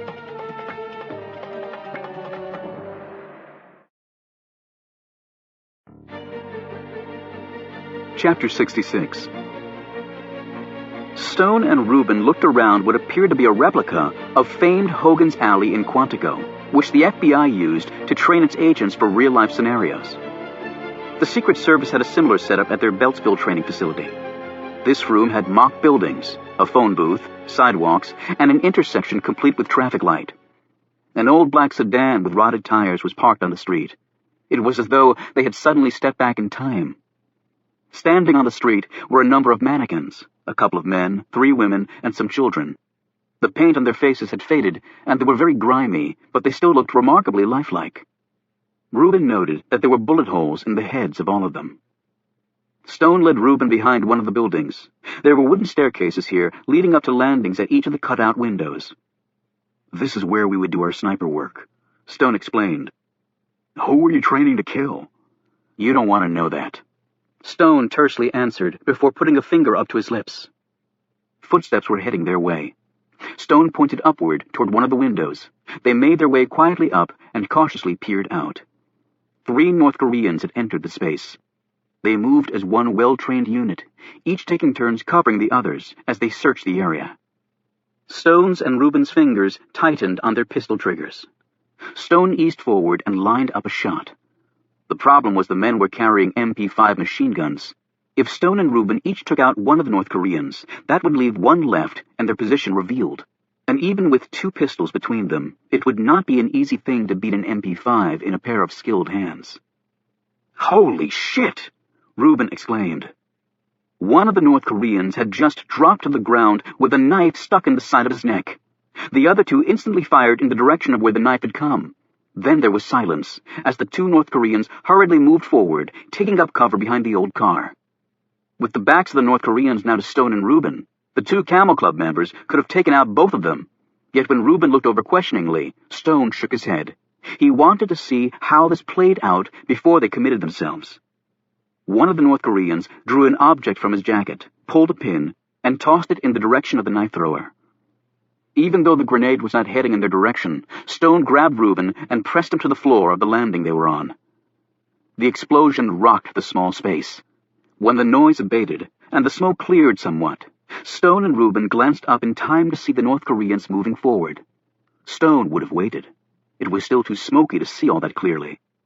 An instant later, leaping out of this cover of smoke, was a figure dressed all in black from head to foot. He moved with such incredible speed and agility that he appeared to be immune to the effects of gravity. A pair of crescent swords flashed at his sides like wings. Using the swords, he struck the machine guns, knocking them out of the North Koreans' hands. When they reached for their pistols, the swords sliced into their holsters, dropping them to the ground, where their assailant kicked them away. All this occurred in one blindingly fast series of motions. Then the man stopped and stood between the pair of North Koreans. He very deliberately took off his black hood and placed the crescent swords on the floor. Tom Hemingway eyed the men closely and then spoke to them in Korean. "What'd he say?" "Basically, to surrender or die," Stone answered, his gaze transfixed on the scene in front of them. "Think they will?" Rubin whispered. "No. They're North Koreans. Their tolerance for pain and suffering is beyond most people's comprehension." As Stone stared at Hemingway, he thought to himself, and they're going to need every ounce of that tolerance right now. The North Koreans both assumed Taekwondo stances. One made a quick feint with his foot that Hemingway didn't even bother to respond to. He spoke again to them in Korean. They both shook their heads. The other launched a kick at Hemingway, who grabbed the man by the foot with one hand and with a thrust of his arm sent him sailing backward. He spoke again in Korean. He said, "I'm sorry to have to do this," Stone answered as Reuben looked at him questioningly. Before they took another breath, Hemingway struck. His fist broke right through the feeble defense of one of his opponents and slammed directly into the man's chest. Moving so fast, it was actually difficult to follow with the naked eye. Hemingway whirled and delivered a crushing kick to the side of the man's head. Even from where they were hiding, Stone and Reuben could hear the snap of the man's neck. The other man ran across the street toward the car with Hemingway on his heels. When he whirled around, Hemingway saw the knife and leaped. The man threw the knife, and it sliced into Hemingway's arm, but he kept coming. The heel of his foot hit the North Korean directly on the chin, knocking him back against the car. Hemingway stopped and looked at the blood on his arm, then turned his attention back to the man. "This ain't going to be pretty," Reuben said. Hemingway's first strike killed the man. Stone could see this from where he was crouched. He had never seen a blow that hard thrown by a human being. It was more like the raw power of a grizzly bear. And yet Hemingway did not let the North Korean fall. He held him up against the car and kept striking away, in the head, in the chest, and in the abdomen. He was hitting him with such force and astonishing speed that when Hemingway finally let go and the men slumped to the ground, Stone and Reuben could see that the car door behind him had been caved in. Hemingway stepped back and took a deep breath as he surveyed the three dead men. As he went to pick up his swords, Stone took out his pistol and drew a bead on the back of Hemingway's head. Suddenly, Hemingway stiffened, stood straight, and slowly turned in the direction of where Stone and Reuben were hidden. He stared up at the window. Although he couldn't possibly see them, it was clear that Hemingway was aware of their presence. As Hemingway stood there, apparently waiting for the bullet to come, Stone lowered his gun. Hemingway waited a few seconds, and then, in a blink, he was gone. Simpson ran as fast as she could, but was hopelessly disoriented. She finally stopped and looked around. She was in a maze. "Alex?" she cried out. "Jackie!" She ran toward his voice. "Jackie, they're in here somewhere. Watch yourself." She instantly stopped and knelt down, listening. All she could hear at first was her breathing. Then the sounds of footsteps, stealthy footsteps. She backed down the corridor away from them. She held her pistol up, ready to fire. "Jackie? Down here!" she called out. Alex stuck his head around the corner and saw her. He quickly joined her. She looked at his filthy clothes. "What the hell happened to you?" He rubbed at the muck. "Don't ask. Just don't ever say I lack patience, or I'll deck you." He gazed behind him. "2 guys blew past me coming in here. Any sign of them?" She shook her head. "So how do we get out of here?" "It's as simple as checking the floor." "What?" Alex didn't answer.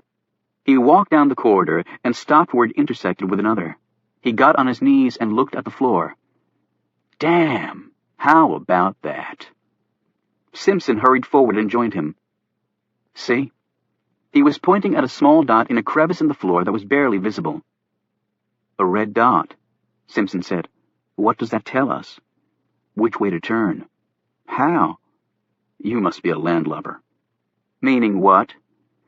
"Meaning sailors know that red means port and port means left." He turned left down the corridor, and they walked along until they reached another intersection. There they found another dot. This one was green. Green means starboard, and starboard means... Right. Simpson finished for him. They made their way through the corridor this way, and soon found themselves at the end. "Okay, how did you know about the dots?" Simpson demanded. "Oliver told me." "So he really was here," Simpson said slowly. Alex stared at her. "I never doubted it." He looked up ahead at the door at the far end of the hall. "Oliver said we only had 2 rooms on this side. That means through that door is the president. And Hemingway." Alex added grimly, "He's a federal agent, Alex, which means he might be on our side." "Jackie, listen to me. This guy is a traitor, and he can probably kill you with his pinky. If you get a chance to shoot him, take it." "Alex!"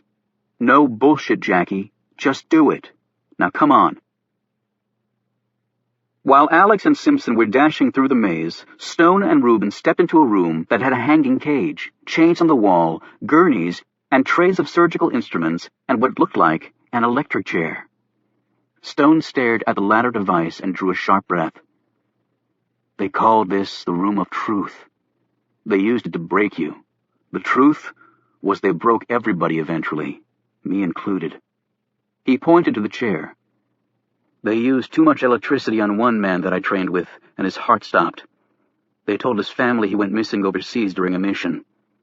He's probably buried on Murder Mountain. We might be too, Reuben pointed out glumly.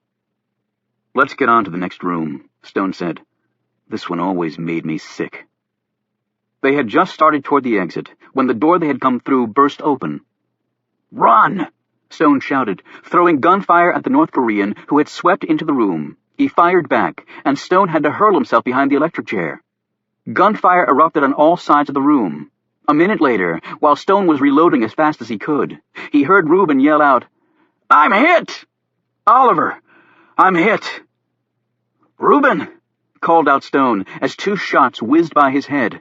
He returned fire and ducked down. A clattering sound came from the left, as though someone had overturned a tray of instruments. Then came more noises of things being tossed around. Stone made a quick decision. He pointed his pistol at the ceiling lights and shot them all out. In the darkness, Stone put on his night vision goggles, his gaze peering desperately through the gauzy green world the goggles created. Where was Reuben? Where was he? Finally, Stone saw him lying on the floor behind an overturned gurney, holding his side. There was no sign of the North Korean. Stone kept sweeping the room with his gaze, finally stopping on one corner. Here gurneys and other medical equipment had been hastily stacked, forming a wall. The person had to be behind there. And then Stone's gaze went upward, and he saw what had to be done. He laid on his back with his knees bent. He rested his gun between his knees and then clamped them together, which held the gun motionless. He lined up his target, exhaled all the air from his lungs, and relaxed his muscles fully. It was as though all his training on how to kill someone had come effortlessly back to him right when he needed it. Should I thank God or Satan? In daylight, the shot would have been simple. Looking into a world of green haze and knowing you had only one chance made the task far more complex. He squeezed the trigger. The chain holding the cage, which rested right above where the North Korean was hiding, was cut neatly in two, and the 1-ton cage fell. Stone continued to watch, his pistol ready. What he saw next slightly sickened him, even though it had been his intent. The blood flowed under the gurneys and started pooling a few inches in front of this barrier. Stone rose and made his way over to the corner. He cautiously peered over the wall of gurneys. Only a hand was visible from under the fallen cage. The man hadn't even had time to scream. In Stone's old world, this would have been labeled a perfect kill. Oliver! Reuben called out. Stone turned and raced across the room to where Reuben sat against the wall, clutching his side. The knife was still in him, and blood had spread down his shirt and onto the floor. Shit. Bastard got a lucky tossin'. I'll be okay. Had lots worse than this. Reuben's face, however, was ashen. Stone ran to a set of shelves against the wall and threw them open. There were still bottles of ointment and tape and gauze stored there. He doubted the ointment would be any good, but the gauze and bandages were still in their sterilized wrappers. It would be cleaner than using Reuben's shirt. He grabbed the supplies and headed back over to Reuben. After bandaging him up, Stone helped him through the door into the next room. As soon as they left the room, the door leading into the Room of Truth opened. Captain Jack cautiously peered in. He took a minute to search the space and then found his man under the cage. Captain Jack said, Okay, perhaps it's time to live to fight another day. I'm sure the bloody North Koreans will understand. He turned to retreat through the steel door, but found that it wouldn't open. I'd forgotten about that, he muttered. He stood there wondering what to do. He checked his watch. Soon, it wouldn't matter. Chapter 67. Stone and Rubin reached the lower level of the facility at about the same time as Alex and Simpson. So that makes 9 Chinese dead, Alex said after the two groups had compared notes. Actually, they're North Koreans, Stone corrected. North Koreans? What the hell are they doing involved in this? Simpson asked. Stone said, I have no idea.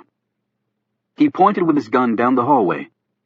But I do know that down there are the cells that were used to house detainees for interrogation during my time here. Presumably, that's where the president is. Alex checked his watch. We've got 3 hours left, he said urgently. We've got to get the president. Get out of here. Grab a cell signal and call the service. They'll contact the White House and stop the launch. Do you think there are any North Koreans left? Simpson asked.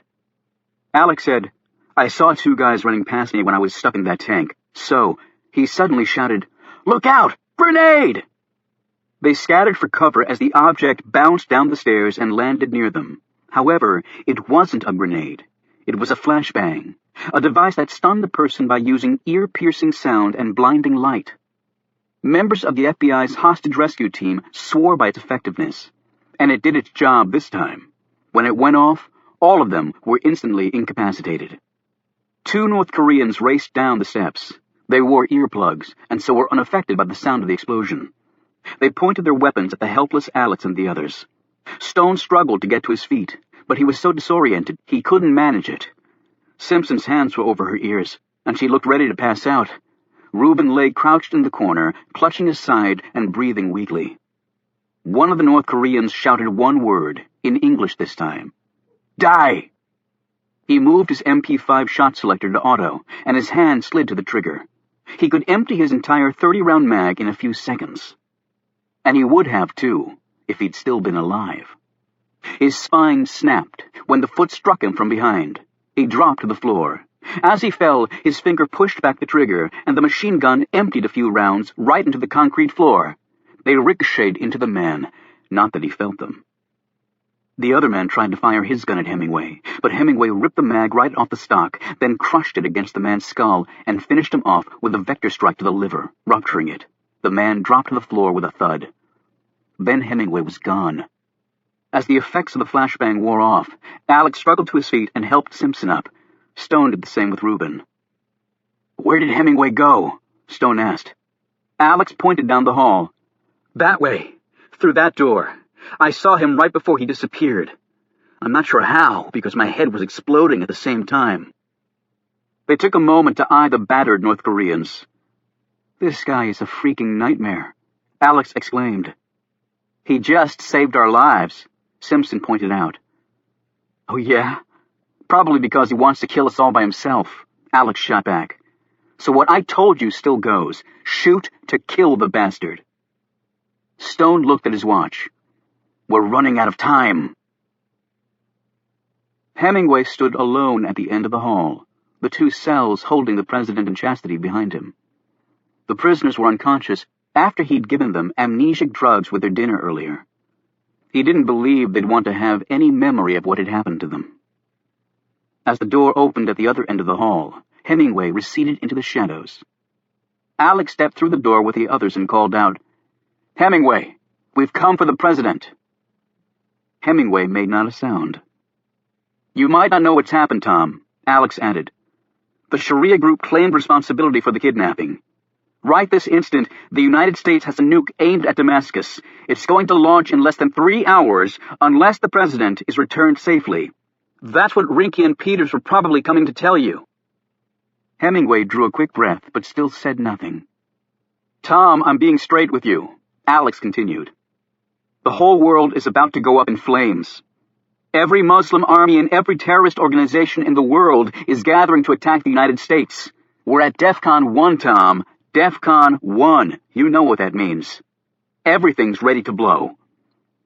Alex paused and then shouted, We've got 3 hours, goddammit, or 6 million people die. Finally, Hemingway stepped into the light. Why would the Sharia group have claimed responsibility? He asked warily. They didn't.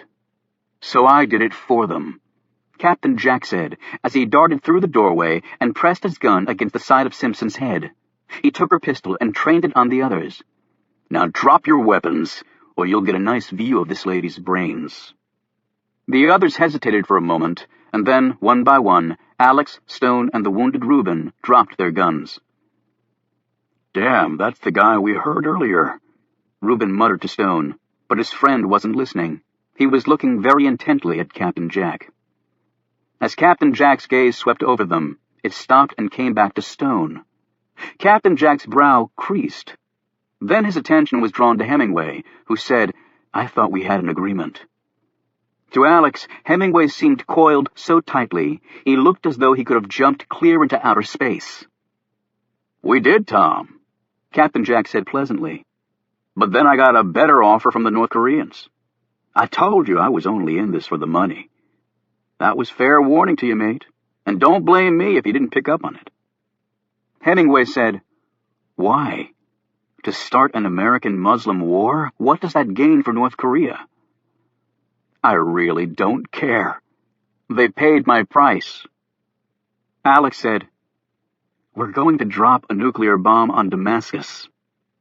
Captain Jack looked at him disdainfully. "I worked for the Syrians for a while. They're just as bloodthirsty as anyone else. It's not like they don't deserve it." 6 million people, Alex said, including women and children. Captain Jack just shook his head wearily. "You're really not getting my point, are you?" "You've got dead North Koreans all over the place," Hemingway said. "Do you really think your plan will work now?"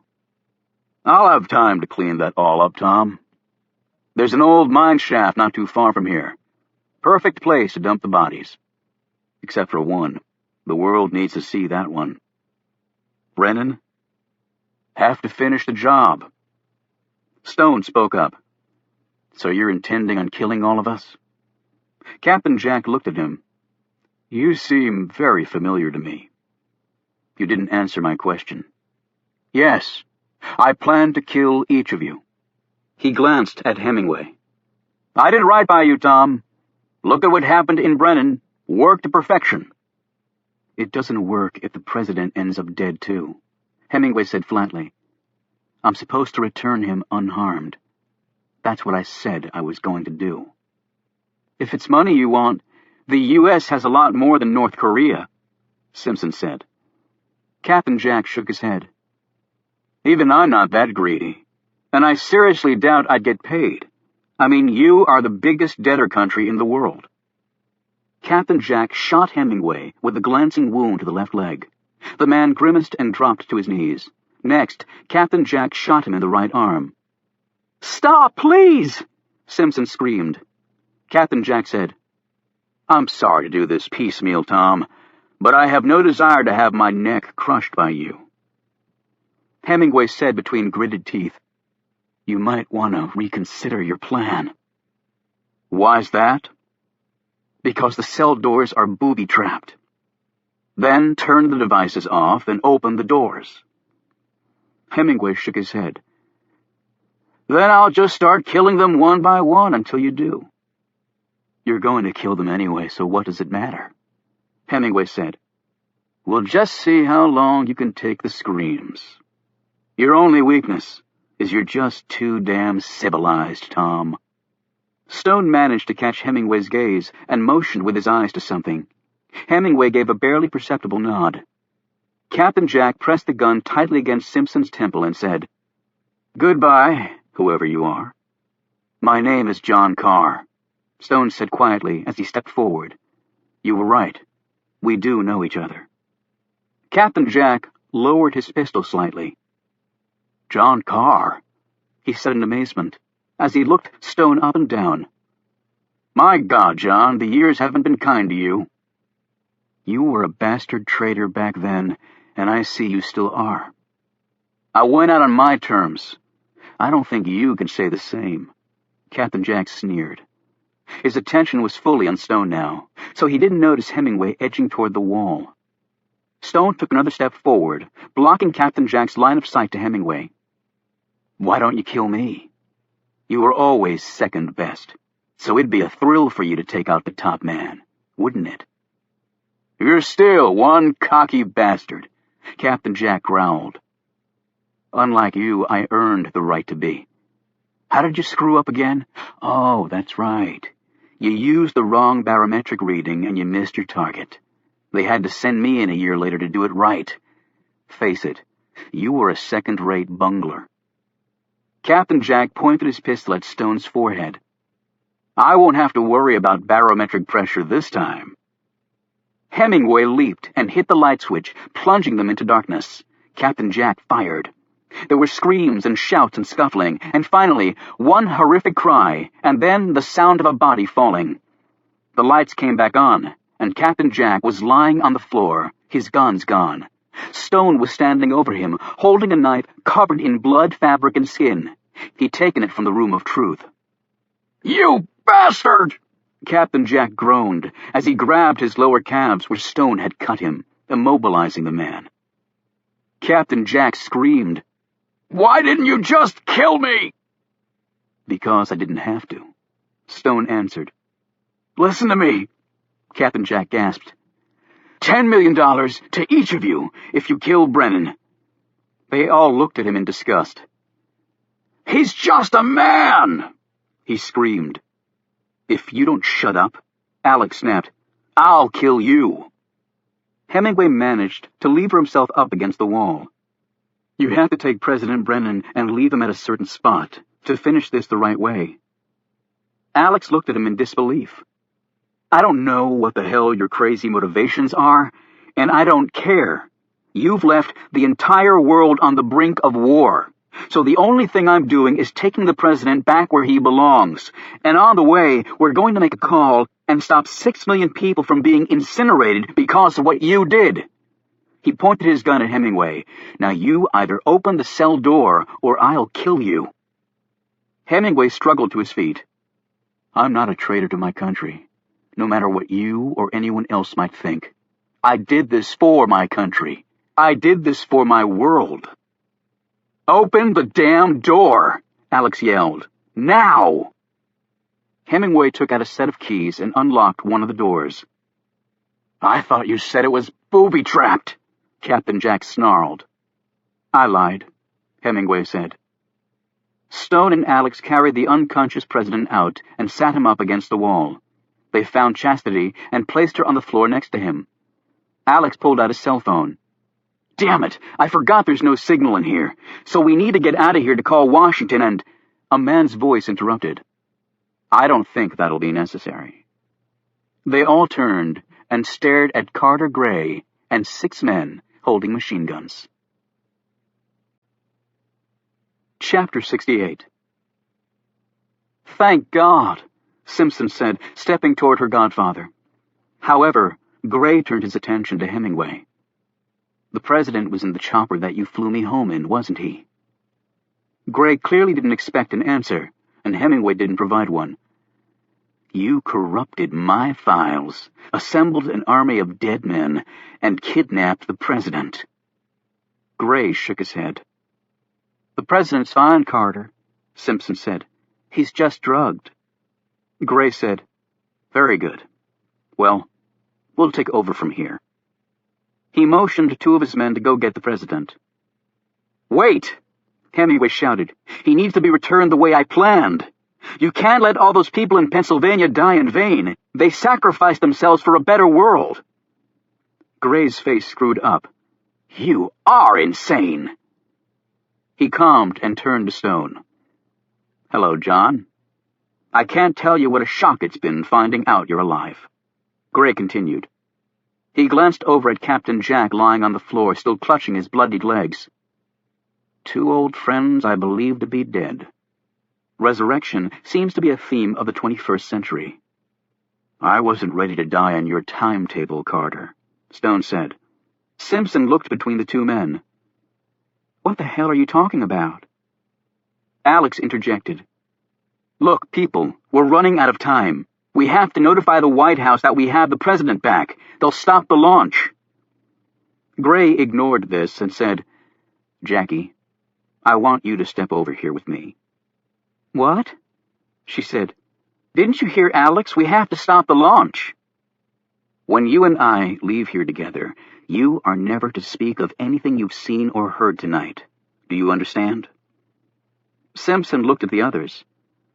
I'm sure you can trust all of us not to reveal anything that would damage the country.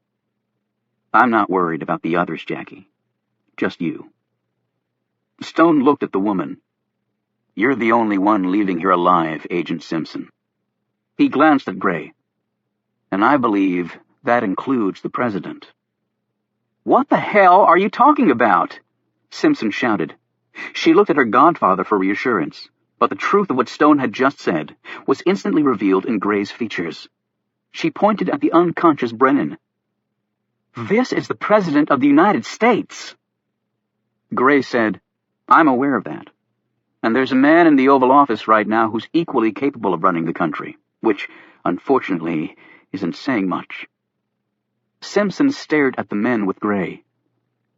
He's going to kill the president. You have to stop him.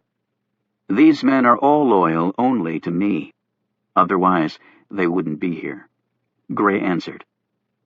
She said pleadingly, 6 million people are going to die if we don't make the call to the White House, Carter.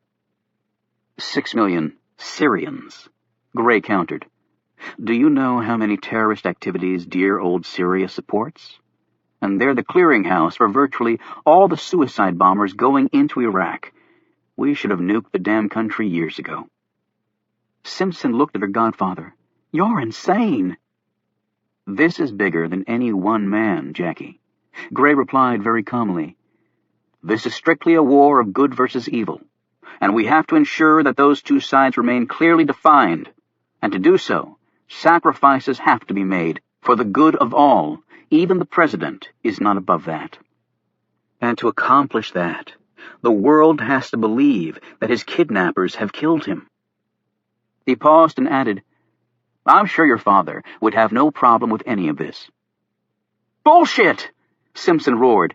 He'd be the first one to throw you in jail. Step over here with me, Jackie, Gray said with urgency. Do it now. Simpson didn't budge. No, you're going to just have to kill me too. Please, don't force me to make that decision. Alex suddenly screamed out, Gun! He threw himself toward Brennan, but someone else was a little quicker. The shot rang out as people seemed to be moving in slow motion. There were screams and scuffling feet and the sound of metal hitting the floor. And then there was silence. Jackie Simpson dropped first to her knees and then fell face down on the cold cement floor. The bullet that would have hit Brennan was now embedded inside her heart. Gray screamed and stood over Captain Jack, who had pulled a small pistol from his ankle holster and fired at the president. Yet Simpson had denied him his kill. Alex knelt down and checked her pulse and then looked up and shook his head. Jackie! Gray cried out as he looked at his dead goddaughter. Beth! A stunned Oliver Stone whispered as he stared down at the woman. Alex, who'd been the only one close enough to hear, looked at Stone. Beth. Gray pointed his gun at Captain Jack, but Stone's voice boomed out. If you shoot him, you have no connection to the North Koreans' plot to kill the president. Gray's finger remained on the trigger, but he didn't pull it. Stone was visibly trembling, and his eyes were tearing up as he said, We're going to take the president to Medina, to the place Mr. Hemingway tells us to. That is not an option, Gray barked. It is your only option, Carter, Stone replied. You can't let millions of innocent people die for no reason. He whirled on Stone. Innocent. Those devils took my family from me, Gray shouted. They took everything I ever cared about. And my country did the same to me, Stone answered. Gray and Stone stared at each other while everyone looked on. Then Stone's gaze went to Simpson's body. Just like you. I've now lost everything. His voice trembled. Gray's gaze went from Simpson to Stone. I can't possibly take the president to Medina. There isn't enough time. I believe the Medina Mr. Hemingway has in mind is far closer, Stone replied. They all looked at Hemingway. Do you have the chopper? Hemingway asked Gray, who nodded. "Then you can make my Medina in less than 2 hours, well within the deadline." "If I agree, why can't I just call from the chopper and tell them I found him in whatever Medina you're talking about?" Gray rejoined. "Unless you actually go to the place, you won't be able to answer all the questions about where he was found. The press and the country will want to know." Hemingway answered, "In great detail."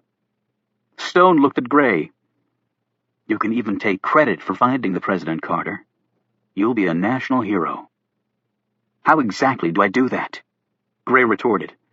"You're a smart man. You'll figure it out on the chopper ride." Stone replied. Gray snapped, "This man stays with me." He pointed at Captain Jack.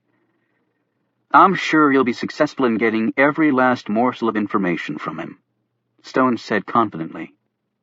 "And Hemingway, too," Gray added. "Let's go!" Alex barked. As the others were heading out, Stone knelt down next to Simpson as Gray looked on. Stone touched the woman's hair and then put her still warm hand in his. He turned the hand over and looked at the crescent scar on the palm. It appeared remarkably the same as it had when she cut her hand all those years ago. He saw the scar when he picked up her change on the street that day. Tears slid down his cheeks. They were the tears of his nightmare, of losing his daughter in a dream, and now for real, which was immeasurably worse. He kissed her on the cheek. Stone looked up at Gray, who just stood there, hands dangling uselessly at his sides. "You will make sure that her body is returned for proper burial," Stone said firmly. Gray nodded dully. Then Stone walked past the man without another word. Outside, they followed Gray's men to a nearby clearing where the chopper sat. The pilot leaned out. "Where are we headed?" "To Medina," Hemingway called out. "What?" the pilot exclaimed. "The address is in my shirt pocket," Hemingway said. One of the guards pulled out the piece of paper and read it. He shot Hemingway a glance. Stone had read the paper over the man's shoulder. He'd been right. Hemingway settled into his seat in the rear of the chopper. A split second later, he headbutted the guard closest to him, shattering the man's nose and right cheek. Then Hemingway kicked the seat in front of him with such force that it tore loose from its base, and the guard sitting in it was thrown forward. In another instant, Hemingway was running, wounded leg and all, toward the woods. Alex raced after Hemingway as fast as he could while tree limbs, bushes, and vines ripped at him. The guy had been shot in the damn leg, and Alex couldn't catch him.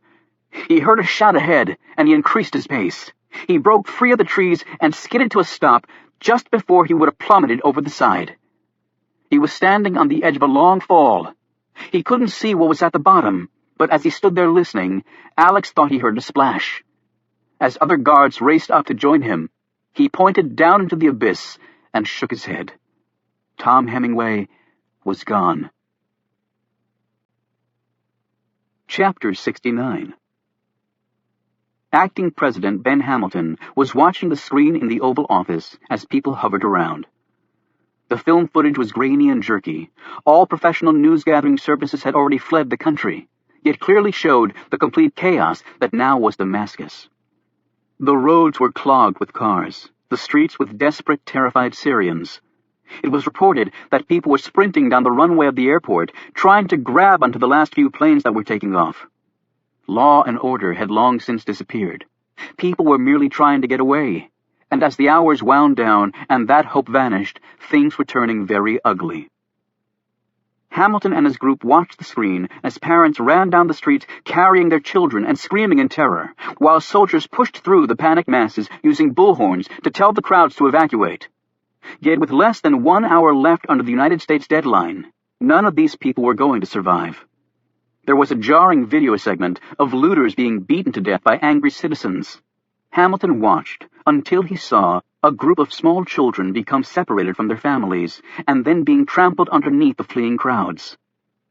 "Turn the damn thing off," Hamilton ordered, and the screen instantly went dark.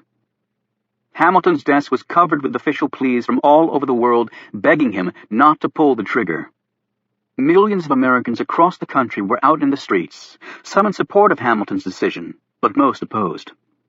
The White House switchboard had been overwhelmed.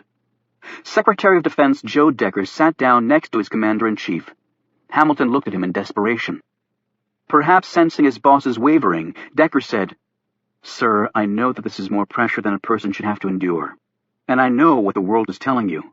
But if we back down now, we will lose all credibility with these people. And if that happens, then we've already lost." "I understand that, Joe," Hamilton said slowly. "There's another development, sir." Hamilton stared wearily at him. "What?" "There's some very unusual atmospheric conditions occurring over the Atlantic right now. The Navy reports that satellite communication with the Tennessee could well be compromised in a few minutes." "If that's the case, we shouldn't launch the missile." Decker shook his head.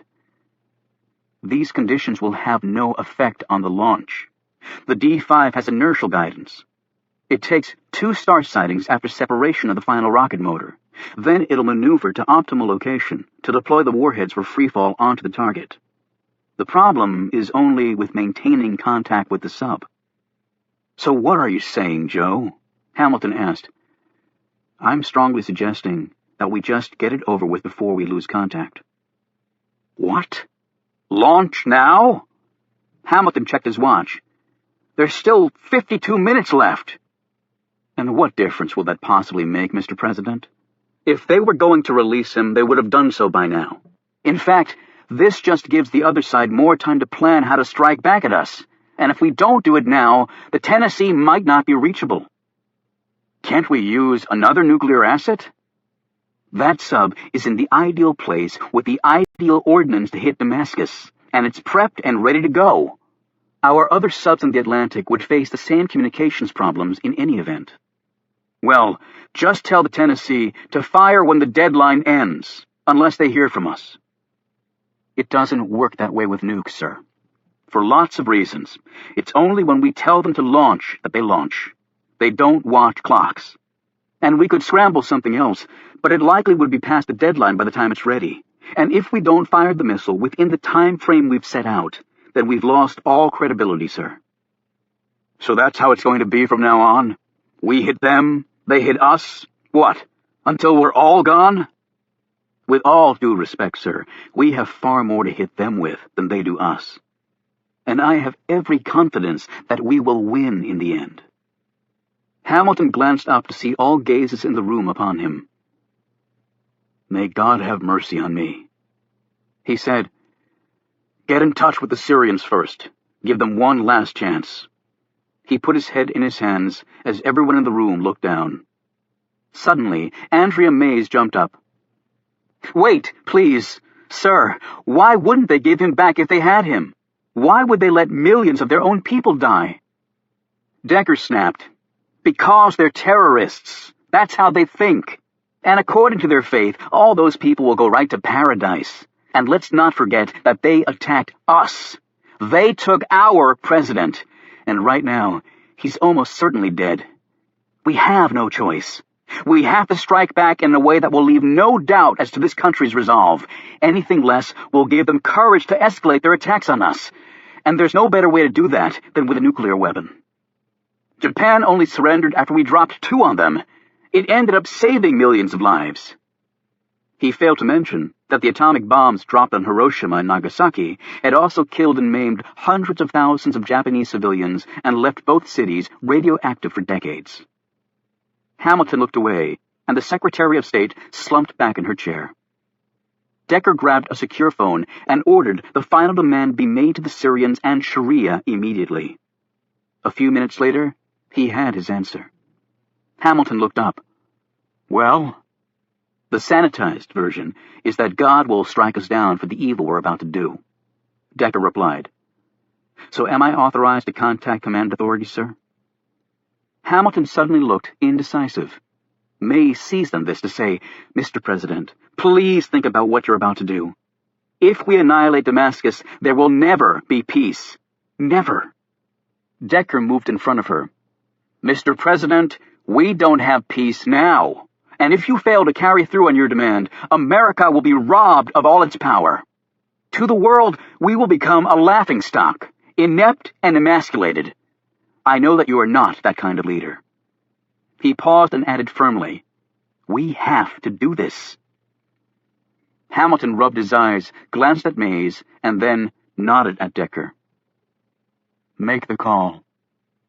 Hamilton stood and gazed out the window, while Decker picked up another phone and gave the order to the National Command Authority, which instantly relayed it to the Tennessee.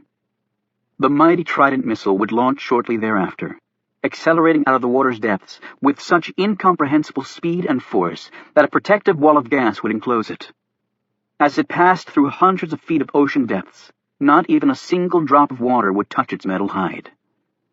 At a cruising speed of 14,000 miles an hour, the Trident missile would hit Damascus less than 30 minutes after launch, with the force of 1,000 Category 5 hurricanes all rolled into one.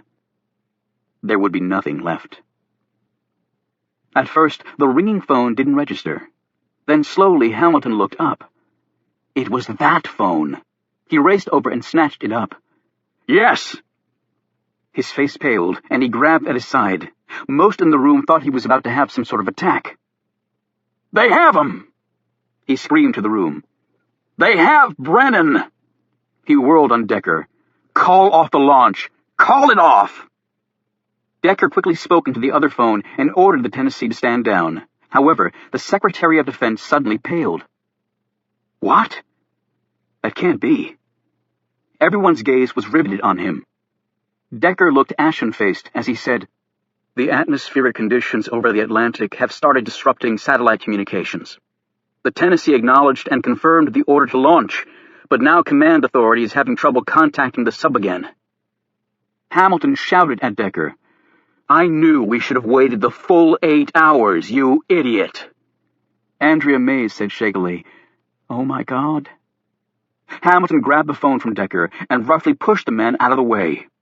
Into the phone he said, "This is Acting President Hamilton. You have to get in touch with that damn sub and tell them not to launch. I don't care how you do it. Just do it."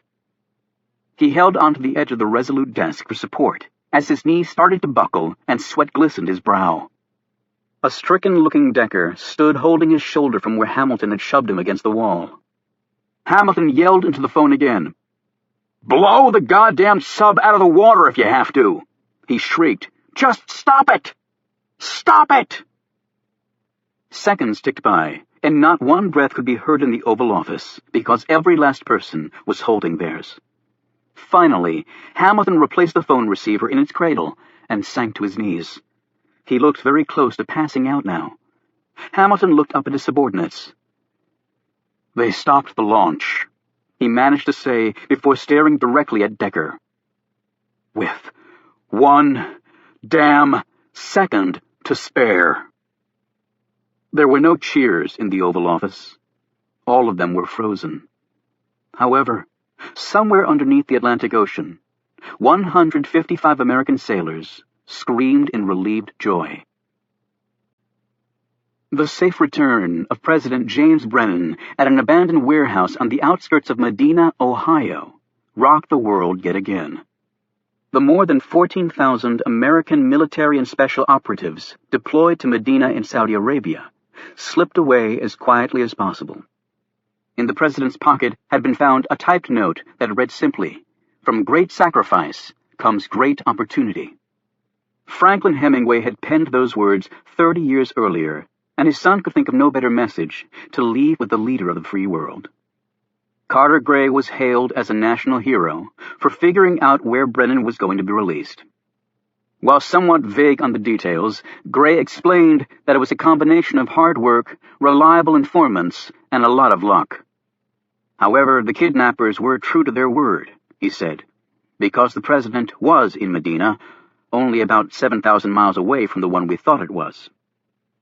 Gray had spent an emotional night with Senator Simpson and his wife, comforting them on the loss of their only child. The official version of what had happened, and the only one her parents had received as well, was that Jackie was the victim of a deadly carjacking while driving along Interstate 81 very late at night. There were no suspects, and Gray knew there would never be an arrest. The only other development was the unexplained disappearance of 3 NIC agents. Gray would take care of that, too. On a positive note, Captain Jack had talked, and talked and talked. Carter Gray now had quite a lot of ammo to use against North Korea.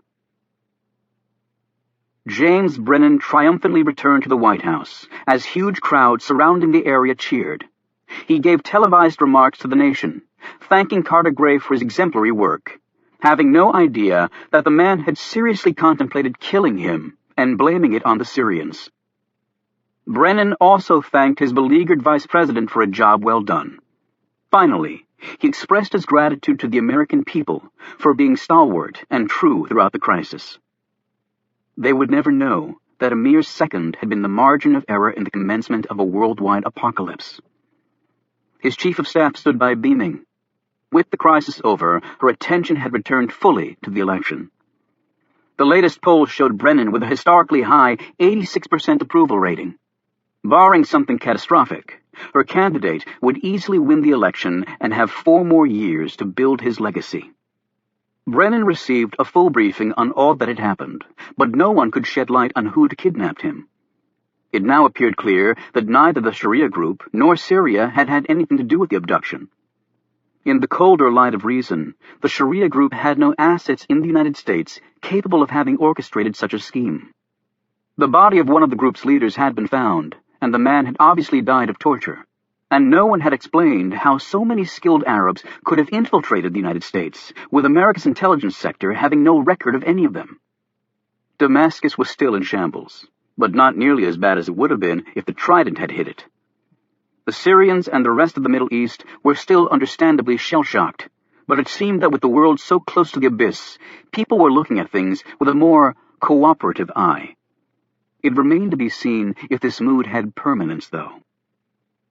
Vice President Hamilton had taken some time off from his official duties. Coming within a second of being the first American president since Harry Truman to order the use of a nuclear bomb was more pressure than any person should have to bear, and it had taken its toll on the man. However, Hamilton was expected to make a full recovery. Brennan had been astonished to learn that the kidnappers had died nearly to a man, while intentionally not inflicting any casualties on the United States. While he was still contemplating this stunning news, the president watched a recording of one of his favorite political roundtable shows that had been broadcast while he was still missing. Each of the 4 pundits on the show concluded that what was going on was a trick of some sort. "And if the president is delivered back safely?" the moderator asked. All of the pundits said that that would be another trick of some sort. "With what goal in mind?" the moderator asked. "They sacrificed over 20 people. They could have killed the president quite easily at any time, and if they returned him safely, what have they gained?" "You have to understand, these people will stop at nothing," one of the pundits declared. "First they tried killing us, but that didn't work. We fought back and are winning the war on terror, so they've clearly changed tactics. And now they're trying the ploy of not killing us?" the bewildered moderator asked. "Precisely," the smug pundit answered. Brennan had received a copy of the kidnappers' demands and spent a long time in his private quarters going over them. He also reviewed with horror the details of how close the U.S. had come to launching a nuclear strike against a nation that it turned out was innocent of the alleged wrongdoing. While Brennan praised his vice president publicly, he was shocked when he learned how quickly Hamilton had been persuaded to authorize the use of nuclear weapons and how close he'd come to launching one. Brennan was now thinking seriously of other VP candidates. He held lengthy meetings with his various experts in Muslim affairs and other Western leaders and spent long hours with his wife and family. He went to church several times in 1 week, perhaps seeking divine advice for the secular problems of humankind. Now that the president was safely back, the international press started to report more openly about the kidnappers' demands. Throughout the capitals of Europe, South America, and Asia, people were actually focusing more on the substance of the demands, since for once they didn't have an accompanying pile of human bodies and rubble to overshadow them. Finally, Brennan called a meeting of his cabinet, his National Security Council, and his top military advisors. There he brought up his abductors' demands. His National Security Advisor immediately protested. "Sir," the NSA said, "it's absurd. We can't comply with any of them. It's beyond preposterous." Secretary of Defense Decker spoke up. "Mr. President, To even consider those demands is a sign of weakness on behalf of this country." Brennan's response was terse. "We came within seconds of killing 6 million people on what turned out to be deeply flawed evidence." "We didn't start this thing, and there's always risk involved," Decker countered. Brennan stared the man down. "We are the world's sole remaining superpower. We have a nuclear arsenal capable of destroying the world. Even if the others don't show restraint, we have to." The way Brennan was looking at Decker, it was clear a new Secretary of Defense would be joining a new Vice President in Brennan's second administration. Brennan pulled a slip of paper out of his pocket. It was the note that had been found on him after the kidnapping. He read it to himself. "From great sacrifice comes great opportunity."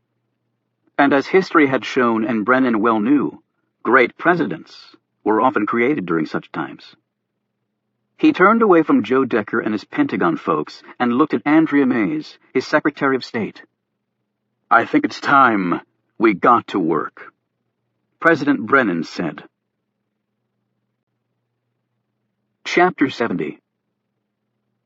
Jacqueline Simpson was laid to rest in a private service at a cemetery in Northern Virginia. In attendance were her grief-stricken parents, close family friends, political dignitaries, representatives of the Secret Service, and her godfather, Carter Gray. Nearby, but hidden behind a copse of trees, stood Oliver Stone, wearing a brand-new black suit and tie that his friends had purchased for him. As the minister spoke words of religious wisdom and comfort, Stone didn't hear them. His gaze was transfixed on the coffin that held his daughter, Beth. He didn't cry. He was having trouble deciding what he should feel. He was her father, but then again, he wasn't. He had had her for 3 years. The Simpsons for the rest of her life. Simply from a time standpoint, he had little claim to be here, and yet he could not have stayed away. When the ceremony was over and all the others had left, Stone emerged from his hiding place and walked down to the burial spot. The cemetery workers were about to lower the coffin into the hole in the ground, but Stone asked them to wait. "Are you family?" one asked him. "Yes," he answered. "I'm family." For 20 long minutes, Stone knelt in front of the coffin, with one of his hands resting on its smooth, polished surface. He finally rose on shaky legs, bent over, and kissed the coffin, placing a single flower on top. It was a daisy. "Goodbye, Beth," he said quietly.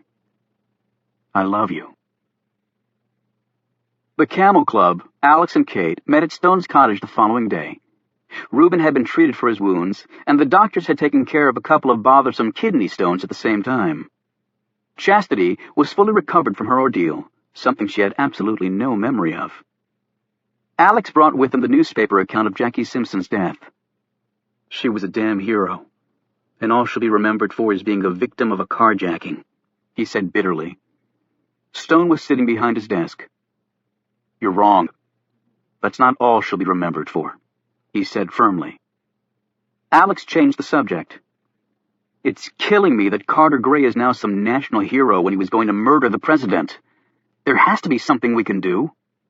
Reuben said, "But if we go public, then everything else comes out. I'm not sure the country can handle that after everything that's happened." Stone said quietly, "Carter Gray will be taken care of. I'll personally see to that." They all looked at him curiously, but the man's expression did not invite questions. Reuben stood. "Okay, I think it's time to make it official." He cleared his throat. "I hereby call a special meeting of the Camel Club to order. Because of their exemplary work on behalf of the United States and their invaluable assistance to the club, I move that we admit 2 new members, Agent Alex Ford and Kate Adams. Do I have a second?" "Second," said Milton and Caleb together. "All in favor, say aye." And the ayes carried. Alex said, "Okay, I need to know something. Why the Camel Club?" Stone answered, "Because camels have great stamina. They never give up." "That's what Oliver says, but the real reason is this," Reuben countered. "In the 1920s, there was another Camel Club. And at each meeting of that club, they would all raise their glasses and take a vow to oppose prohibition to the last drop of whiskey. Now that's my kind of club. When the meeting broke up, Alex stayed behind to talk to Stone in private. "So, Oliver Stone is really John Carr," he said. "Was John Carr. He's dead," Stone said bluntly. "Oliver, you told Carter Gray that your country had taken your family. What did you mean by that?" Stone sat down behind his desk and fiddled with some papers lying there. "Let's just say that I thought I'd finished my duties for my country. But apparently, my country believed that my job was not one you ever walked away from." He paused. "It's the greatest regret of my life that my family suffered because of me." "Your daughter's name was Beth?" Alex said cautiously. "And she was born in Atlanta?" Stone stared at him. "How did you know that?" Alex was thinking of the mistake on the NIC database as to Simpson's birthplace that she'd pointed out to Hemingway. Yet the database was right. She was born in Atlanta, not Birmingham, where the Simpsons were from. And then he thought of the two tall, fair-haired Simpsons and their petite, dark-haired daughter. Now Alex had a good idea what Oliver Stone's dead wife looked like. It was clear to him that Jackie Simpson and Beth Carr were the same person. "It was on her official file," Alex answered. Stone nodded absently. Alex put his hand on Stone's shoulder. "I'm sorry, Oliver." "Don't pity me, Alex. I've done many things in my life that I hate myself for. I could excuse them by saying I was serving my country, but that's not really much of an excuse, is it?" Carter Gray had just finished his briefing with the president and was heading back to his chopper on the lawn of the White House. It had been a good meeting, although Brennan was making some curious, and to Gray's thinking, disturbing, noises about a decided shift in America's policies toward the Middle East. However, Gray stopped pondering this when he saw the man standing at the fence looking at him. Oliver Stone motioned over to where Reuben sat astride his Indian motorcycle. Then Stone pointed to the west. As Gray followed this gesture, it was clear what the man intended. A few minutes later, Gray was in a limo following the motorcycle. As he'd expected, it turned into Arlington National Cemetery. A few minutes later, with the security detail at a discreet distance, Gray stood across from Stone in front of John Carr's grave. "I can give you 10 minutes at most, John," Gray said. "My name is Oliver Stone." "Whatever," Gray said impatiently. "And 5 minutes will be more than enough. Then get on with it. How did my daughter end up with the Simpsons?" Gray looked a little put out by the question, but said, "As you know, Roger Simpson worked at the CIA with me. We were very good friends. They couldn't have children. It seemed like a good solution. You and your wife had no family, and I couldn't just abandon the child, although there were some at the agency who thought she should have just been shot too. I had no idea you were even alive, John. I don't believe you looked very hard. I had no involvement in what happened to you.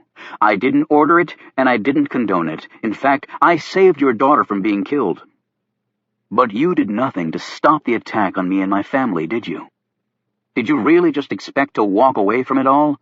I never would have betrayed my country. That's not the point. That is precisely the point." Gray threw up a hand. "This is ancient history." Stone pointed to the left.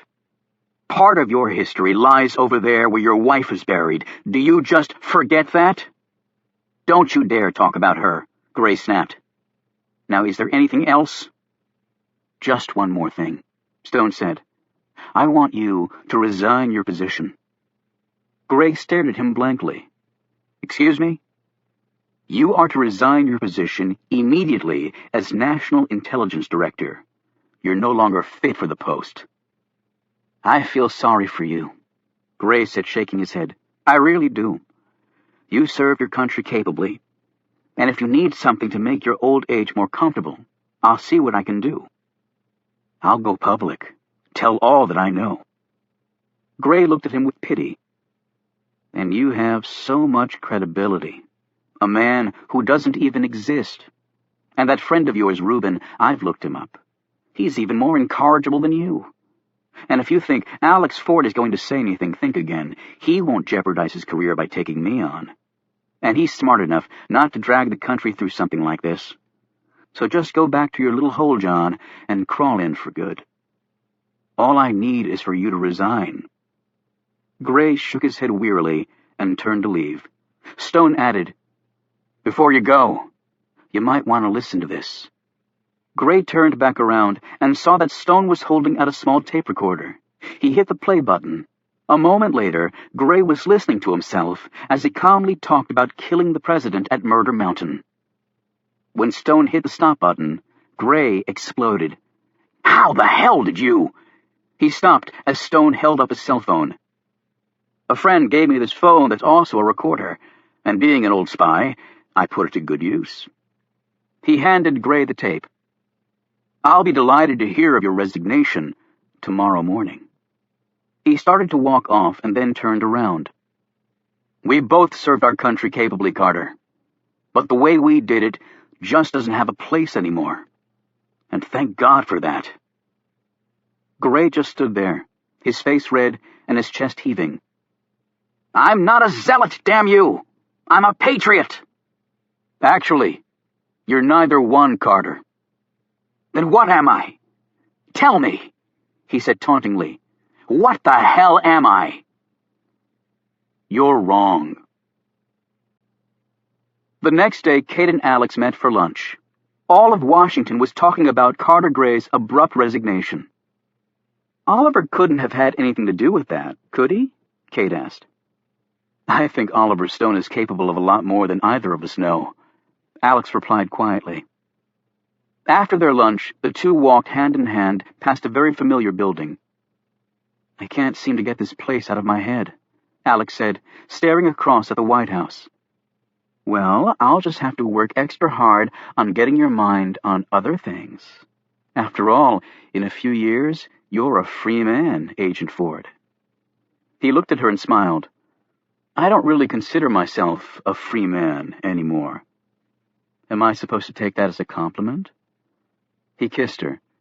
"Does that answer your question?" They watched as a helicopter lifted off from the White House grounds. Alex looked at the NIC insignia on the tail. That was probably Carter Gray, making his last trip to the White House. "Good riddance," Kate said. "The person who replaces him might be just as ruthless," Alex cautioned. "Now that's a truly frightening thought," Kate said. "It'll be okay." Alex pointed over to Lafayette Park. "So long as he's here." On a bench sat Stone and Adelphia, drinking the café. Adelphia was talking animatedly. However, it was clear that Stone's attention was fully on the building across the street. Alex and Kate walked off down the street, leaving the country in the capable hands of Citizen Oliver Stone and the Camel Club.